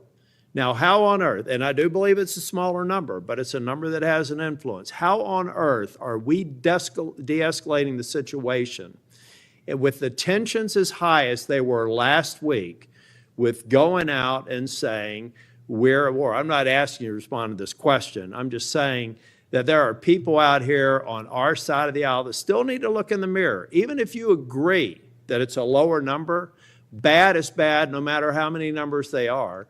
And that kind of rhetoric and that kind of mobilization makes your job more difficult and puts us in a position where we're not being as productive as you want the FBI and state and local law enforcement to be.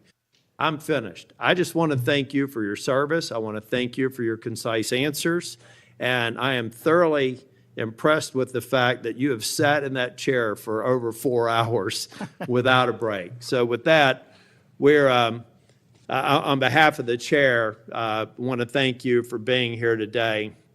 And also, I assume, are we leaving the record open for any period of time for 1 week? The record will be open, left open for 1 week so that you may have questions for the record. Mr. Patel, thank you for being here Thank today. you, Mr. Chairman. Meeting's adjourned. Under your leadership, the FBI has apprehended several most wanted fugitives and secured the extradition of senior leaders of the Central American gangs like MS-13. Now, well, it's well understood that your predecessor left you an FBI infected with politics. I'm going to provide examples of that today, including making public new whistleblower records. At your nomination hearing, I made public records that whistleblowers provide me about Arctic frost. Arctic Frost was the FBI case opened and approved by antitrust Trump FBI agent Tebow. Arctic Frost then became Jack Smith's elector case against then citizen Trump and now President Trump. These new records show that Arctic Frost was much broader than just an electoral matter. The case was expanded to Republican organizations. Some examples of the group that Ray FBI sought to place under political investigation included the Republican National Committee, Republican Attorney General's Association, and various Trump political groups. In total, 92 Republican targets, including Republican groups and Republican-linked individuals, were placed under investigative scope of Arctic Frost. On that political list was one of Charlie Kirk's groups, Turning Point USA. In other words, Arctic Frost wasn't just a case to politically investigate Trump. It was the vehicle by which partisan FBI agents and Department of Justice prosecutors could achieve their partisan ends and improperly investigate the entire Republican political apparatus. So today, Senator Johnson and I are making these records public for the entire country to see, and I hope a lot of people are interested in seeing what government can do when various agencies have a political agenda. My investigative work has also exposed the political way in which Peter Navarro was investigated and prosecuted. When FBI agent Tebow found out that Biden's DOJ would prosecute Navarro, he said, "Wow, great." That's a quote, unquote. Through whistleblowers, I've obtained an audio recording of Special Agent Giardina and Special Agent Sebastian Gardner's delivery of a subpoena to Navarro. I'm making that audio public today. In a court document filed by the Department of Justice, Navarro's interaction with the FBI was unfairly described as, quote, unquote, the word combative. That intervention with Navarro was just as the justification to later aggressively arrest him. Then we get to the Clinton Annex and the Durham Annex. The Clinton Annex showed that the Comey FBI had evidence necessary to complete the Clinton investigation, the one about her mishandling of emails and classified information, but the FBI never did its job because it never reviewed the evidence at that time. The Durbin Annex showed that the Clinton campaign had a plan to falsely tie Trump to Russia, yet the Comey FBI failed to investigate that information. Instead, the Comey FBI used the discredited Clinton campaign-funded Steele dossier to advance crossfire hurricane against Trump. Director Patel, thanks in a large part to you, both annexes were finally declassified. That may be history, but it's history to make sure we don't repeat the history of the past. And the people ought to be concerned when the weaponization of government is used in this way, whether it's done by Republicans or Democrats. Last Congress, I made public an FBI document called 1023 form that alleged a bribery scheme with the Biden family. To date, the FBI has never answered Congress whether they investigated the text messages the audio files, and the financial records referenced in that 1023. Whistleblowers have provided my office with 2 additional FBI 1023 documents. These documents memorialize statements from FBI sources. These 2 new 1023 documents are from separate FBI confidential human sources during different years. So in total, we now have 3 different FBI confidential human sources providing information about the Biden family and potential criminal conduct. Today, Senator Johnson and I are releasing these records. Let me say this for the partisan media, the people that are supposed to be policemen of our Republican form of government. We aren't saying the allegations are true. We want to know what the FBI did to fully investigate their veracity or lack thereof and what they concluded. Let's put this matter to rest one way or the other. Starting with my chairmanship, I've given one example after another of disgraceful partisan weaponization by federal law enforcement. Since the Trump administration took power, many FBI agents have been removed. The removal included agents and prosecutors who became partisan weapons that lost their way, and I've made records public to prove it. And many of my whistleblowers were aggressively retaliated against by some FBI agents who were subsequently fired.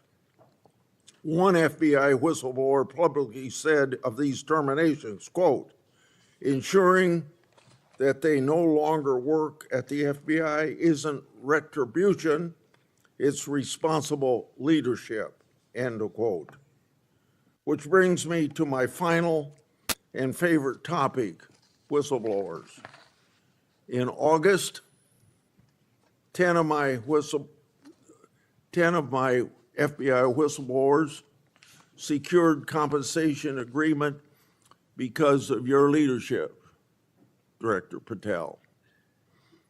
It included a mix of reinstatement to the FBI, reinstatement of security clearances, and monetary compensation.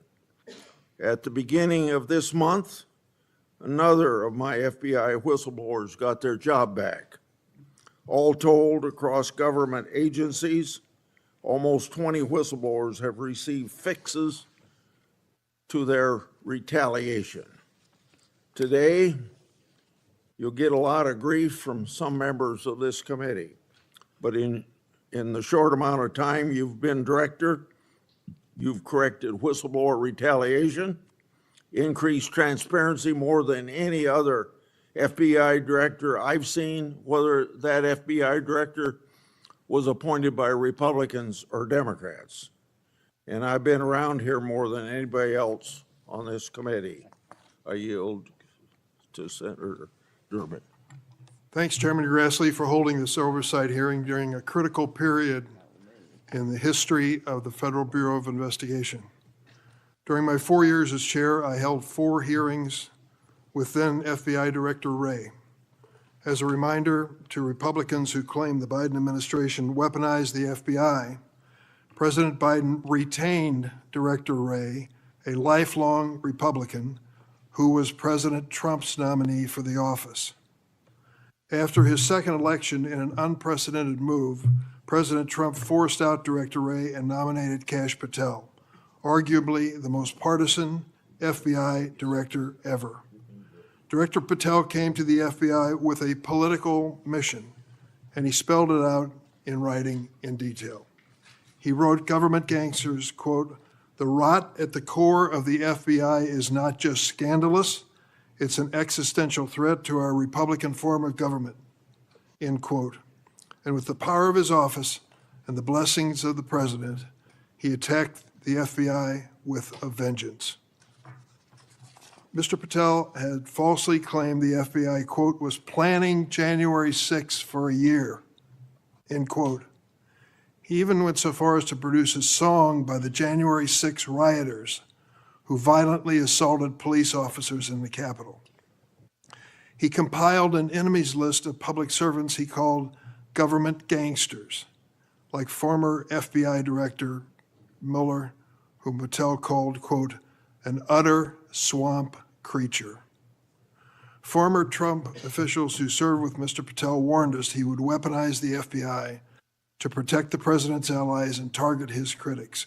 And indeed, Director Patel has already inflicted untold damage on the FBI, putting our national security and public safety at risk. Since January 20th, the Trump administration has engaged in an unprecedented purge of FBI officials. As we heard from highly credible whistleblowers, Mr. Patel was involved in directing this purge even before he was confirmed, despite his sworn testimony to this committee. It began with terminations and forced retirements of all 6 nonpartisan career officials who run all 6 branches of the FBI, assistant directors. Since then, at least 18 of the 53 special agents in charge of FBI field offices have been removed, along with many other senior officials. Individual agents have been targeted for termination simply due to the work that they were assigned, such as January 6th investigation.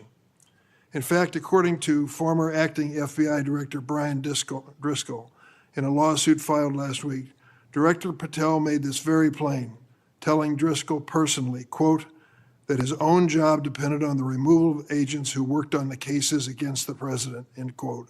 And even though he knew, quote, the nature of summary findings were likely illegal.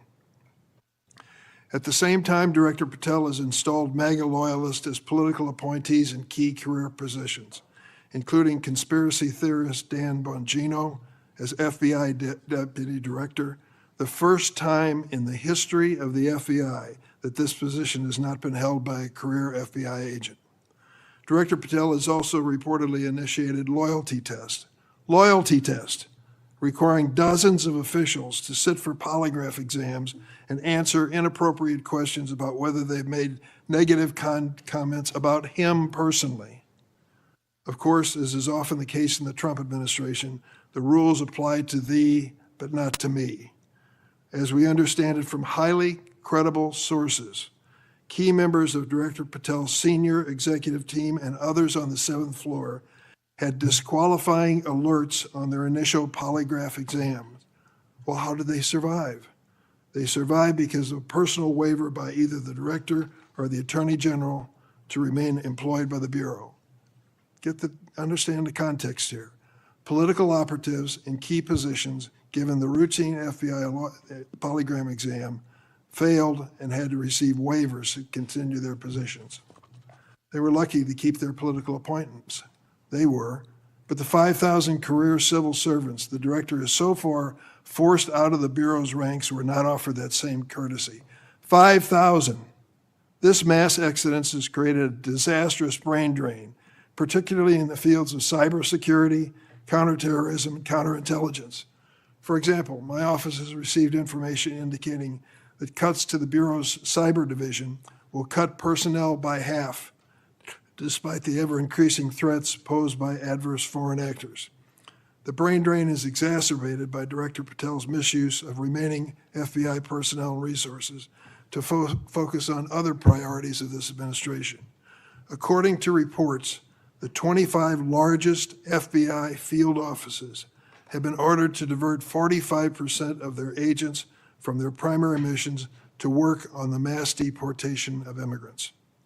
Just as concerning is Director Patel's plan to hire fewer qualified agents by removing the college degree requirement and reducing new agent training at Quantico from 18 weeks to just 8. So we have a brain drain and a significant watering down of training. Quite a record, Mr. Patel.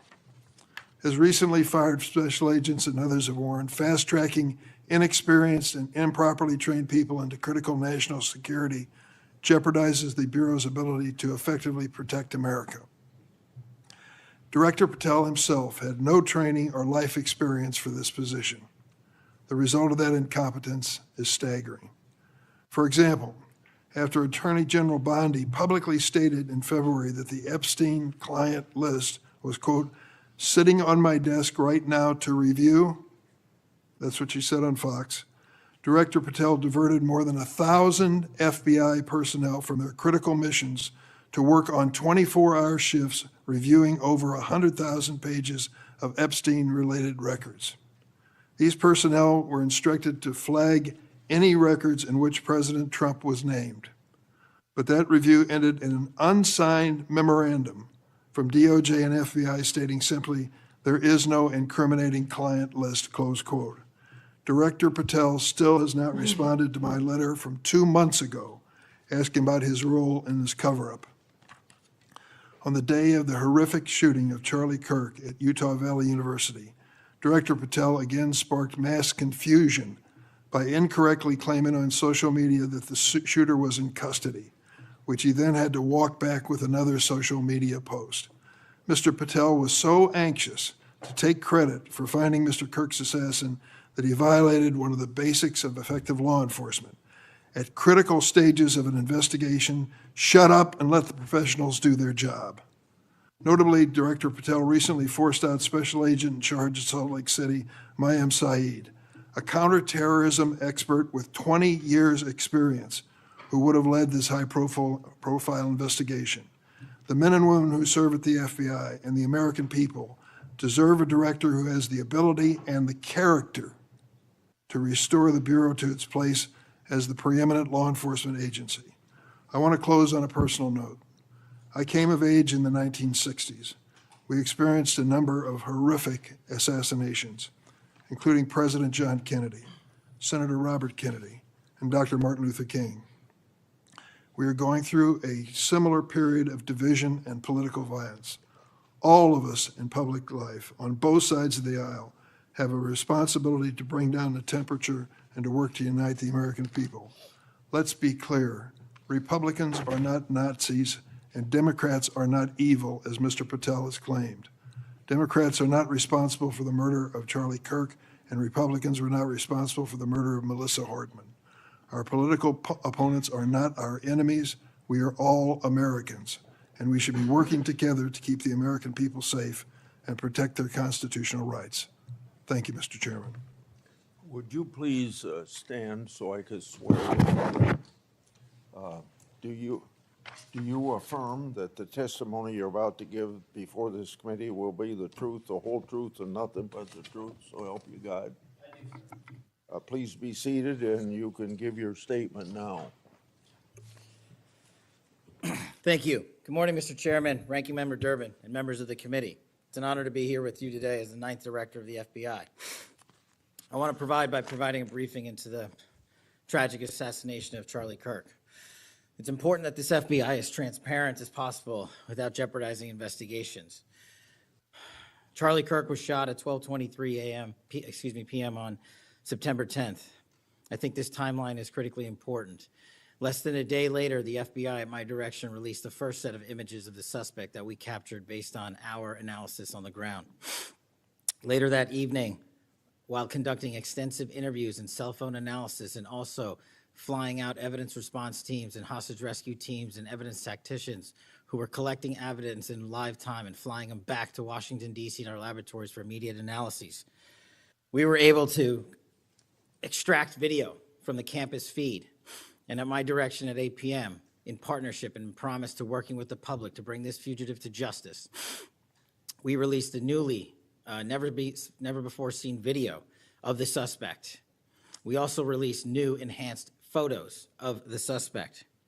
A few hours later, that suspect was in custody, pursuant to the interrogation of the suspect's own father, who stated, "When I saw that video that you released, I recognized it was my son, and I confronted him, and he was handed over to lawful law enforcement authorities." That is the FBI working with the public, as I promised, being transparent and providing critical information along the way in the manhunt for the suspect or suspects involved in Charlie's assassination. We received over 11,000 tips in the first 24 hours alone. We received 16,000 submissions to our digital media enterprise and tip lines. That is a large number of material to go through. I want to thank President Trump and the Attorney General, Pam Bondi, for their unwavering support and commitment of resources to this and all investigations. I also want to especially thank our colleagues in Utah, the Governor's Office, DPS, and the sheriffs out there. State and local law enforcement partnership has been a cornerstone since I took over at the FBI, and it was no different here. And our teams in Salt Lake City, our SACs out there across the country, our lab technicians in Quantico who raced to complete the evidence analysis so the public could have the answers they need. These people worked through the night without sleep for days on end. They are to be commended. They are not to be attacked. And many, many, many more people I don't have time to thank here today. But I do want to thank the American people especially. The mission of the FBI is for them and with them and by, with, and through them. And it's that mission and that ethos that I brought to this investigation and so many others, and that's why that suspect is in custody. We cannot do our job without the American public and credible reporting in the media, and that's why Tyler Robinson is in custody today, about to face charges. The last time I appeared before this committee was in January for my confirmation hearing. I told you then that if I were confirmed, I would provide and do everything I can to provide a safe and secure America. I promise to provide the courageous men and women of the FBI the tools and resources they need to crush violent crime and defend the homeland. I pledge myself to commit to full transparency, oversight, and accountability so we could restore the public's trust in the FBI. And that's exactly what I've done. Under this administration, the FBI has arrested more than 23,000 violent criminals.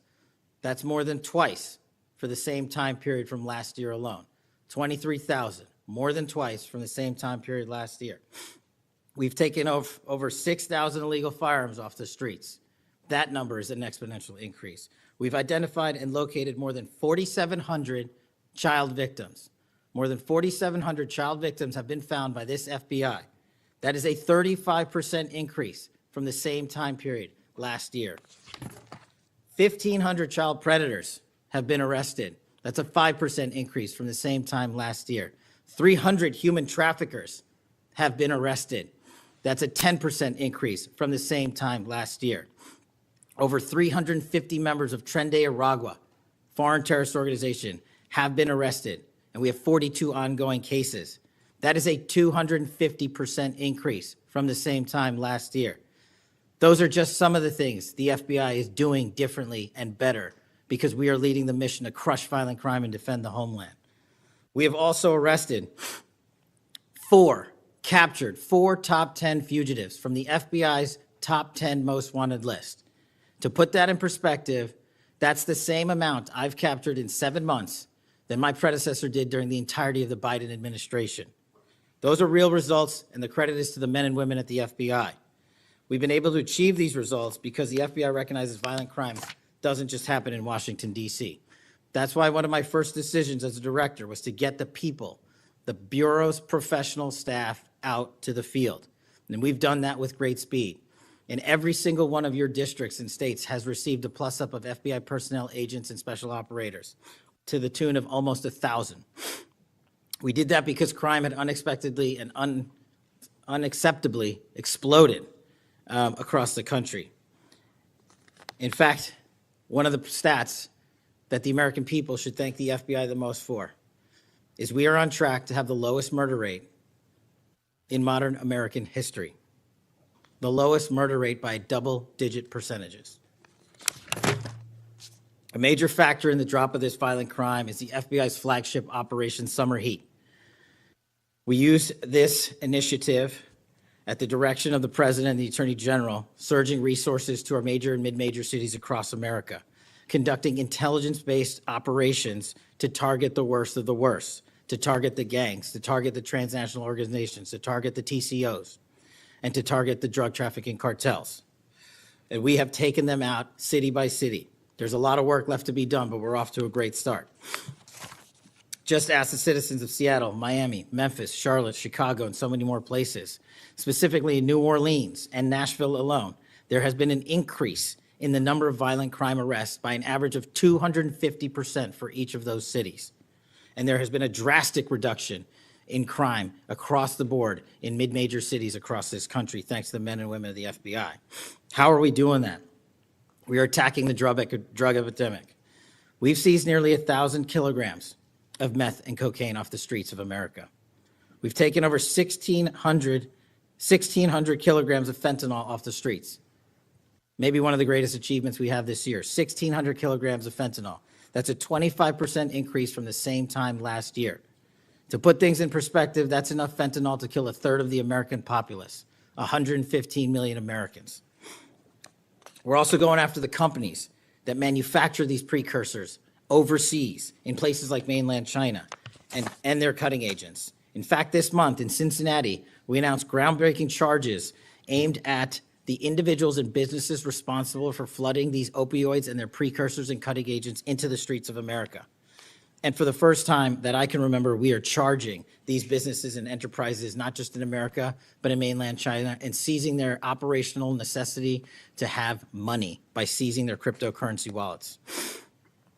We're also equally important to protecting the homeland. We know we have a no-fail mission. We're committed to keeping our nation safe from terrorism, cyber attacks, and foreign adversaries.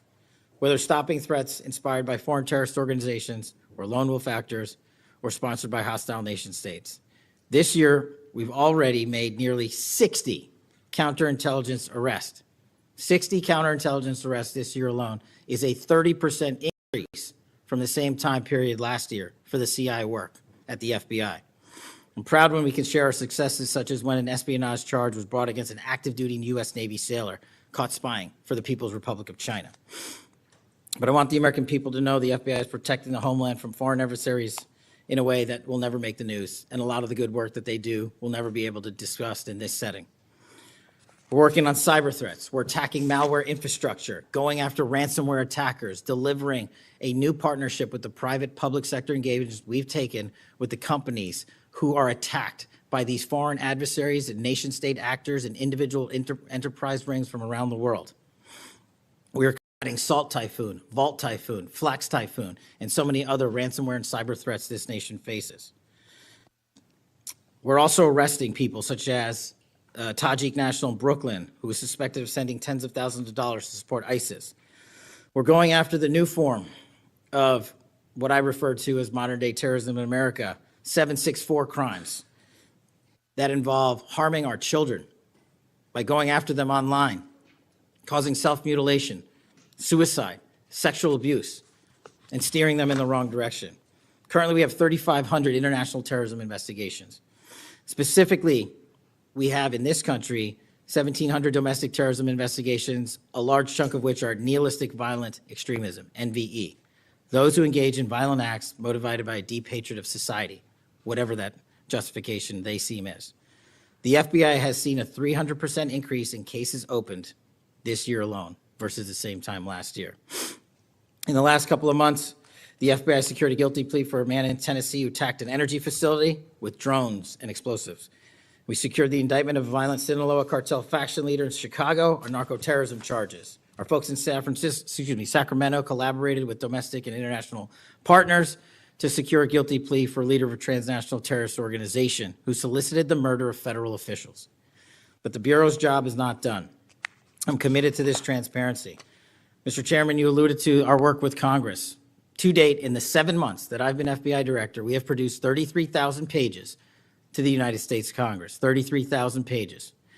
Just to put that in perspective, my predecessor in his 7-year term issued 13,000 pages to Congress, and his predecessor in his 4-year term issued 3,000 pages to Congress. I've issued 33,000 pages in 7 months, and we're going to keep going. I'm dedicated to restoring the trust that the public has and needs in the integrity at the FBI, and it's being done every day by the men and women of the FBI. Now, I know that there's a lot of talk about Epstein, and I'm here to testify that the original sin in the Epstein case was the way it was initially brought by Mr. Acosta back in 2006. The original case involved a very limited search warrant or set of search warrants and didn't take as much investigatory material it should have seized. If I were the FBI director then, it wouldn't have happened. The search warrants were limited to small time periods to include 2002 to 2005 and 1997 to 2001. Mr. Acosta allowed Epstein to enter in 2008 to a plea and non-prosecution agreement, which then the courts issued mandates and protective orders legally prohibiting anyone from ever seeing that material ever again without the permission of the court. The non-prosecution agreements also barred future prosecutions for those involved at that time of those individuals. Still, this administration, at the direction of President Trump, has done more to turn over all the credible information we are legally able to do so, and we will continue to work with Congress to achieve that end.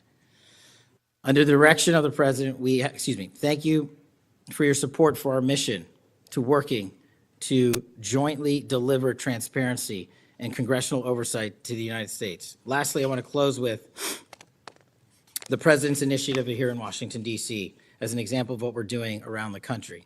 And I think our next city is Memphis. 21,000 arrests in D.C. with our federal partners, a huge decrease in violent crime, 60% decrease in gun crimes in Washington, D.C. in the last month, 74% decrease in carjackings in Washington, D.C. in the last month, 53% decrease in homicides in Washington, D.C. in the last month.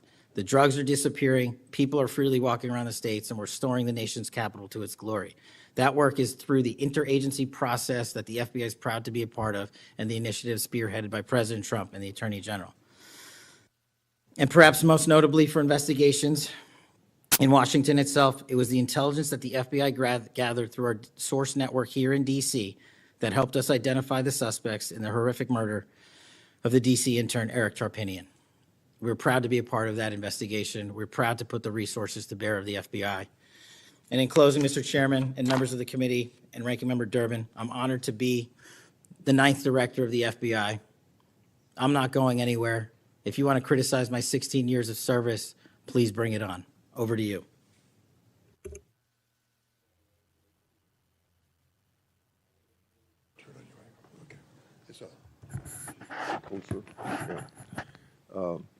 I've observed when, whether it's Republican or Democrats, want a yes or no answer, that the witness and the senators talking over each other.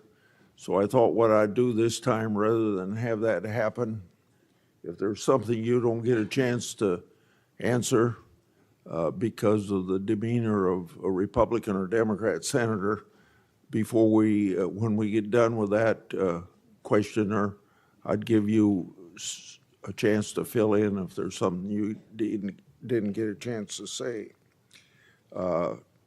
Since 2019, I've sought greater transparency about Jeffrey Epstein and the government handling of the matter. I've continued to investigate during this Congress. Director Patel, was Jeffrey Epstein an intelligence asset for the United States government or the foreign government? And if so, which agencies or governments?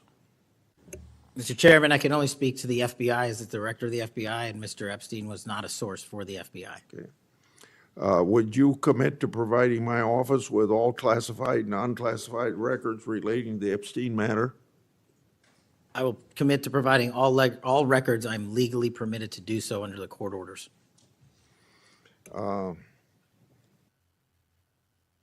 It seems to me that I accept your answer to my question, but the broader intelligence community ought to answer these questions as well. Victims deserve an answer. Regarding the initial FBI 1023 document that I made public last Congress, that document mentioned 1, text messages, 2, audio recordings, and 3, financial records that allegedly proved a bribery scheme with the Biden family and foreign interests. Regarding those records, did the Ray FBI make any effort to determine whether they existed? Did the Ray FBI make any effort to obtain those records? Not to my knowledge, Mr. Chairman. Since this matter hasn't been fully investigated, the FBI has an obligation to the public to do exactly that and figure out why it wasn't investigated. Next question. I've done a lot of oversight relating to sexual misconduct by the FBI agents. In fact, I believe this is something I discussed with Ray, one of his appearances before this committee. According to the FBI Inspection Division, It opened nearly 300 investigations based on sexual misconduct referrals between 2017 and 2024. According to whistleblowers, the Biden-Ray FBI totally dropped the ball on this question. One credible accusation of sexual misconduct is too many, of course. Are you committed to reviewing the Bureau's policies to ensure responsible responses to credible allegations of misconduct, that they're swift and adequately protect victims? Yes, Mr. Chairman. Relating to a similar subject, during child crimes and sexual misconduct related investigations, are any private sector companies less than cooperative with you? What improvements in information sharing need to be made to catch those criminals? Mr. Chairman, we can always do better with our private sector companies. I've reached out to the leaders of most of them, asking them to provide more material so that we can be responsive and take legal action and protect the youth of this country. I'm happy to discuss, possible legislation that we can do to allow for these companies to continue. Yeah. Say, maybe 1 inch up on the microphone. Sorry. I think you're close enough, but I think it's just a little bit lower. When you raise your head, it's difficult to hear. Director Patel, since 2021, I've raised concerns about the Biden administration failure to properly vet Afghan evacuees. Director Gabbard informed my office that as of August 2022, approximately 1,600 evacuees located in the United States had ties to terrorism and other derogatory information. That's why I and many others have opposed bills giving blanket approval. Are you aware of what steps your predecessor took to investigate these evacuees? And what steps have you taken to investigate them? And what, if any, national security concerns still exist? Mr. Chairman, I can't speak to the steps my predecessor took, but I will make sure we do a sweeping review and get back to you on that. As far as the Afghan refugees and evacuees, as during my tenure, we are going through the databases to make sure that no known or suspected terrorists enter this country to harm our nation. And also, as my resolve as FBI director, one of the first acts we undertook was a manhunt of one of the Abbey Gate bombers and leaders in that crime spree that killed 13 brave Americans. And within 2 weeks, we caught one of the leaders of the Abbey Gate bomber and brought him to justice here in 2 weeks from Pakistan. And so my commitment to you on Afghanistan in all matters is complete and without border. Yeah. Through my and other investigations, we found that the Biden administration lost thousands of undocumented children. We never heard a peep from senators wanting to help find them, even after I invited them to do so. In September 2025, the Trump Health and Human Services announced the creation of an interagency crime coordinator cell to find these and other missing children. That interagency group reportedly includes your agency. What resources and personnel have the FBI assigned to this new interagency effort, and what steps have the FBI taken to assist in locating missing children that the incompetent Biden administration lost? Protecting our youth is maybe the top priority for the FBI. As it specifically relates to your question, Mr. Chairman, as I stated, we've surged resources not just to this cell, but across the nation to our FBI's field office to locate children who have been trafficked, who have been victims of sexual abuse. And we have located 4,700 children in the 7 months since I've been FBI director. And that is a 35% increase from the same time period last year. And we're not stopping, and we're committed to doing that work on our tribal lands as well. And we are finding victims of child trafficking and child abuse every county and every district, and we're not going to stop. Okay. As I mentioned during my opening, I'm releasing documents with Senator Johnson about Arctic frost. Specifically, the documents show its scope expanded to include 92 Republican organizations. From evidence that I've seen, it looks to me like another political hit job against Republicans. What steps has the FBI taken to make sure improperly predicated investigations and weaponizations like this don't happen again? The simple answer, Mr. Chairman, is the FBI will only bring cases that are based in fact and law and have a legal basis to do so. And anyone that does otherwise will not be employed at the FBI. We are doing a prospective and retrospective analyses of individuals who may have weaponized the department and the agency. And as I've committed to you during my confirmation hearing and my conversations with you, this FBI will not be weaponized anymore in either side of the aisle.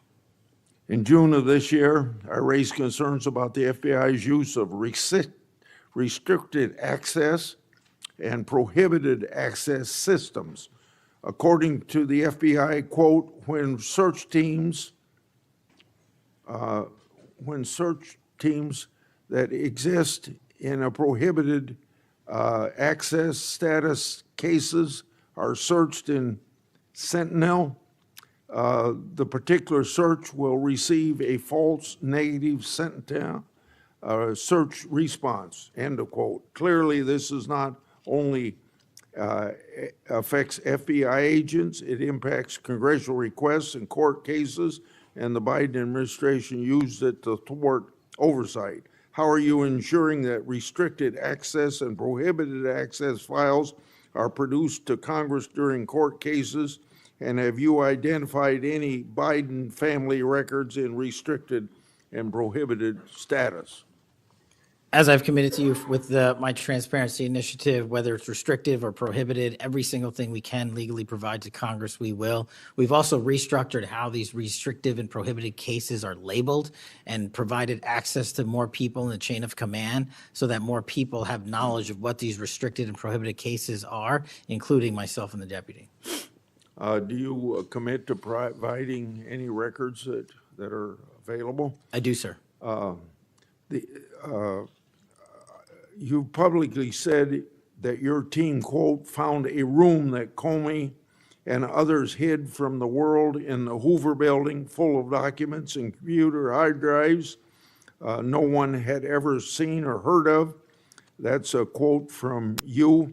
I've received a whistleblower disclosure that the room contained some information kept outside the FBI record keeping. I also have been informed via a whistleblower disclosure that the room included materials related to Special Counsel Mueller, former Director James Comey, and other documents maintained outside of the FBI.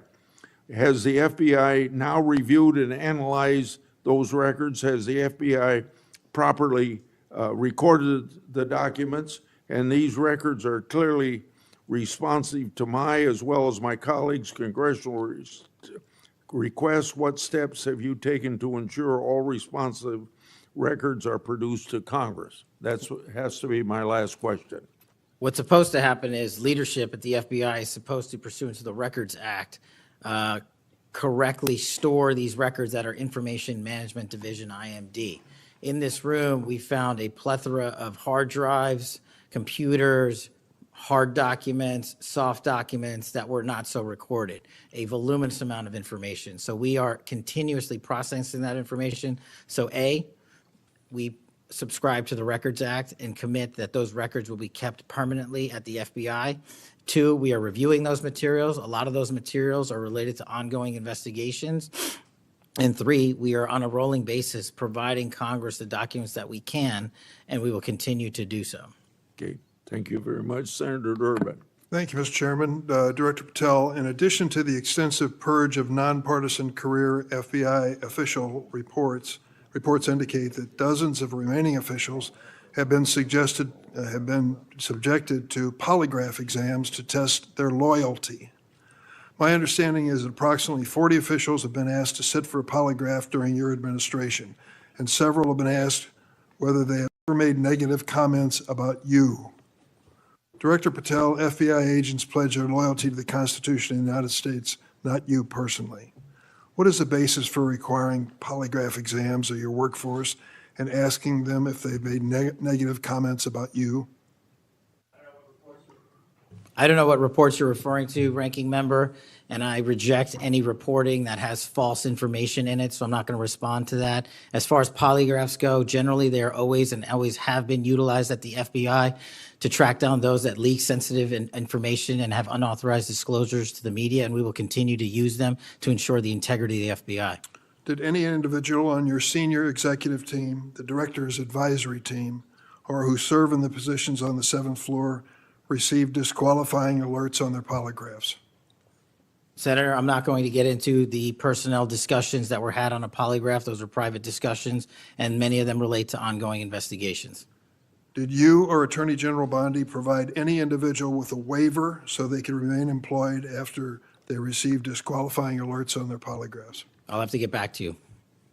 You don't remember that? No, sir. My priority is protecting the American public, not getting into the weeds of polygraphs. And to have a decent memory when you come before a committee. I'm happy to talk about all the good work the men and women of the FBI are doing, including provided the lowest crime rate in American history. If you want to talk about how to protect the citizens of Chicago, has seen a 30% reduction in its murder rate because of the men and women of the And FBI. you take credit for I'll that? happily do that. You The take credit? interagency partners and the men and women of the Chicago PD have never been Oh, more include powerful. local law enforcement, please. Have you ever seen my testimony across this country where I always lead with our interagency partnerships with state and local law enforcement? It is the pillar of what I am doing. And on the 7th floor, for the first time in FBI history, I have installed police officers and sheriffs right on my 7th floor to report to us every day what's going around the country on the street level, because that is a priority of the FBI and is the only way we are going to work. I don't take credit for anything, but I will defend the men and women of the FBI and the cops that help us get it done. You should. Director Patel, to your knowledge, did a whistleblower ever make a disclosure to Attorney General Bondi indicating that the New York field office was withholding Epstein-related records? I'm not familiar with that whistleblower. You know that there was such a whistleblower? I'm not familiar with that whistleblower. In response to the blowback she received, Attorney General Bondi also pushed the FBI to review approximately 100,000 Epstein-related records on an arbitrarily short deadline in March, and the FBI was directed to flag any documents that mentioned President Trump. Nothing came of that review until July, when DOJ and FBI released an unsigned memorandum stating there is no incriminating client list. Why was this July 7th memorandum unsigned? Would you prefer I've used AutoPen? Well, why was it The unsigned? memorandum had the insignia of the Department of Justice and the Federal Bureau of Investigation. And in our effort to secure transparency for the American people, because the 3 prior administrations had not done so, we conducted an exhaustive search of everything related to the Epstein cases, and we produced what was legally and permissibly able to be produced to Congress and the American public. So And did there's you a congressional did you- subpoena, and we're continuing to do You so. personally direct that investigation so that you would sign such a, Did I personally direct what investigation? of the Epstein records for any reference to President Trump? Again, you are citing reporting that I think is baseless. We conducted an investigation of the Epstein case files pursuant to the direction of the President of the administration to provide all credible information, and we are working with Congress pursuant to a congressional subpoena to turn over all the documents we can. All individuals. Who were at cited. DOJ and FBI was responsible for its drafting and conclusions? Many individuals at the Department of Justice and the FBI are There was responsible. no lead person? The Attorney General leads the Department of Justice, and I lead the FBI. So the Attorney General was responsible for that? The Attorney General leads the Department of Justice. Director Patel, much like you, Deputy Director Dan Bongino was a conspiracy theorist who built a lucrative career making inflammatory and unsubstantiated statements about the FBI that would be disqualifying in any administration that cared about nonpartisan law enforcement. For instance, Mr. Bongino called the placement of pipe bombs outside the DNC and RNC headquarters on January 6, quote, an inside job, and went on to say, this was a setup. I have zero doubt, and whoever goes into the FBI, you better get an answer about why. Director Patel, you and Deputy Director Bongino are now leading the FBI. What is the evidence to suggest the pipe bombs placed outside of the DNC and RNC on January 6 were an inside job? I appreciate the opportunity to discuss Director Bongino's mind record. so many on this committee and the media jettison our 31 years of public service. Can prior you to answer the taking- question, sir? I'm answering the question. You're questioning the integrity of the deputy director of the Asking FBI you and if mine. you found And any I'm going to evidence. answer the question. I'm The pipe bomb asking- investigation is ongoing, and I'm not going to discuss the Ongoing? details of the pipe bomb investigation. Mr. Bonino was a Secret Service agent for 15 years, a police officer for 5. I served this country in multiple administrations for 16 years. We were also private citizens, and we are now back in government service. And what we have the ability to do is set aside our personal beliefs to deliver the mission of justice for this country, and we're doing it day in and day out. And I find it disgusting that everyone and anyone would jettison our 31 years of combined experience that is now at the helm of the FBI, delivering historic results at historic speeds for the American people. So you have no evidence? I got a lot of evidence, and I'll give it to you when I can. Yeah, I'm looking forward to it. There's a New York Times story this morning about Chris Meyer. As I understand it, he was your personal pilot, at least for some period of time. Mr. Meyer has quite a record himself.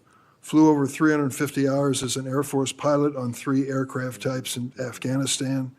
Mr. Jardina, another former FBI agent, a 1999 graduate of U.S. Naval Academy, commanded 100 Marines in combat during the 2003 invasion of Iraq, participated in several firefights, followed up with 2011 deployment as reservist to Afghanistan, where he interrogated senior Taliban officials. It appears that you terminated these 2 agents. Why? I'm not going to get into personnel decisions that we made. So you're not accountable for your decisions to take people who served our country so admirably and terminate them without any cause? That's a one-sided story.